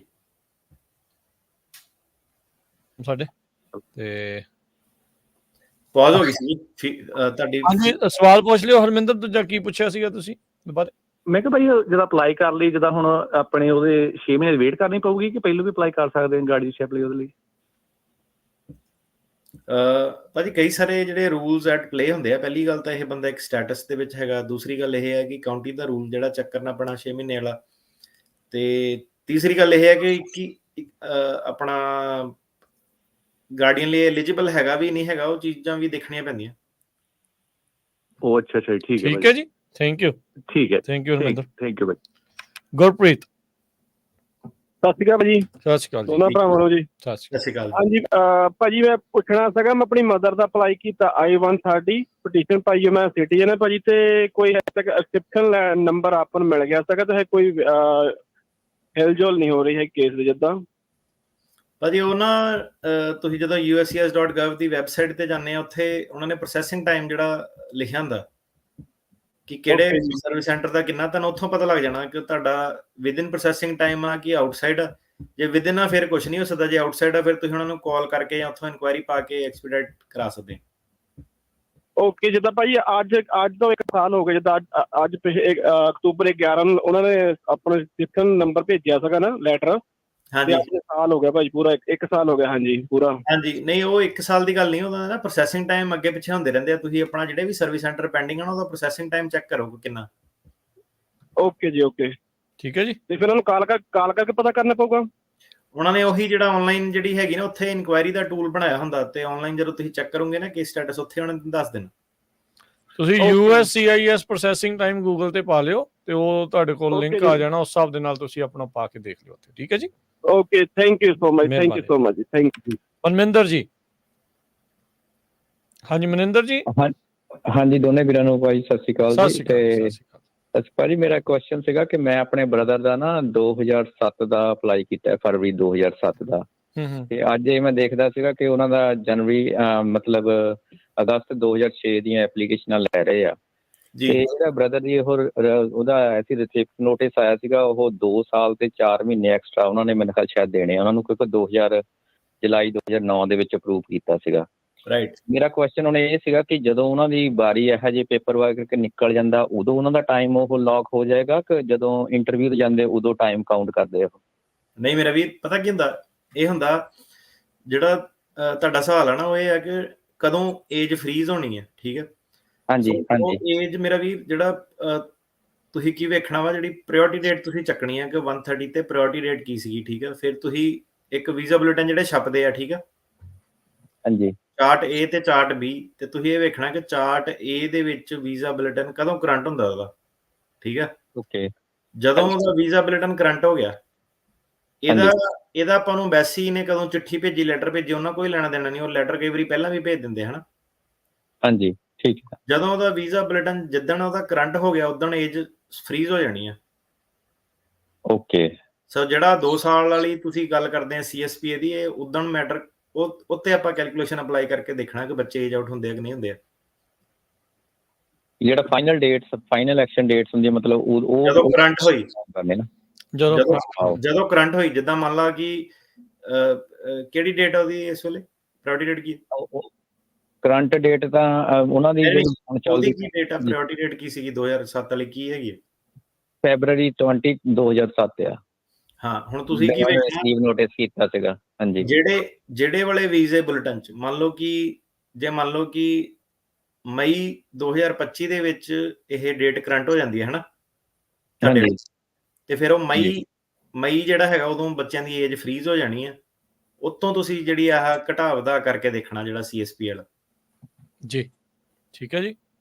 ਠੀਕ ਹੈ ਜੀ। ਇੱਕ ਦੂਜਾ ਕੁਐਸਚਨ ਇਹ ਸੀ ਭਾਜੀ ਵੀ ਉਹ ਬ੍ਰਦਰ ਕਹਿੰਦੇ ਸੀਗੇ ਕਿ ਉਹ ਰਿਟਾਇਰਮੈਂਟ ਲੈਣਾ ਚਾਹੁੰਦੇ ਪ੍ਰਿੰਸੀਪਲ ਉੱਥੇ, ਤੇ ਉਹ ਕਹਿੰਦੇ ਸੀ ਮੈਂ ਵਿਜ਼ਟਰ ਵੀਜ਼ਾ ਟਰਾਈ ਕਰਕੇ ਦੇਖ ਲਈਏ ਤੇ ਕਾਫੀ ਟਾਈਮ ਲੱਗੀ ਜਾਂਦਾ ਸੀਗਾ, ਤੇ ਉਹਨਾਂ 'ਚ ਕੋਈ ਚਾਂਸਸ ਹੈਗੇ ਹੁੰਦੇ ਕਿ ਨਹੀਂ? ਅਸੀਂ ਵਿਜ਼ਟਰ ਵੀਜ਼ਾ ਟਰਾਈ ਕਰ ਸਕਦੇ ਹਾਂ, ਪਰ ਹੁਣ ਉਹਨਾਂ ਨੂੰ ਇਹ ਚੀਜ਼ ਪਤਾ ਕਿ ਜਿਹੜਾ ਇੱਥੇ ਚਾਰਟ B ਹੁੰਦਾ ਉਹਦੇ ਥੱਲੇ ਛੇਤੀ ਜਿਹੜਾ ਸਾਲ ਖੰਡ ਦਾ ਫਾਇਦਾ ਹੋ ਜਾਂਦਾ, ਤੇ ਉਹਨਾਂ ਨੂੰ ਪਤਾ ਕਿ ਇੱਕ ਤਾਂ ਤੁਸੀਂ ਗੱਲ ਕਰ ਰਹੇ ਰਿਟਾਇਰਮੈਂਟ ਵਾਲੀ, ਤੇ ਉਤੋਂ ਤੇ ਇਹੀ ਸਾਬਤ ਹੁੰਦਾ ਕਿ ਬੰਦੇ ਨੇ ਵਾਪਸ ਨਹੀਂ ਜਾਣਾ ਵਿਜ਼ਟਰ ਵੀਜ਼ੇ ਤੋਂ ਬਾਅਦ। ਤੇ ਦੂਜੀ ਗੱਲ ਇਹ ਹੈ ਕਿ ਗ੍ਰੀਨ ਕਾਰਡ ਕਿਉਂਕਿ ਇੱਥੇ ਛੇਤੀ ਹੋ ਸਕਦਾ, ਤੇ ਉਹਨਾਂ ਨੇ ਮੈਥ ਆਪਣਾ ਲਾ ਲੈਣਾ ਆਪ ਹੀ ਕਿ ਇੱਥੇ ਆ ਕੇ ਪੱਕੇ ਹੋਣਾ ਚਾਹੁੰਦੇ ਹਨ। ਸੋ ਔਖਾ ਕੰਮ ਔਖਾ। ਠੀਕ ਹੈ ਜੀ, ਮਿਹਰਬਾਨੀ, ਥੈਂਕ ਯੂ।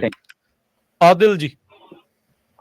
ਜੀ ਹੈਲੋ ਜੀ, ਦੋਵੇਂ ਭਰਾਵਾਂ ਨੂੰ ਤੇ ਮੈਂ ਤੁਹਾਨੂੰ ਬਹੁਤ ਐਪਰੀਸ਼ੀਏਟ ਕਰਨਾ ਪੰਜਾਬੀ ਰੇਡੀਓ ਨੂੰ। ਤੇ ਮੇਰਾ ਕੁਐਸਚਨ ਹੈ ਅਟਾਰਨੀ ਜੇ ਟਰਕਿਆਨਾ ਸਾਹਿਬ ਨੂੰ ਕਿ ਮੈਂ 2016 1 ਮਾਰਚ 2016 ਨੂੰ ਇੱਥੇ ਆਇਆ ਸਾਂ ਤੇ ਮੈਂ ਆਪਣਾ ਅਸਾਈਲਮ ਲਾਇਆ, ਤੇ ਮੇਰਾ ਅਸਾਈਲਮ ਜਿਹੜਾ ਉਹ ਕੇਸ ਡਿਸਮਿਸ ਹੋ ਗਿਆ ਹੈ ਲਾਸਟ ਈਅਰ ਨਵੰਬਰ 16 2023 ਨੂੰ। ਤੇ ਮੇਰੀ ਇਹ 2 ਸਿਟੀਜ਼ਨ ਬੱਚੇ ਨੇ, ਬੇਟੀਆਂ ਨੇ, 2 ਸਿਟੀਜ਼ਨ ਨੇ, ਤੇ ਇੱਕ ਜਿਹੜਾ ਪਾਕਿਸਤਾਨੀ ਨੈਸ਼ਨਲ ਹੈ ਬੇਟੀ। ਤੇ ਜਿਹੜੀ ਬੜੀ ਵਾਲੀ 8 ਸਾਲ ਦੀ ਬੇਟੀ ਹੈ ਉਹ ਜਿਹੜਾ ਉਹ ਸਪੈਸ਼ਲ ਵੀ ਹੈ, ਉਹਨੂੰ ਔਟਿਜ਼ਮ ਹੈ, ਤੇ ਉਸਦੇ ਡਾਕੂਮੈਂਟ ਵੀ ਮੇਰੇ ਕੋਲ ਹੈ ਨੇ। ਤੇ ਮੇਰਾ ਹੁਣ ਆਪਸ਼ਨ ਹੈ ਕੀ ਹੋਏਗਾ ਕਿ ਮੇਰਾ ਜਿਹੜਾ ਵਰਕ ਪਰਮਿਟ ਹੈ ਉਹ ਐਕਸਪਾਇਰ ਹੋ ਰਿਹਾ ਹੈ ਨੈਕਸਟ ਈਅਰ ਸੈਪਟੈਂਬਰ 2025 ਵਿੱਚ, ਤੇ ਮੇਰੇ 10 ਸਾਲ ਜਿਹੜੇ ਪੂਰੇ ਹੁੰਦੇ ਨੇ ਉਹ 1 ਮਾਰਚ 2026 ਨੂੰ ਆਉਂਦੇ ਨੇ। ਤੇ ਮੇਰਾ ਵਰਕ ਪਰਮਿਟ ਐਕਸਪਾਇਰ ਹੋ ਜਾਏਗਾ ਨੈਕਸਟ ਈਅਰ, ਤੇ 6 ਮਹੀਨੇ ਦਾ ਮੇਰੇ ਕੋਲ ਗੈਪ ਹੋਏਗਾ 10 ਸਾਲ ਪੂਰੇ ਹੋਣ ਲਈ। ਤੇ ਮੇਰਾ ਜਿਹੜਾ NTA ਦੇ ਉੱਤੇ ਮੇਰਾ ਲਿਖਿਆ ਹੈ ਕਿ TBD, ਉਸ ਤੇ ਕੋਈ ਡੇਟ ਨਹੀਂ ਲਿਖੀ। ਤੇ ਮੇਰੇ ਕੋਲ ਹੁਣ ਕੀ ਆਪਸ਼ਨ ਹੈ, ਮੈਂ 10 ਸਾਲ ਪੂਰੇ ਹੋ ਕੇ ਦੁਬਾਰਾ ਕੇਸ ਅਪਲਾਈ ਕਰਾਂ ਜਾਂ ਤੇ ਫਿਰ ਇਹ ਵੇ ਕਿ ਮੈਂ ਉਸ ਤੋਂ ਪਹਿਲੇ ਵਰਕ ਪਰਮਿਟ ਮੈਨੂੰ ਦੁਬਾਰਾ ਮਿਲ ਜਾਏ? ਤੁਸੀਂ ਬਾਰਡਰ ਟੱਪ ਕੇ ਆਏ ਸੀਗੇ ਨਾ? ਨਹੀਂ, ਮੈਂ ਵੀਜ਼ੇ ਤੇ ਆਇਆ ਸਾਂ, ਵੀਜ਼ੇ ਤੇ B1 B2 ਤੇ।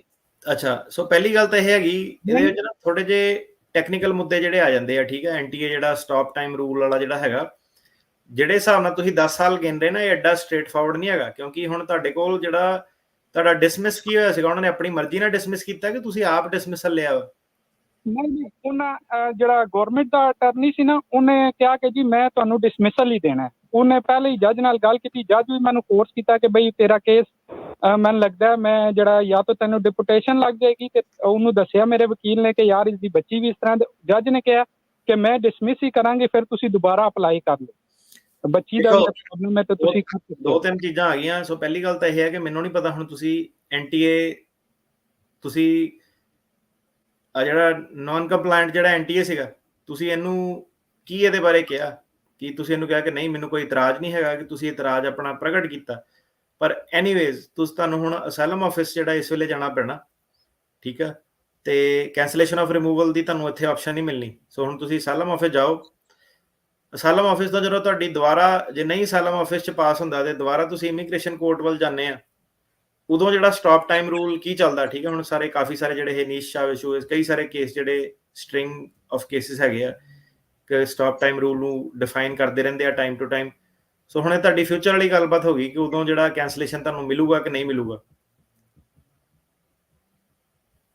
जी मेरा ये क्वेश्चन, मेरा इम्पोर्टेंट एक क्वेश्चन है कि मैं अपने वर्क परमिट एक्सपायर होने से पहले दोबारा अप्लाई कर दें या मैं अपने 10 साल पूरे होने का वेट करके फिर केस अप्लाई कर दें? कि मैंने 10 ਸਾਲ ਵਾਲਾ ਹੀ ਤੁਹਾਨੂੰ 10 ਸਾਲ ਵਾਲਾ ਭੁਲੇਖਾ ਪਾਤਾ ਕਿਸੇ ਨੇ। ਤੁਸੀਂ 10 ਸਾਲ ਵਾਲੀ ਗੱਲ ਕਰ ਰਹੇ, ਕੀ ਹੈਗਾ ਤੁਹਾਡੇ ਮਨ 'ਚ ਕਿ 10 ਸਾਲ 'ਚ ਤੁਹਾਨੂੰ ਕੀ ਲੱਗਦਾ ਕੀ ਹੋ ਜਾਣਾ 10 ਸਾਲ 'ਚ?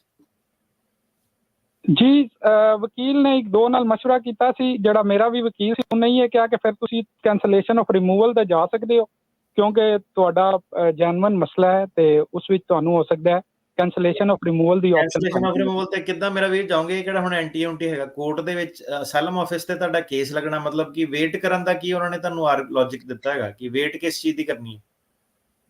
ਕਿ 10 ਸਾਲ ਪੂਰੇ ਹੋ ਜਾਣ ਯੂਐਸਏ ਵਿੱਚ। ਉਹਨੂੰ ਪੁੱਛ ਕੇ ਭਾਈ 10 ਸਾਲ ਕਿਹੜਾ ਆਪਣੀ ਕੋਈ ਕਟ ਆਫ ਡੇਟ ਆ? ਤੁਸੀਂ ਭਾਜੀ ਅਸਾਈਲਮ ਆਫਿਸ ਦੇ ਵਿੱਚ ਜਾ ਕੇ ਕੇਸ ਲਾਓ, ਯੂਐਸ ਦੇ ਵਿੱਚ ਤੁਹਾਡੇ ਮੈਨੂੰ ਲੱਗਦਾ ਅਟਾਰਨੀ ਟਰਕੀ ਜੀ ਕਿਹੜੇ ਫਾਲਟੀ ਜਿਹੜੇ ਸੀਗੇ ਮੈਨੂੰ ਲੱਗਦਾ ਉਸ ਮੈਨੂੰ ਪਤਾ, ਪਰ ਹੁਣ ਇਹਨਾਂ ਦਾ ਡਿਸਮਿਸ ਹੋ ਚੁੱਕਾ ਹੈਗਾ ਇਹ। 10 ਸਾਲ ਆਫਿਸ ਜਾਣਾ ਮੇਰਾ ਵੀਰ, ਤੁਸੀਂ ਉੱਥੇ ਭਟਕਦੇ ਰਹਿਣਾ। ਉਹ ਜਿਹੜਾ ਇੰਟਰਪ੍ਰੀਟੇਸ਼ਨ ਹੈ ਨਾ ਉਹਦੀ ਕਿ 10 ਸਾਲ ਕਿੱਥੇ ਤੱਕ ਗਿਣਨੇ ਆ, ਉਹ ਤੁਹਾਡੇ ਵਕੀਲ ਸਾਹਿਬ ਨਾਲ ਜਾ ਕੇ ਇੱਕ ਵਾਰੀ ਦੁਬਾਰਾ ਅੰਡਰਸਟੈਂਡਿੰਗ ਆਪਣੀ ਕਰੋ। ਤੁਹਾਡੀ ਅੰਡਰਸਟੈਂਡਿੰਗ ਜਿਹੜੀ ਉਹ ਸਹੀ ਨਹੀਂ ਹੈਗੀ 10 ਸਾਲ ਵਾਲੀ। ਥੋੜੀ ਕਲੈਰਿਟੀ ਜਿਹੜੀ ਤੁਹਾਨੂੰ ਚਾਹੀਦੀ ਹੈ। ਅੱਛਾ ਜੀ ਡੇਵਿਡ, ਇਹਨਾਂ ਦਾ ਮੈਂ ਐਕਚੁਅਲੀ ਸਵਾਲ ਦਾ ਆਨਸਰ ਨਹੀਂ ਕੀਤਾ ਵਰਕ ਪਰਮਿਟ ਵਾਲਾ। ਤੁਸੀਂ ਭਾਜੀ ਆਪਣਾ ਅਸਾਈਲਮ ਆਫਿਸ ਦੇ ਵਿੱਚ ਕੇਸ ਜਿਹੜਾ ਜਾ ਕੇ ਲਾਓ ਤੇ ਫਿਰ ਤੁਸੀਂ ਦੁਬਾਰਾ ਰੀਐਲੀਜੀਬਲ ਹੋ ਜਾਂਦੇ ਆ ਤੇ ਵਰਕ ਪਰਮਿਟ ਆਪਣਾ ਅਪਲਾਈ ਕਰੋ ਜਦੋਂ 150 ਦਿਨ ਹੋ ਜਾਂਦੇ ਆ ਜੀ। ਹਾਂਜੀ ਡੇਵਿਡ। ਸਤਿ ਸ਼੍ਰੀ ਅਕਾਲ ਜੀ। ਸਤਿ ਸ਼੍ਰੀ ਅਕਾਲ। ਮੇਰਾ ਕੁਐਸਚਨ ਹੈ 2010 ਵਿੱਚ I-130 ਅਪਲਾਈ ਕੀਤਾ ਸੀਗਾ ਤੇ 2011 ਵਿੱਚ ਇਮੀਗ੍ਰੇਸ਼ਨ ਨੇ ਚਿੱਠੀ ਪਾਈ ਵੀ ਸਾਨੂੰ ਇੱਕ ਪੇਪਰ ਚਾਹੀਦਾ ਤੇ ਸਾਨੂੰ ਚੇਤਾ ਲੱਭੀ ਨਹੀਂ ਮੇਲ ਤੇ ਉਹ ਗਵਾਚ ਗਈ ਤੇ ਬਾਅਦ ਚ ਅਸੀਂ ਫਿਰ I-290B ਅਪਲਾਈ ਕੀਤਾ ਤੇ ਉਹਨਾਂ ਨੇ ਕੇਸ ਡਿਸਮਿਸ ਕਰਤਾ। ਉਹ ਸਾਨੂੰ ਫਿਰ ਦੁਬਾਰਾ ਪਟੀਸ਼ਨ ਕਰਨੀ ਪਊਗੀ ਕਿ I-130 ਸੀਗਾ? ਹਾਂਜੀ। ਤੇ ਕੀ ਭੈਣ ਭਰਾ ਲਈ ਕੀਤਾ ਸੀਗਾ? ਹਾਂਜੀ ਹਾਂਜੀ। ਉਹਦਾ ਦੇਖੋ ਮੋਸ਼ਨ ਟੂ ਰੀਓਪਨ ਤੁਹਾਡੀ 290B ਉਹੀ ਬੈਟਰ ਆਪਸ਼ਨ ਸੀ, ਉਹ ਤੁਸੀਂ ਐਕਸਪਲੇਨ ਕਰ ਸਕਦੇ ਹੈਗੇ। ਹਾਂਜੀ ਉਹਨਾਂ ਨੇ ਡਿਸਮਿਸ ਕਰਤੀ। ਨਹੀਂ ਭਾਜੀ ਉਹ ਤਾਂ ਮੈਂ ਸੁਣ ਲਿਆ ਹੁਣ ਤੁਹਾਡੀ ਗੱਲ, ਹੁਣ ਮੇਰੀ ਵੀ ਤਾਂ ਸੁਣ ਲਓ ਤੁਸੀਂ। ਵਕੀਲ ਸਾਹਿਬ ਨੂੰ ਵੀ ਸੁਣ ਲਓ ਜੀ। ਉਹ ਭਾਜੀ ਉਹੀ ਤਰੀਕਾ ਹੁੰਦਾ I-290B the motion to reopen ਕਰਨ ਦਾ, ਕਿਉਂਕਿ ਤੁਹਾਡੀ ਪ੍ਰਾਇੋਰਟੀ ਡੇਟ ਉਹਨਾਂ ਬਚ ਜਾਂਦੀ ਹੈ। ਹੁਣ ਮੈਨੂੰ ਨਹੀਂ ਪਤਾ ਤੁਸੀਂ ਕੀ ਤਰਕ ਦਿੱਤੇ ਸੀ ਕੀ ਨਹੀਂ ਦਿੱਤੇ ਸੀਗੇ। ਸਿੱਧੀ ਜੀ ਗੱਲ ਆ ਕਿ ਜੇ ਤੁਹਾਡੀ ਉਹ ਮੋਸ਼ਨ ਟੂ ਰੀਓਪਨ ਤੁਹਾਡੀ ਐਕਸੈਪਟ ਹੋ ਜਾਂਦੀ ਹੈ, ਦੁਬਾਰਾ ਮੌਕਾ ਦੇ ਦਿੰਦੇ ਆ, ਤੇ ਤੁਹਾਡਾ ਟਾਈਮ ਬਹੁਤ ਜ਼ਿਆਦਾ ਜਿਹੜਾ ਬਚ ਜਾਣਾ 10 ਸਾਲ ਹੈ ਨਾ, ਤੇ ਤਾਂ ਕਰਕੇ ਉਹ ਵਰਥ ਫਾਈਟਿੰਗ ਹੈਗਾ। ਪਰ ਕੀ ਉਹਨਾਂ ਨੇ ਉਹ ਕਰਨਾ ਕਿ ਨਹੀਂ ਕਰਨਾ ਇਮੀਗ੍ਰੇਸ਼ਨ ਤੇ ਉਹ ਡਿਪੈਂਡ ਕਰਦਾ। ਤੁਸੀਂ ਜੇ ਉਹ 'ਚ ਪੰਗਾ ਲੈ ਕੇ ਵੇਖਣਾ ਵਾ, ਆਪਾਂ ਇੱਕ ਵਾਰੀ ਦੁਬਾਰਾ ਉਹ 'ਚ ਟਰਾਈ ਕਰ ਸਕਦੇ ਹਾਂ। ਕੋਈ ਓਬਵੀਅਸਲੀ ਗਰੰਟੀ ਨਹੀਂ ਹੁੰਦੀ ਕਿ ਦੁਬਾਰਾ ਉਹਨੂੰ ਰੀਇਨਸਟੇਟ ਕਰੋਗੇ ਕਿ ਨਹੀਂ ਕਰੋਗੇ। ਤੇ ਦੈਟ ਬੀਇੰਗ ਸੈਡ ਤੁਸੀਂ ਨਵੀਂ ਪਟੀਸ਼ਨ ਜੇ ਫਾਈਲ ਕਰ ਦੋ, ਜੇ ਤੁਸੀਂ ਉਹ 'ਚ ਪੰਗਾ ਲੈ ਕੇ ਦੇਖਣਾ ਤੇ ਆਪਾਂ ਉਹ ਵੀ ਵੇਖ ਸਕਦੇ ਹਾਂ ਜੀ। ਠੀਕ ਹੈ ਜੀ। ਠੀਕ ਹੈ, ਧੰਨਵਾਦ ਜੀ। ਠੀਕ ਹੈ, ਥੈਂਕ ਯੂ। ਜਸਪ੍ਰੀਤ। ਹਾਂਜੀ ਸਤਿ ਸ਼੍ਰੀ ਅਕਾਲ ਭਾਜੀ। ਸਤਿ ਸ਼੍ਰੀ ਅਕਾਲ ਜੀ। ਭਾਜੀ ਮੈਂ ਪੁੱਛਣਾ ਸੀਗਾ, ਮੈਂ ਸਟੋਰ ਤੇ ਜਿੱਦਾਂ 7 ਸਾਲ ਕੰਮ ਕੀਤਾ ਇੱਥੇ ਆਪਣੇ ਭਾਜੀ ਹੁਣਾਂ ਕੋਲ, ਤੇ ਉਹਨਾਂ ਦੇ ਉੱਥੇ ਸਟੋਰ ਉਹਨਾਂ ਦੇ ਸਟੋਰ ਤੇ ਜਿੱਦਾਂ ਅਟੈਕ ਵੀ ਹੋਇਆ ਤੇ ਉਹ ਤੋਂ ਦੂਜੇ ਉੱਥੇ ਪੱਗਾਂ ਵੀ ਲਿੱਤੀਆਂ ਸਟੋਰ ਦੇ ਉੱਪਰ। ਉਹ ਤੋਂ ਦੂਜੇ ਦਿਨ ਉਸ ਦਿਨ ਭਾਜੀ ਦਾ ਫੋਨ ਆਇਆ ਤੇ ਭਾਜੀ ਦਾ ਫੋਨ ਆਇਆ ਤਾਂ ਮੈਨੂੰ ਬਹੁਤ ਜ਼ਿਆਦਾ ਗਲਤ ਬੋਲਿਆ ਤੇ ਇਸ ਗੱਲ ਨੂੰ ਤਕਰੀਬਨ 3 ਸਾਲ ਹੋ ਗਏ। ਤੇ ਮੁੜ ਕੇ ਉਹ ਫਿਰ ਮੈਨੂੰ ਫੋਨ ਤੇ ਲੱਗ ਪਿਆ ਕਰਨ, ਕਹਿੰਦਾ ਤੇਰੀ ਸਾਰੀ ਫਾਈਲਾਂ ਮੇਰੇ ਕੋਲ ਆ, ਮੈਂ ਤੈਨੂੰ ਡਿਪੋਰਟ ਕਰਾ ਦਊਂਗਾ। ਕਹਿੰਦਾ ਮੈਂ ਜੇ ਤੂੰ ਕਹਿੰਦਾ ਕੋਈ ਵੀ ਏਦਾਂ ਦੀ ਕੋਈ ਗੱਲਬਾਤ ਕੀਤੀ। ਮੈਂ ਉਹਦੇ ਬਾਰੇ ਪੁੱਛਣਾ ਸੀ ਭਾਜੀ, ਏਦਾਂ ਵੀ ਕੁਛ ਜਿੱਦਾਂ 3 ਸਾਲ ਹੋ ਗਏ ਆ ਏਦਾਂ ਉੱਥੇ। ਤੁਹਾਡਾ ਕੇਸ ਚੱਲਦਾ ਵਾ ਕਿੱਦਾਂ? ਹਾਂਜੀ ਮੇਰਾ ਭਾਜੀ ਅਸਾਈਲਮ ਕੇਸ ਚੱਲਦਾ ਸੀ, ਉਹ ਡਿਸਮਿਸ ਹੋ ਚੁੱਕਾ ਤੇ ਮੈਂ ਗਾਂਹ ਜਾਣੀ ਕਿ ਕੇਸ ਲਾਤਾ ਆ। ਹਾਂਜੀ ਨਹੀਂ ਮੇਰਾ ਵੀਰ, ਕੋਈ ਕਿਸੇ ਨੂੰ ਨਹੀਂ ਡਿਪੋਰਟ ਕਰ ਸਕਦਾ ਏਦਾਂ। ਡਿਪੋਰਟ ਸਿਰਫ ਜੱਜ ਕਰ ਸਕਦਾ। ਠੀਕ ਆ ਜੀ। ਤੇ ਉਹ ਮੈਂ ਹੁਣ ਇਹ ਪੁੱਛਣਾ ਸੀਗਾ ਭਾਜੀ ਵੀ ਜਿੱਦਾਂ ਵੀ ਉਹ ਜਿੱਦਾਂ ਹੁਣ ਫਿਰ ਇੱਕ ਦਿਨ ਮੈਨੂੰ ਉਹਦਾ ਮੁੰਡਾ ਮਿਲਿਆ 3 ਸਾਲ ਹੋ ਗਿਆ ਏਦਾਂ, ਤੇ ਉਹ ਫਿਰ ਏਦਾਂ ਜਿੱਦਾਂ ਨਾ ਵੀ ਥੋੜ੍ਹੀਆਂ ਮੈਨੂੰ ਅੱਖਾਂ ਜਿਹੀਆਂ ਦਿਖਾਉਂਦਾ ਸੀਗਾ। ਮੈਂ ਕਿਹਾ ਵੀ ਜਦੋਂ ਉਹਨੇ ਫਿਰ ਮੈਨੂੰ ਮੈਸੇਜ ਵੀ ਕੀਤੇ ਸੀ ਵੀ ਜਸਪ੍ਰੀਤ ਵੀ ਜੋ ਮਰਜ਼ੀ ਕਰ ਲਾ ਵੀ ਮੈਂ ਤੈਨੂੰ ਡਿਪੋਰਟ ਹੀ ਕਰਾ ਕੇ ਛੱਡਣਾ। ਕਹਿੰਦਾ ਉਹਦਾ ਮੁੰਡਾ ਹੁਣ ਮੇਰੇ ਨਾਲ ਫਿਰ ਇੱਕ ਦਿਨ ਪੰਗੇ ਜਿਹਾ ਲੈਂਦਾ ਸੀਗਾ। ਮੈਂ ਉਹਦੇ ਬਾਰੇ ਪੁੱਛਣਾ ਸੀ ਭਾਜੀ। ਮੇਰਾ ਵੀਰ ਏਦਾਂ ਦੇਖੋ, ਇਹ ਮੈਂ ਪਹਿਲਾਂ ਹੀ ਸਾਰਿਆਂ ਨੂੰ ਕਹਿਣਾ, ਦੇਖੋ ਇਹ ਨਾ ਅਮਰੀਕਾ, ਠੀਕ ਆ, ਇਹ 'ਚ ਡਾਇਲੋਗ ਬਾਜ਼ੀਆਂ ਜਿਹੜਾ ਮਰਜ਼ੀ ਕਰ ਲਵੇ। ਮੇਰਾ ਵੀਰ ਤੇਰੀ ਜਦੋਂ ਕੋਈ ਪ੍ਰੋਬਲਮ ਨਾ ਥ੍ਰੈਟ ਆ ਤੇ 911 ਕਾਲ ਕਰੋ ਸਿੱਧਾ ਹੀ, ਠੀਕ ਆ। ਤੇ ਜਿਹੜਾ ਅੱਖਾਂ ਦਿਖਾਉਂਦਾ ਯਾਰ, ਅੱਖਾਂ ਦਿਖਾ ਕੇ ਕਿਹੜਾ ਕਿਸੇ ਦੀ ਜਾਨ ਕੱਢ ਲੈਣੀ ਆ। ਅੱਖਾਂ ਵੀ ਬੰਦਾ ਉਹੀ ਦਿਖਾਉਂਦਾ ਹੁੰਦਾ ਜਿਹੜਾ ਕੁਝ ਕਰ ਨਹੀਂ ਸਕਦਾ ਹੁੰਦਾ।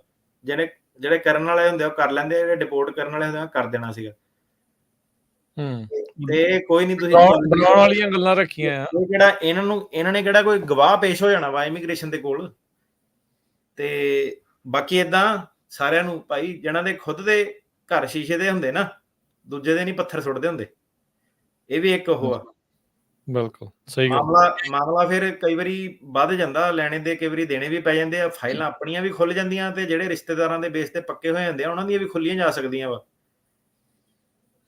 ਕਰਾਉਣਾ ਕਿਸੇ ਨੂੰ ਹੋਵੇ ਡਿਪੋਰਟ, ਕਈ ਬੰਦਾ ਆਪ ਵੀ ਇਨਕੁਆਇਰੀਆਂ ਤਾਂ ਫਿਰ ਇੰਡੀਆ ਤੱਕ ਵੀ ਚੱਲ ਜਾਂਦੀਆਂ ਹੁੰਦੀਆਂ ਕਿ ਵੀ ਕਈ ਕੁਝ ਹੋ ਜਾਂਦਾ ਹੁੰਦਾ। ਸੋ ਏਦਾਂ ਕਿ ਭਾਈਚਾਰਾ ਜਿਹੜਾ ਆਪਣਾ ਬਰਕਰਾਰ ਰੱਖੋ, ਐਵੇਂ ਕਿਸੇ ਇਮੀਗ੍ਰੈਂਟ ਨੂੰ ਤੰਗ ਨਾ ਕਰੋ, ਠੀਕ ਆ। ਤੇ ਮੇਰਾ ਵੀਰ ਕੋਈ ਨਹੀਂ, ਇਗਨੋਰ ਕਰੋ ਤੇ ਠੀਕ ਆ। ਸੇਫ ਕੰਟਰੀ ਆ, ਤਾਂ ਹੀ ਤੁਸੀਂ ਇੱਥੇ ਆਏ ਆ। ਕੋਈ ਫਾਲਤੂ ਤੁਹਾਡੇ ਨਾਲ ਪੰਗੇ ਲੈਂਦਾ 911 ਕਾਲ ਕਰੋ, ਠੀਕ ਆ। ਤੇ ਬਾਕੀ ਓਬਵੀਅਸਲੀ ਕਦੀ ਵੀ ਇੱਕ ਪਾਸੇ ਦੀ ਜਿਹੜੀ ਸਟੋਰੀ ਸੁਣ ਕੇ ਭਾਵੇਂ ਮੈਨੂੰ ਕਦੀ ਕੋਈ ਕਹਿੰਦਾ ਕਿ ਯਾਰ ਏਦਾਂ ਏਦਾਂ, ਮੈਂ ਕਿਹਾ ਯਾਰ ਏਦਾਂ ਕੀ, ਇਹ ਤਾਂ ਇੱਕ ਪਾਸੇ ਦੀ ਸਟੋਰੀ ਆ, ਮੈਨੂੰ ਹੁਣ ਪਤਾ ਨਹੀਂ ਦੂਜੇ ਪਾਸੇ ਕੀ ਆ। ਪਰ ਜਿੱਥੇ ਤੱਕ ਇਮੀਗ੍ਰੇਸ਼ਨ ਦਾ ਸਵਾਲ ਆ, ਡਿਪੋਰਟ ਨਹੀਂ ਮੇਰਾ ਵੀਰ ਤੁਹਾਨੂੰ ਕੋਈ ਕਰ ਸਕਦਾ, ਡਿਪੋਰਟ ਜੱਜ ਹੀ ਕਰ ਸਕਦਾ ਵਾ। ਏਦਾਂ ਦੇ ਡਾਇਲੋਗ ਆਪਾਂ ਬੜੀ ਵਾਰੀ ਜਿਹੜੇ ਸੁਣੇ ਆ। ਹੁਣ ਕੋਰਟ ਦੇ ਵਿੱਚ ਕਿਹੜੇ ਬੰਦੇ ਨੇ ਗਵਾਹ ਪੇਸ਼ ਹੋਣਾ, ਨਹੀਂ ਹੋਣਾ, ਸਰਕਾਰੀ ਵਕੀਲ ਨੂੰ ਕਰਨਾ ਕਿ ਨਹੀਂ ਕਰਨਾ ਗਵਾਹ ਪੇਸ਼, ਤੇ ਜੇ ਕੋਈ ਬਾਹਲੀ ਹਿੰਮਤ ਰੱਖਦਾ ਉਹ ਤੇਰੇ ਅਗੇਂਸਟ ਜਾਂਦਾ, ਮੇਰਾ ਵੀਰ ਕੀ ਉਹ ਕਹੂਗਾ ਕਿ ਮੈਂ ਡਿਪੋਰਟ ਕਰਾਉਣਾ, ਤੇ ਸਰਕਾਰੀ ਵਕੀਲ ਦਾ ਗਵਾਹ ਬਣ ਕੇ ਆਂਦਾ ਉਹ, ਠੀਕ ਆ। ਜਦੋਂ ਉਹ ਫਿਰ ਗਵਾਹ ਬਣ ਕੇ ਆਇਆ, ਫਿਰ ਉਹ ਕੁਐਸਚਨਿੰਗ ਨੂੰ ਆਪਾਂ ਵੀ ਕਰਨੀ ਆ ਕਿ ਭਾਈ ਤੂੰ ਕਿੱਦਾਂ ਪੱਕਾ ਹੋਇਆ। ਫਿਰ ਸਵਾਲ ਹਰੇਕ ਪਾਸੇ ਨੂੰ ਜਿਹੜੇ ਜਾਂਦੇ ਆ, ਤੇ ਉਹ ਤੈਨੂੰ ਡਰਨ ਦੀ ਲੋੜ ਨਹੀਂ ਹੈਗੀ। ਆਪਣੇ ਫੋਕਸ ਪ੍ਰੋਸੈਸ ਵੱਲ ਕਰ। ਅੱਖਾਂ ਦਾ ਕੋਈ ਨਹੀਂ, ਜਿਹੜਾ ਦਿਖਾਉਂਦਾ ਰਹੇ, ਕੋਈ ਨਹੀਂ। ਅੱਖਾਂ ਨਾਲ ਕਿਹੜਾ ਕਿਸੇ ਨੇ ਕਤਲ ਕਰ ਦੇਣਾ ਕਿਸੇ ਦਾ। ਜੀ ਬਿਲਕੁਲ ਜੀ। ਆਪਣੇ ਅਗਲੇ ਕਾਲਰ ਨੇ ਤਜਿੰਦਰ। ਹਾਂਜੀ ਸਰ, ਸਤਿ ਸ਼੍ਰੀ ਅਕਾਲ ਜੀ। ਸਤਿ ਸ਼੍ਰੀ ਅਕਾਲ ਜੀ ਸਰ। ਮੇਰਾ ਕੁਐਸਚਨ ਆ, ਮੇਰੀ ਅਸਾਈਲਮ ਪੈਂਡਿੰਗ ਆ ਤੇ ਜਨਵਰੀ ਚ ਫਾਈਨਲ ਡੇਟ ਆ, ਹਨਾ ਜੀ। ਤੇ ਮੇਰੀ ਕੋਰਟ ਮੈਰਿਜ 2024 ਚ ਹੋਈ ਆ।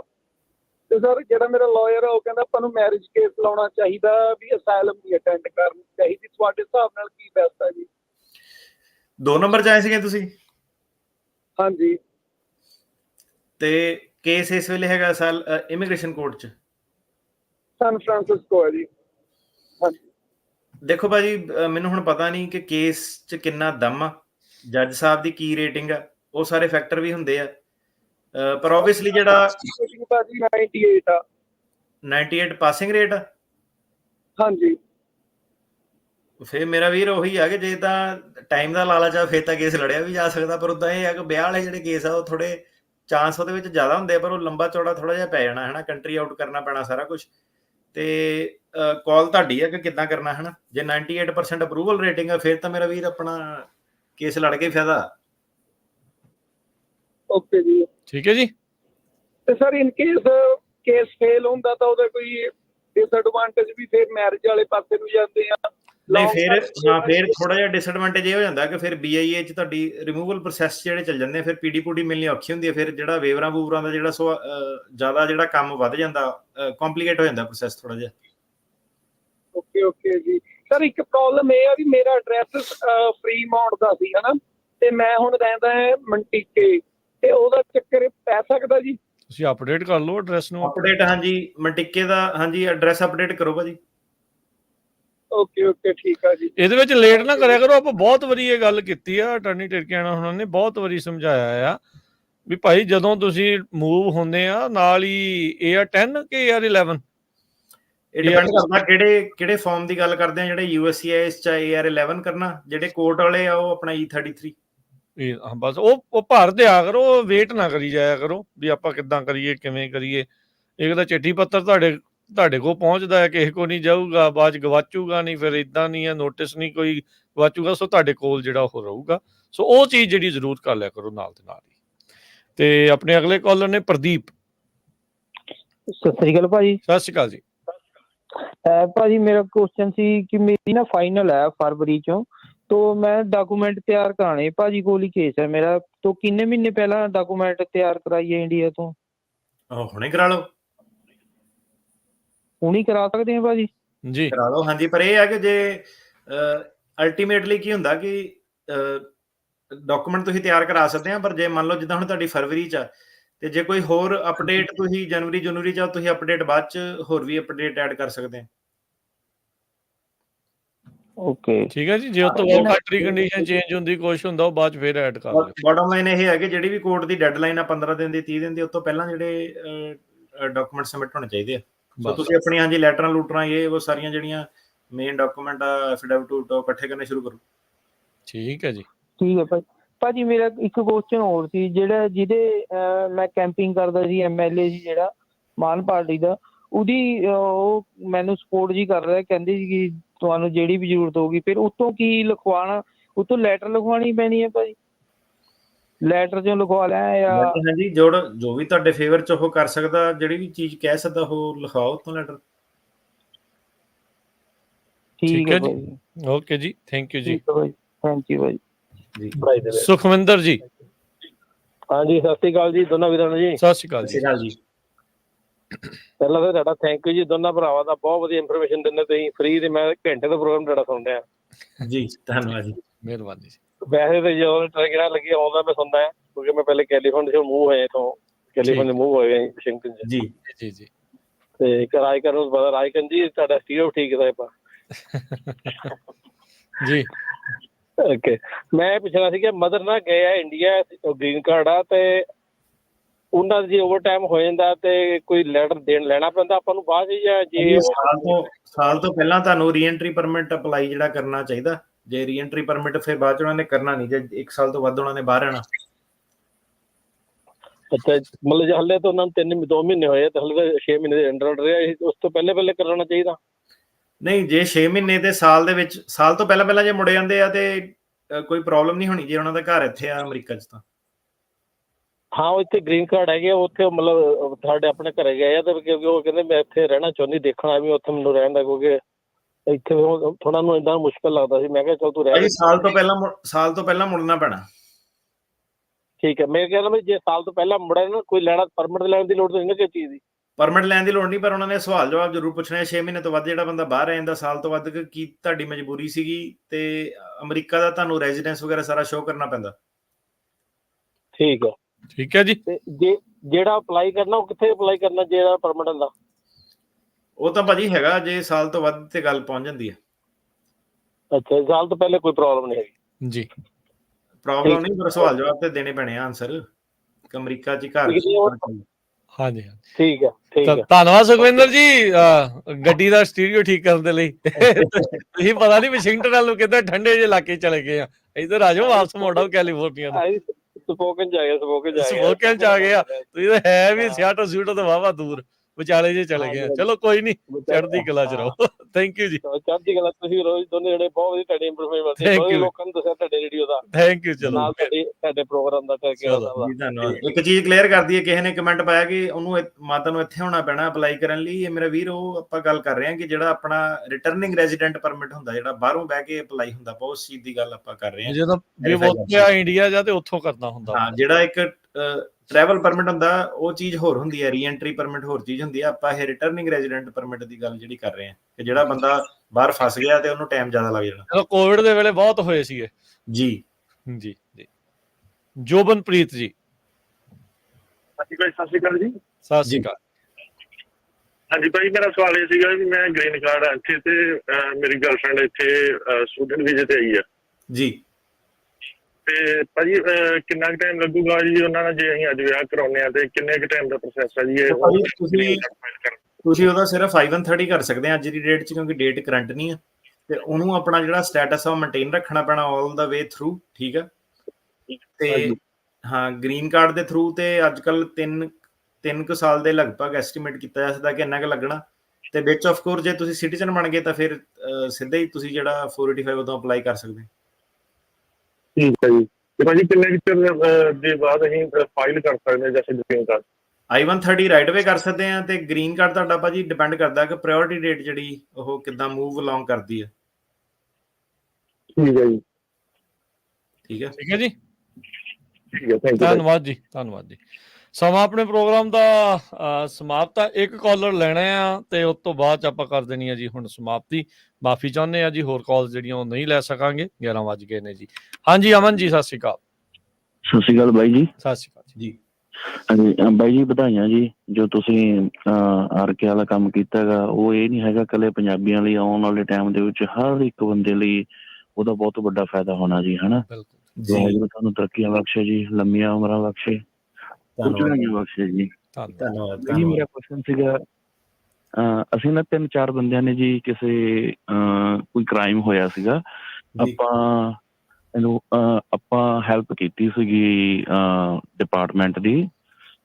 ਚਲੋ ਖੁੱਲ ਕੇ ਮੈਂ ਨਹੀਂ ਗੱਲ ਕਰ ਸਕਦਾ ਇੱਥੇ। ਉਹ ਇੱਕ ਮੈਂ ਸੁਣਿਆ ਸੀਗਾ ਜੀ ਕਿ ਕੇਸ ਹੁੰਦਾ ਗਾ, ਉਹ ਆਈ ਥਿੰਕ ਜੂਬੀ ਵੀਜ਼ਾ ਹੁੰਦਾ ਸ਼ਾਇਦ, ਤੇ ਉਹ ਜਿਹੜੀ ਆਪਾਂ ਲੈਟਰ ਲੈਣੀ ਆ ਉਹਨਾਂ ਤੋਂ, ਉਹਨੂੰ ਕਹਿੰਦੇ ਕੀ ਹੈ ਜੀ, ਕੀ ਕਹਿ ਕੇ ਲੈਣੀ ਪੈਣੀ ਹੈਗੀ, ਤੇ ਉਹਦਾ ਸਮਾਂ ਕੀ ਚੱਲ ਰਿਹਾ ਜੀ? ਭਾਜੀ ਇਹ ਨਾ ਡਿਪੈਂਡ ਕਰਦਾ ਹੁਣ ਕੀ ਕ੍ਰਾਈਮ ਆ। ਠੀਕ ਹੈ, ਸੋ ਜਿਹੜਾ ਯੂ ਵੀਜ਼ਾ ਹੁੰਦਾ ਉਹਨਾਂ ਨੇ ਕ੍ਰਾਈਮ ਵੀ ਆਪਣੇ ਲਿਸਟ ਕੀਤੇ ਆ, ਤੁਸੀਂ ਪੜ੍ਹ ਸਕਦੇ ਆ ਉੱਥੇ ਕਿ ਉਹ ਕ੍ਰਾਈਮ ਉਹਦੇ ਵਿੱਚ ਆਉਂਦਾ ਕਿ ਨਹੀਂ ਆਉਂਦਾ। ਤੇ ਇੱਕ ਜੇ ਹੋਰ ਬਾਹਲੀ ਜੇ ਟੈਕਨੀਕਲ ਗੱਲ ਹੋ ਗਈ, ਪੁਲਿਸ FBI ਵਗੈਰਾ ਹੋ ਗਈ, ਤੇ ਫਿਰ ਇੱਕ S ਵੀਜ਼ਾ ਵੀ ਹੁੰਦਾ ਜਿਹੜਾ ਬੰਦਾ, ਮੈਨੂੰ ਹੁਣ ਪਤਾ ਨਹੀਂ ਕਿੱਦਾਂ ਦਾ ਉਹ। ਤੇ ਹਾਂਜੀ ਸਮੇਂ ਇਹਨਾਂ ਦੇ ਭਾਜੀ ਲੰਬੇ ਆ ਯੂ ਵੀਜ਼ਾ ਦੇ, ਤਕਰੀਬਨ ਜਿਹੜੇ ਹੁਣ 2016 ਦੇ ਕੇਸ ਇਸ ਵੇਲੇ ਚੱਲਦੇ ਆ, ਤੇ ਤੁਸੀਂ ਲਗਾ ਲਓ 8 ਸਾਲ। ਹਾਂਜੀ, ਇੱਕ ਹੋਰ ਕੈਟਾਗਰੀ ਦਾ ਵੀਜ਼ਾ ਜੀ ਜਿਹਦੇ ਵਿੱਚ ਉਹਨਾਂ ਨੇ ਕਿਹਾ ਕਿ ਤੁਸੀਂ ਐਨਫੋਰਸਮੈਂਟ ਦੀ ਹੈਲਪ ਕਰਦੇ ਹੋ, ਕੋਈ ਕ੍ਰਾਈਮ ਹੋਇਆ ਸੀ ਕਾਫੀ ਵੱਡਾ, ਤੇ ਉਹ ਬੰਦੇ ਜੇ ਫੜੇ ਜਾਂਦੇ ਨੇ ਫਿਰ ਉਹ ਵੀਜ਼ਾ ਹੁੰਦਾ ਉਹਦੇ ਬਾਰੇ ਪੁੱਛਣਾ ਸੀ ਕੁਛ। ਹਾਂਜੀ, ਮੈਨੂੰ ਹੁਣ ਪਤਾ ਨਹੀਂ ਤੁਹਾਡੇ ਕ੍ਰਾਈਮ, ਜਦੋਂ ਤੁਸੀਂ ਨਾ ਕਾਲ ਆਪਣੇ ਕਰੋ ਆਫਿਸ ਤੇ, S ਵੀਜ਼ਾ ਇੱਕ ਹੁੰਦਾ ਤੇ ਇੱਕ T ਵੀਜ਼ਾ ਹੁੰਦਾ ਤੇ ਇੱਕ U ਵੀਜ਼ਾ ਹੁੰਦਾ, ਇਹ ਚੀਜ਼ਾਂ ਜਿਹੜੀਆਂ ਹੁੰਦੀਆਂ। T ਵੀਜ਼ਾ ਆਈ ਥਿੰਕ ਜੀ, ਉਹਦਾ ਸਮਾਂ ਕੀ ਚੱਲ ਰਿਹਾ ਜੀ T ਵੀਜ਼ੇ ਦਾ? T ਵੀਜ਼ਾ ਦਾ ਤਾਂ ਭਾਜੀ ਰਿਲੇਟਿਵਲੀ ਇਹ ਫਾਸਟਰ ਹੈਗੇ ਆ, ਐਗਜ਼ੈਕਟਲੀ ਤਾਂ ਨਹੀਂ ਮੈਨੂੰ ਪਤਾ। 2 ਸਾਲਾਂ ਦੇ ਵਿੱਚ ਕਰੀਬ ਜਿਹੜਾ ਉਹ ਸਾਰੀ ਗੱਲਬਾਤ ਜਿਹੜੀ ਬਣ ਜਾਂਦੀ ਹੈ ਲਾਸਟ ਟਾਈਮ ਜਦੋਂ ਆਪਾਂ ਕੀਤਾ ਸੀਗਾ। ਤੇ T ਵੀਜ਼ੇ ਤਾਂ ਘੱਟ ਹੀ ਤੁਹਾਨੂੰ ਪਤਾ ਕੇਸ ਜਿਹੜੇ ਆਉਂਦੇ ਆ। ਤੁਸੀਂ ਅਪਾਇੰਟਮੈਂਟ ਬਣਾ ਕੇ ਗੱਲ ਕਰ ਲਿਓ, ਤੁਸੀਂ ਇਹਨਾਂ ਦੇ ਨਾਲ ਗੱਲ ਕਰ ਲਿਓ, ਕਿਉਂਕਿ ਹੁਣ ਜਿੰਨਾ ਤੁਸੀਂ ਦੱਸਿਆ ਵੀ ਖੁੱਲ ਕੇ ਇੱਥੇ ਗੱਲ ਨਹੀਂ ਹੋ ਸਕਦੀ, ਉਹ ਫਿਰ ਪਰਸਨਲੀ ਗੱਲ ਹੋ ਜੂਗੀ। ਇੱਕ S ਵੀਜ਼ੇ ਬਾਰੇ, S ਵੀਜ਼ਾ ਹੁੰਦਾ ਸਨਿਚ ਜਿਹੜਾ ਹੁੰਦਾ ਨਾ, ਖਬਰੀ ਹੁੰਦਾ ਜਿਹੜਾ, ਸਨਿਚ ਵੀਜ਼ਾ ਉਹਨੂੰ ਕਹਿੰਦੇ ਆ। S ਵੀਜ਼ੇ ਬਾਰੇ ਵੀ ਪੜ੍ਹਿਓ ਉੱਥੇ ਆਨਲਾਈਨ। ਠੀਕ ਹੈ ਬਾਈ ਜੀ, ਥੈਂਕ ਯੂ ਜੀ, ਮਿਹਰਬਾਨੀ। ਓਕੇ ਜੀ। ਮਾਫੀ ਚਾਹੁੰਦੇ ਆ ਬਾਕੀ ਕਾਲਰਸ ਤੋਂ, ਹੋਰ ਕਾਲਸ ਜਿਹੜੀਆਂ ਉਹ ਨਹੀਂ ਲੈ ਸਕਦੇ, ਜਿਹੜੇ ਹੋਲਡ ਤੇ ਉਹਨਾਂ ਤੋਂ ਵੀ ਮਾਫੀ ਆ। ਸਮਾਂ ਸਮਾਪਤ ਹੋ ਗਿਆ ਜੀ ਅੱਜ ਦਾ, ਤੇ ਮਿਲਾਂਗੇ ਹੁਣ ਆਪਾਂ ਅਗਲੀ ਵਾਰ ਅਗਲੇ ਸੈਟਰਡੇ ਨੂੰ ਜੀ। ਤੇ ਫਿਰ ਉਦੋਂ ਤੱਕ ਲਈ ਅਟਰਨੀ ਟੇਕ ਕੇਅਰ ਜੀ, ਤੁਹਾਡਾ ਵੀ ਬਹੁਤ ਬਹੁਤ ਧੰਨਵਾਦ, ਮਿਹਰਬਾਨੀ, ਸਤਿ ਸ਼੍ਰੀ ਅਕਾਲ ਜੀ। ਸਤਿ ਸ਼੍ਰੀ ਅਕਾਲ ਜੀ ਸਾਰਿਆਂ ਨੂੰ। ਤੇ ਨਾਲ ਹੀ ਆਪਣੇ ਜਿੰਨੇ ਵੀ ਸਰੋਤੇ ਆ ਉਹਨਾਂ ਨੂੰ ਇਸ ਮੌਕੇ ਜਿਹੜਾ ਜਾਂਦੇ ਜਾਂਦੇ ਦੱਸਦੇ ਜਾਈਏ, ਹੁਣ ਇਸ ਤੋਂ ਬਾਅਦ ਦੇ ਵਿੱਚ ਜਿਹੜੇ ਪ੍ਰੋਗਰਾਮ ਤੋਂ ਬਾਅਦ 'ਚ 12 ਤੋਂ 1 ਵਜੇ ਦੇ ਵਿੱਚ ਜੋ ਕੱਲ ਗੁਰਦੁਆਰਾ ਸਾਹਿਬ ਡਲੀਨੋ ਵਿਖੇ ਸਪੀਚਿਸ ਹੋਈਆਂ ਸੀ, ਜਿਹਦੇ ਵਿੱਚ ਅਸੈਂਬਲੀ ਵੂਮਨ ਜਸਮੀਤ ਕੌਰ ਬੈਂਸ ਉਹ ਬੋਲੇ ਸੀ, ਮਨਪ੍ਰੀਤ ਕੌਰ ਸੀਗੇ, ਮੈਂ ਵੀ ਉੱਥੇ ਥੋੜ੍ਹਾ ਬੋਲਿਆ ਸੀ, ਹੋਰ ਵੀ ਜਿਹੜੇ ਬੁਲਾਰੇ ਜਿਹੜੇ ਉਹ ਆਏ ਸੀ, ਜਿਹੜੇ ਉੱਥੇ ਦਾ ਸਾਬਕਾ ਮੇਅਰ ਉੱਥੇ ਪਹੁੰਚਿਆ ਸੀ, ਉਸਨੇ ਜਿਹੜੀ ਡਲੀਨੋ ਦੀ ਉਹਨੇ ਜਿਹੜੀਆਂ ਗੱਲਾਂ ਬਾਤਾਂ ਕੀਤੀਆਂ, ਉਹ ਸਾਰੀਆਂ ਗੱਲਾਂ ਬਾਤਾਂ ਤੁਹਾਨੂੰ 12 ਤੋਂ 1 ਵਜੇ ਦੇ ਵਿੱਚ ਜਿਹੜੀਆਂ ਉਹ ਪੇਸ਼ ਕੀਤੀਆਂ ਜਾਣਗੀਆਂ, ਉਹ ਸੁਣਿਓ। ਤੇ ਬਾਕੀ ਉੱਦਾਂ ਸੋਸ਼ਲ ਮੀਡੀਆ ਦੇ ਉੱਤੇ ਪੰਜਾਬੀ ਰੇਡੀਓ USA ਦੇ YouTube Facebook ਦੇ ਉੱਤੇ ਆਲਰੇਡੀ ਉਹ ਅਸੀਂ ਪਾ ਦਿੱਤੀਆਂ ਆ, ਉੱਥੇ ਵੀ ਸੁਣਨੀਆਂ ਨਾ ਭੁੱਲਿਓ। ਸੰਗਤਾਂ ਦਾ ਭਾਰੀ ਉਤਸ਼ਾਹ ਸੀਗਾ, ਤੇ ਡਲੀਨੋ ਤੋਂ ਅੱਜ ਪਿਕਸਲੀ ਵੱਲ ਨੂੰ ਇਹ ਜਿਹੜਾ ਮਾਰਚ ਉਹ ਚੱਲ ਰਿਹਾ ਹੈ, ਤੇ ਕੱਲ ਨੂੰ ਪਿਕਸਲੀ ਤੋਂ ਜਿਹੜਾ ਉਹ ਟਲਹਿਰੀ ਗੁਰਦੁਆਰਾ ਸਾਹਿਬ ਵਿਖੇ ਸ਼ਾਮ ਤਾਈਂ ਪਹੁੰਚਣਾ ਆ। ਸੋ ਕੱਲ ਟਲਹਿਰੀ ਗੁਰਦੁਆਰਾ ਸਾਹਿਬ ਵਿਖੇ ਜਿੰਨੇ ਵੀ ਸੁਣ ਰਹੇ ਆ 5 ਵਜੇ ਤੱਕ ਉੱਥੇ ਪਹੁੰਚਣ ਦੀ ਜਿਹੜੀ ਉਹ ਕਿਰਪਾਲਤਾ ਕਰੋ, ਤਾਂ ਜੋ ਇਸ ਮਾਰਚ ਨੂੰ ਉੱਥੇ ਤੁਸੀਂ ਜੀ ਆਇਆਂ ਨੂੰ ਆਖੋ। ਤੇ ਬਾਕੀ ਜਿਹੜੇ ਮਾਰਚ ਦੇ ਨਾਲ ਤੁਰਨਾ ਚਾਹੁੰਦੇ ਆ, ਉਹ ਤੁਸੀਂ ਜਿਹੜਾ ਇਹਨਾਂ ਦੇ ਨਾਲ ਕੰਟੈਕਟ ਜਿਹੜਾ ਉਹ ਤੁਸੀਂ ਬਣਾ ਸਕਦੇ। ਇਹਨਾਂ ਦੀ ਵੈਬਸਾਈਟ ਆ jakara.org/1984 ਮਾਰਚ, ਉੱਥੇ ਤੁਹਾਨੂੰ ਸਾਰੀ ਜਾਣਕਾਰੀ ਜਿਹੜੀ ਉਹ ਮਿਲ ਜਾਵੇਗੀ। ਹੁਣ ਧੰਨਵਾਦ, ਸਭ ਨੂੰ ਪਿਆਰ ਭਰੀ ਸਤਿ ਸ੍ਰੀ ਅਕਾਲ।